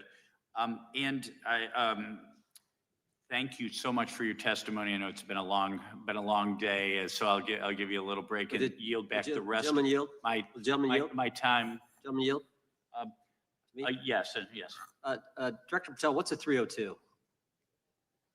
It's a report, the number of the report, whenever an FBI agent goes out and interviews someone.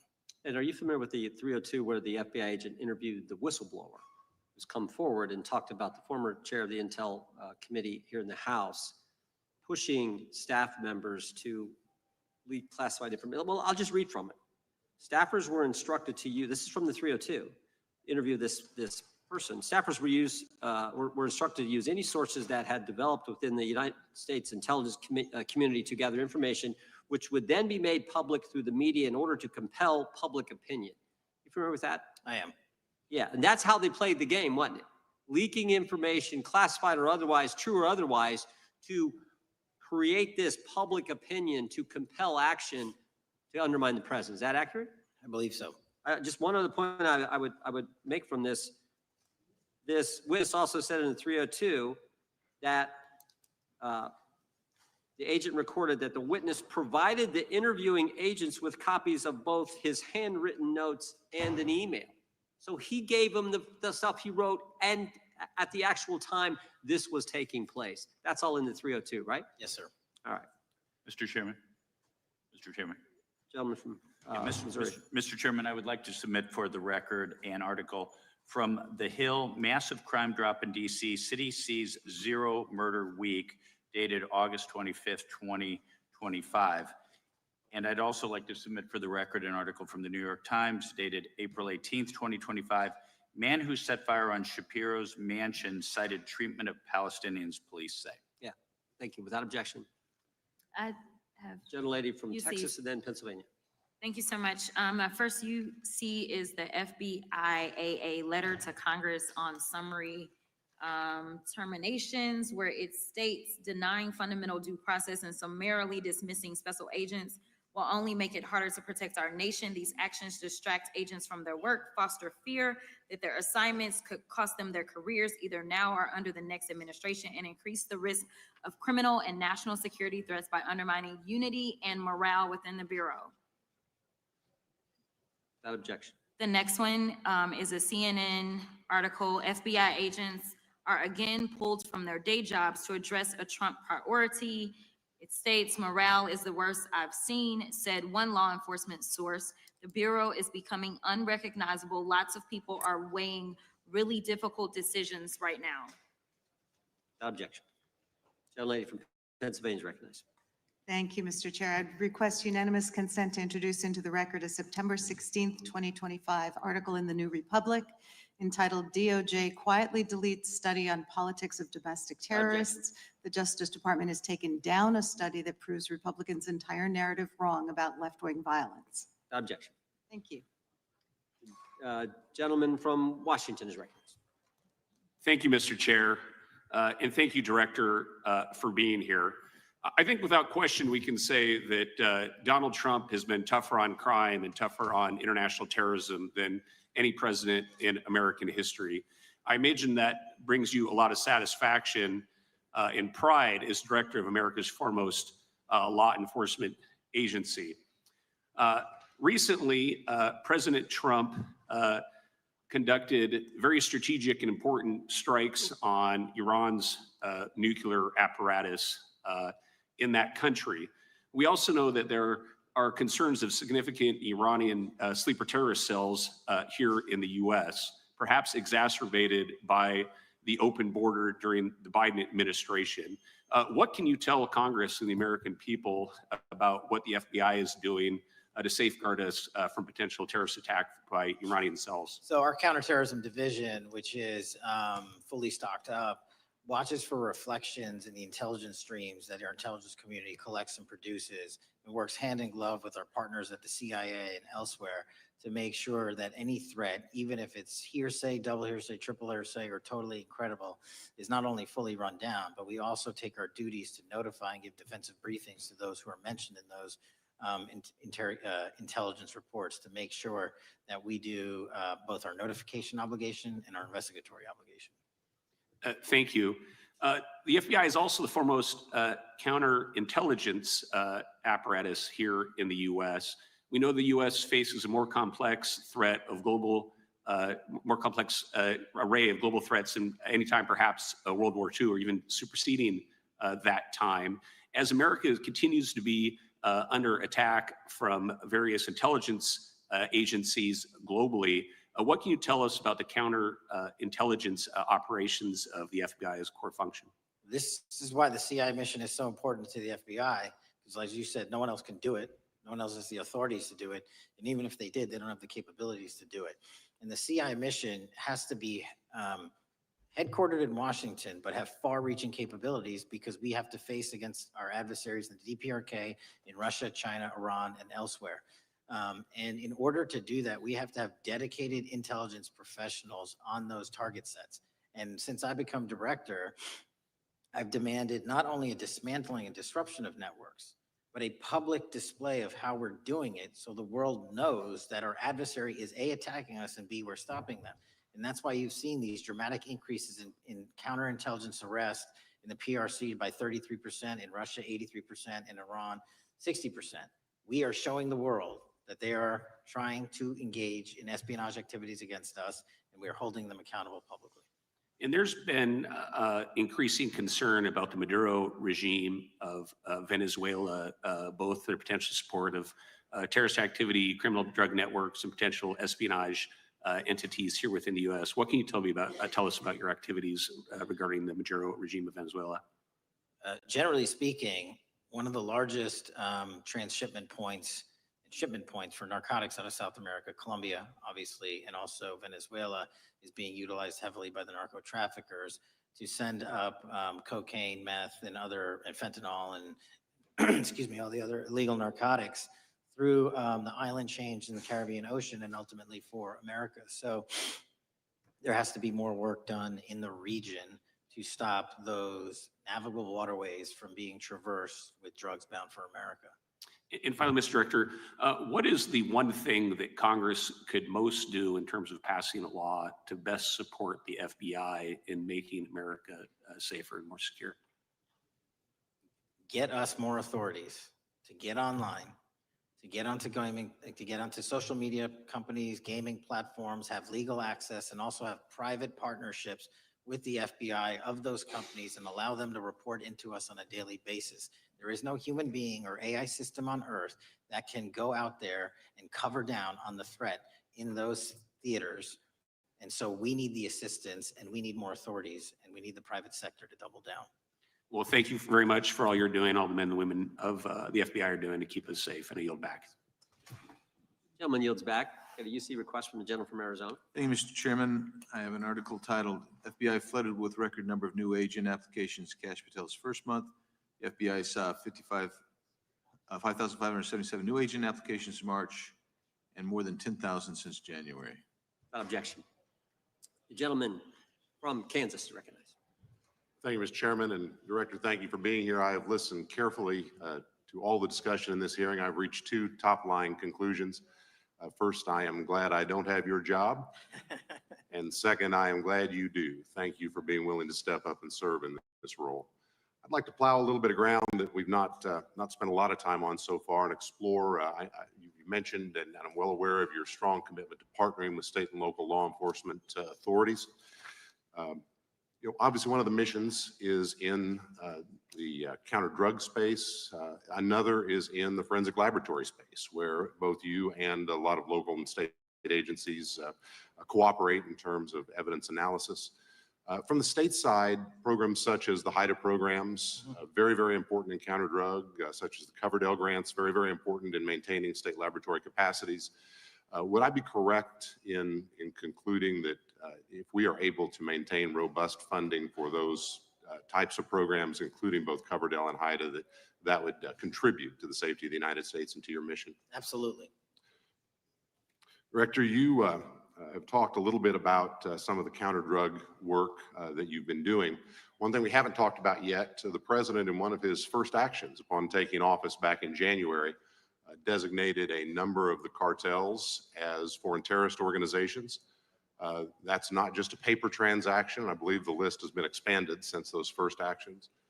In terms of America's military engagement with the cartels abroad, in terms of our intelligence engagement with them abroad, that designation has had real meaning and has affected some of the thinking and approaches of our military and our intelligence community.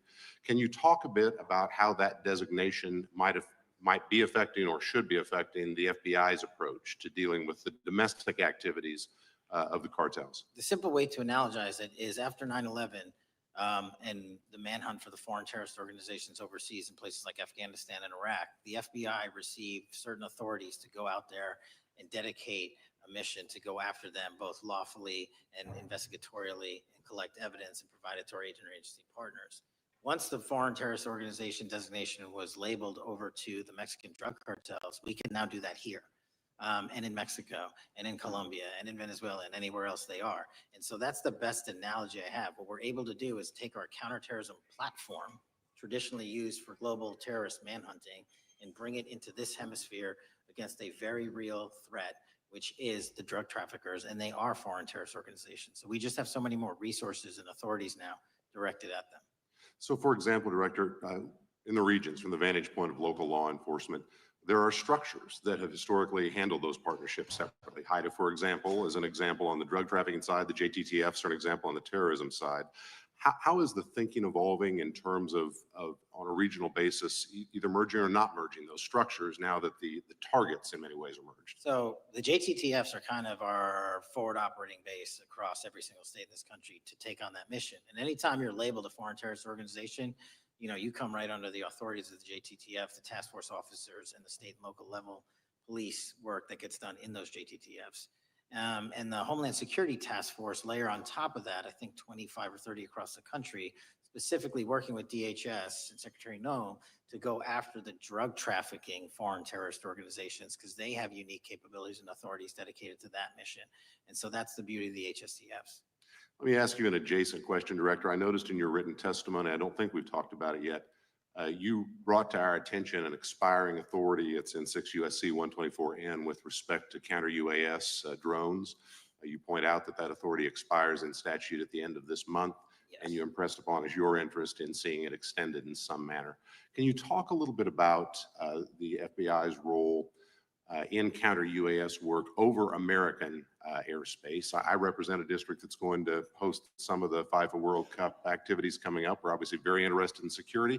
And there are limits on what our state and local authorities have the capacity to do or what our military has the capacity to do once the threat is domestic. So it's critically important.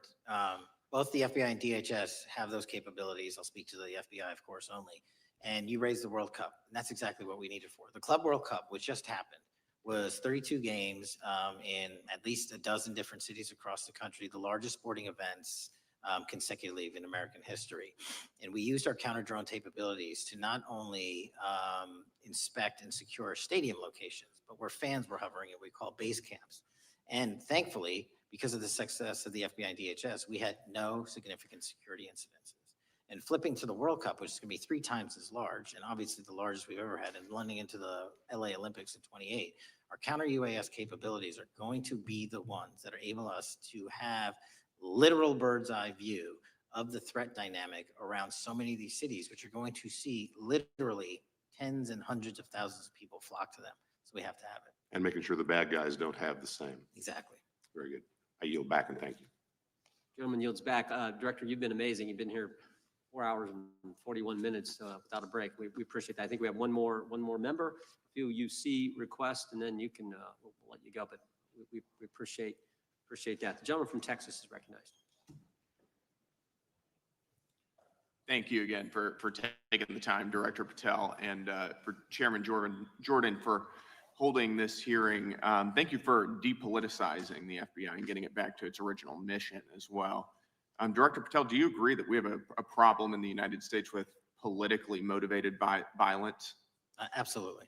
And I very much agree. I think we can all agree that political violence is wrong, it's evil, regardless of which side it comes from, and that we can all adamantly and vehemently reject it, or we certainly should. But one of the things that we've noticed recently is that affinity and tolerance for political violence is not equally distributed on both sides of the aisle.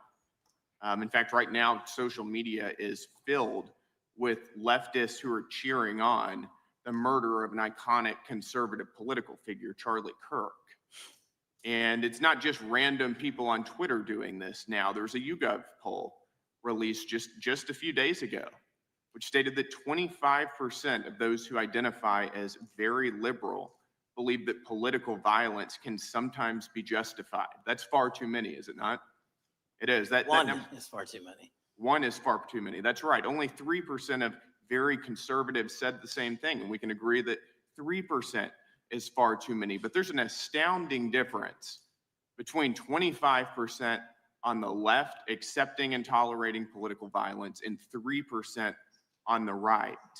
I would hope that our colleagues on the other side of the aisle would also recognize that there is a systemic problem on their side of the aisle with tolerance for violence against people with whom they politically disagree, that there is a cultural rot on their side of the aisle that needs to be addressed desperately. Would you agree with that? Yes.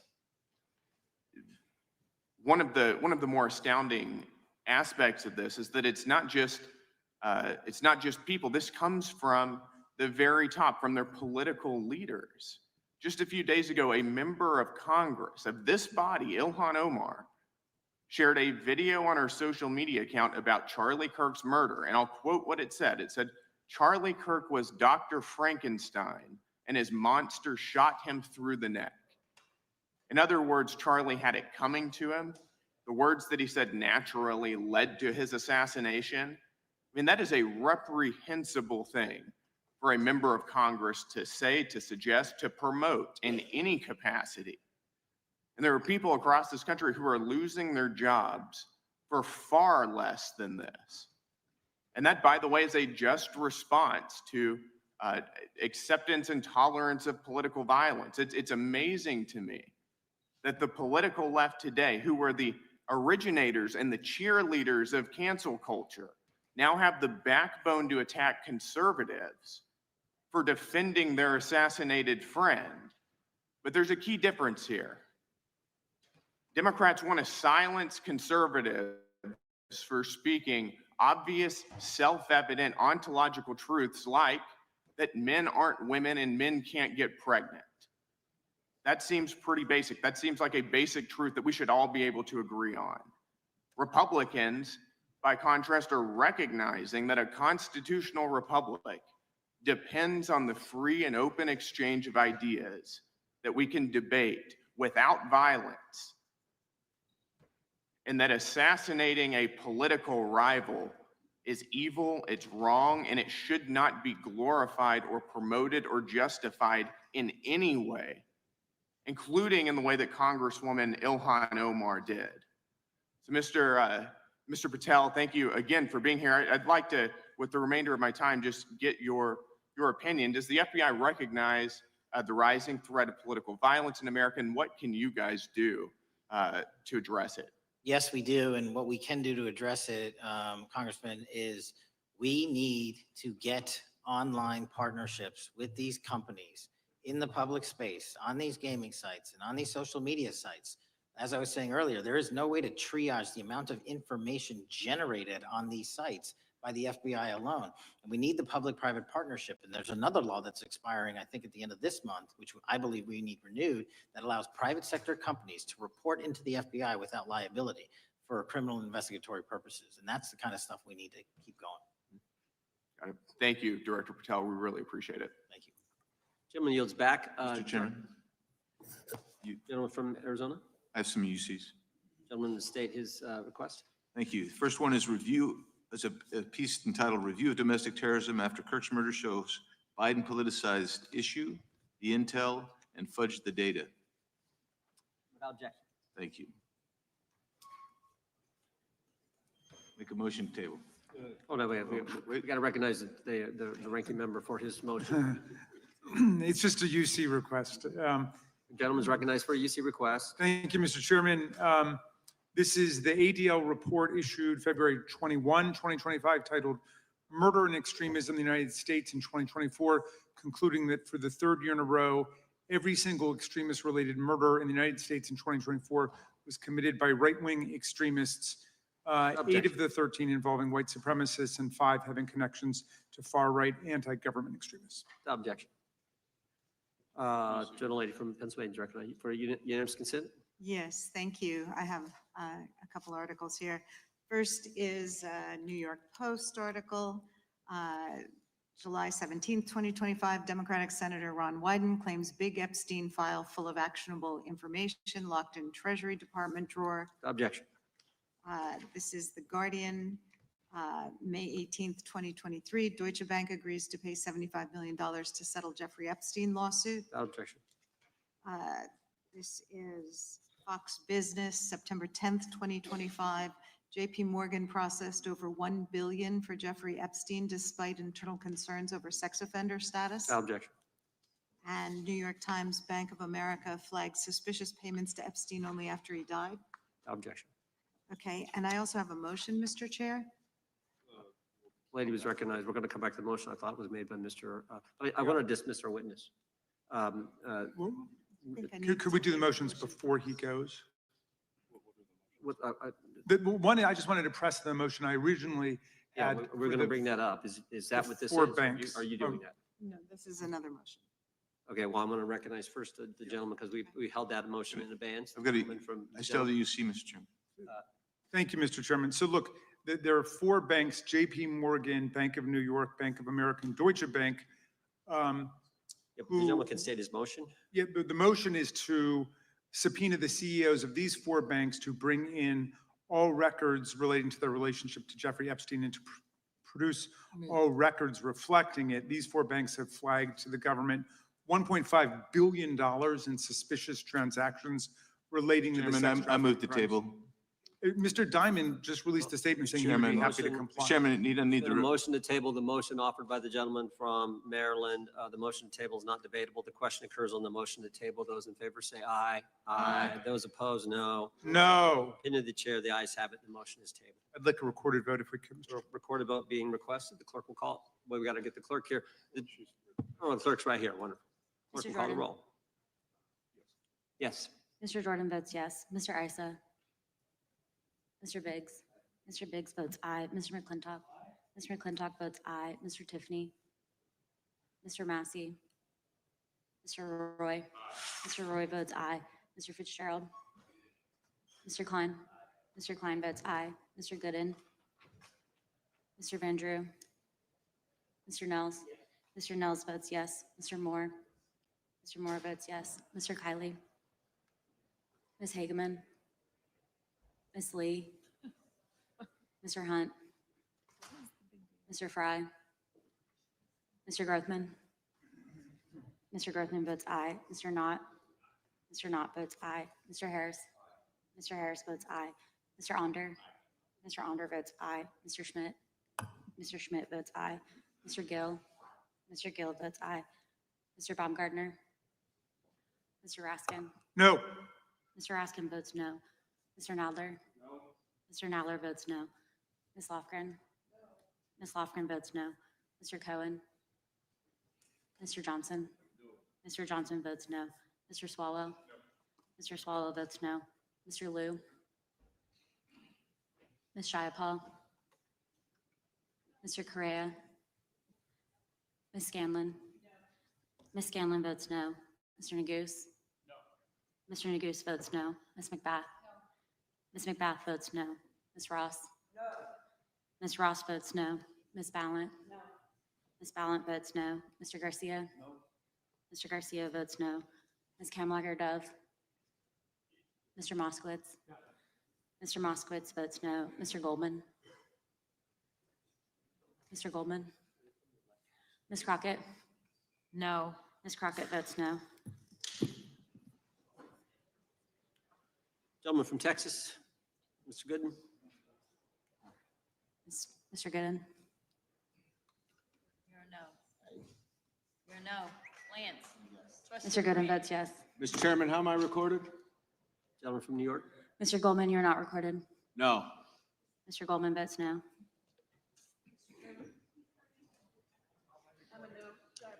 Gentlelady from Washington. Ms. Jayapal votes no.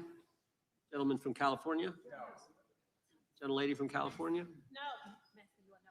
Mr. Liu votes no. Ms. Kamlager Dove votes no. Gentleman from Kentucky. Mr. Massey votes no. Director, I want to thank you again for being here. While we're waiting for members to get back to record their vote, you don't need to stay around for these kind of motions. We appreciate the service you're providing the country, appreciate your testimony today, and appreciate the fact that you did it 5 hours straight. That's amazing. So God bless you and keep up the good work. Witnesses dismissed. I know, but I'm dismissing the witness. I don't think it, nothing involved. I'll just put them in the record. Mr. Chairman, We're still waiting for members to come back to record their vote on the motion offered by the gentleman from. no, I just, as a point of order, I just wanted to state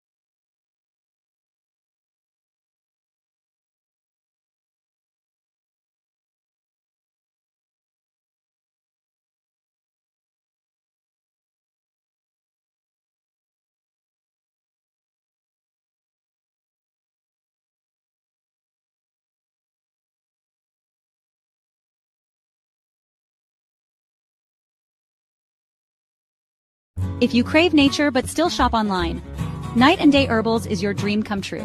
Discover premium herbal soaps, shampoos, and CBD products. All organic, all for you. Shop now at nightandayherbals.com.